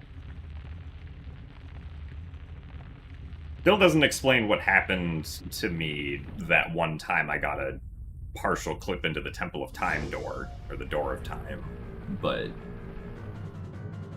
So I don't know what that was.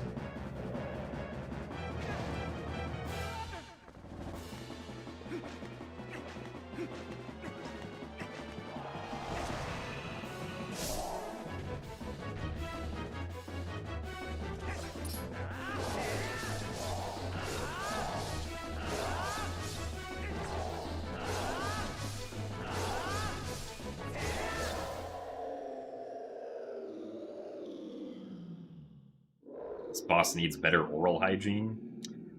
Well, you know, sometimes you're just dead for an indefinite amount of time, and you don't exactly have the ability to care for yourself when that happens.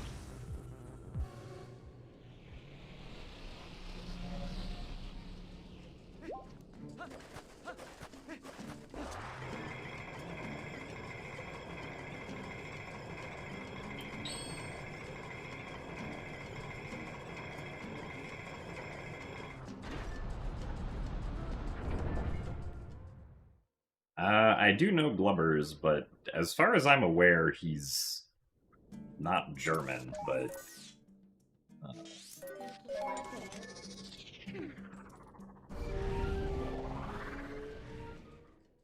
Like, I don't think he has ever lived in Germany, and I don't think he speaks German, but maybe he has German ancestry. Nice. No! Darn it. Cool ledge.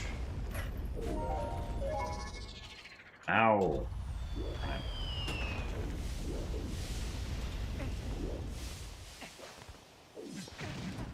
Nice.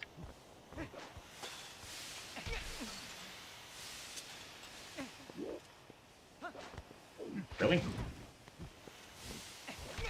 Apparently I am bad at holding forward. Also, nice bonk. There we go.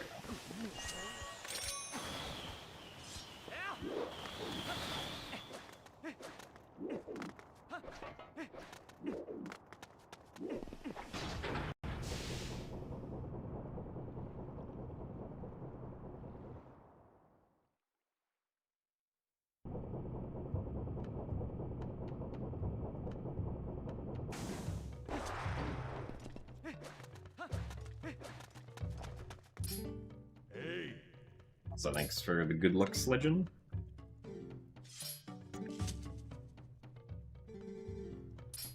Ever.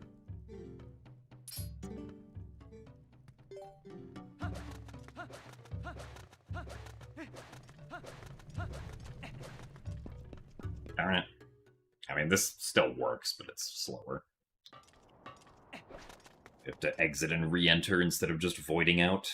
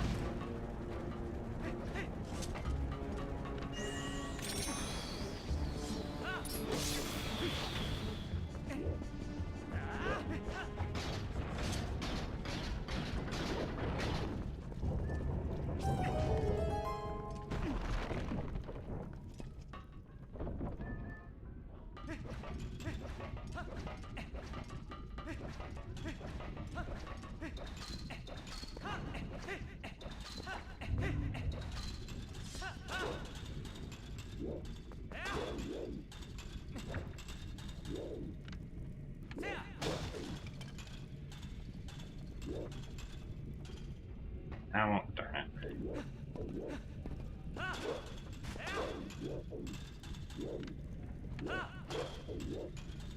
I have to go into the corner without slipping down, actually.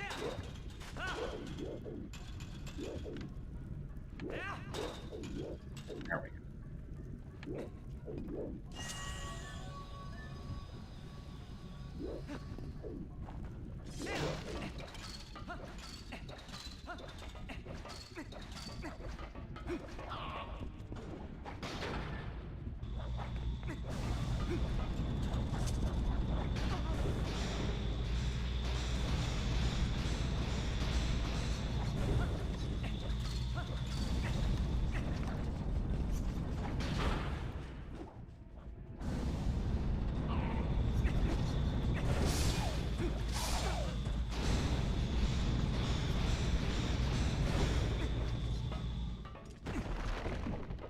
Alright, Xander, we'll see you later.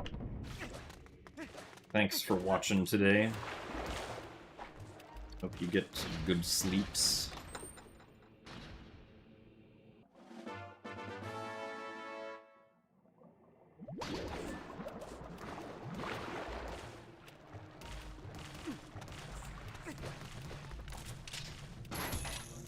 Nice.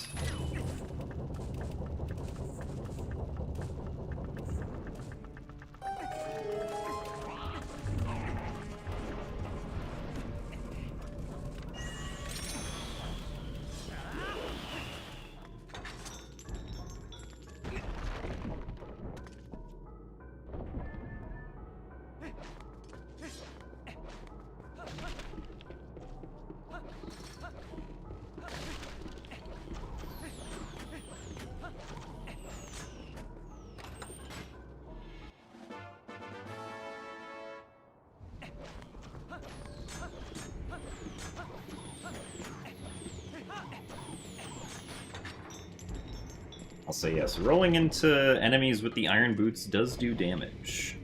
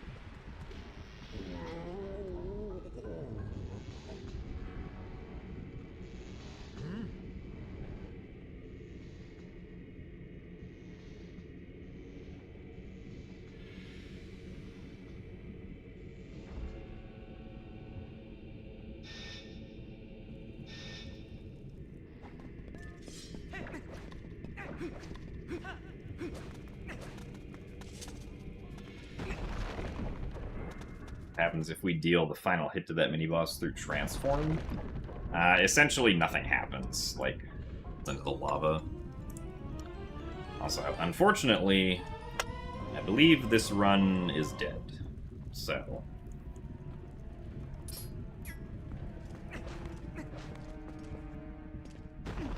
we will not be continuing. We will instead softlock the game to represent our sadness.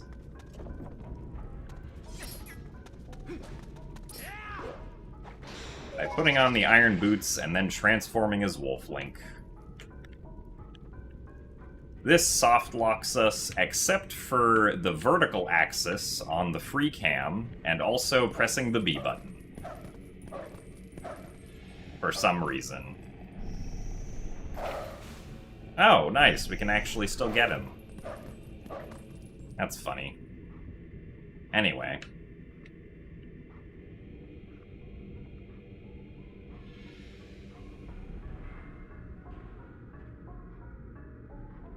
Thanks for watching today, everyone.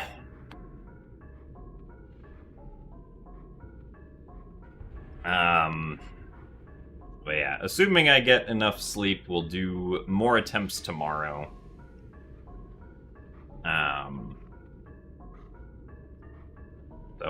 Yeah. Hopefully without, as many mistakes with Epona. So, I will see you guys all tomorrow. Goodbye. See you later.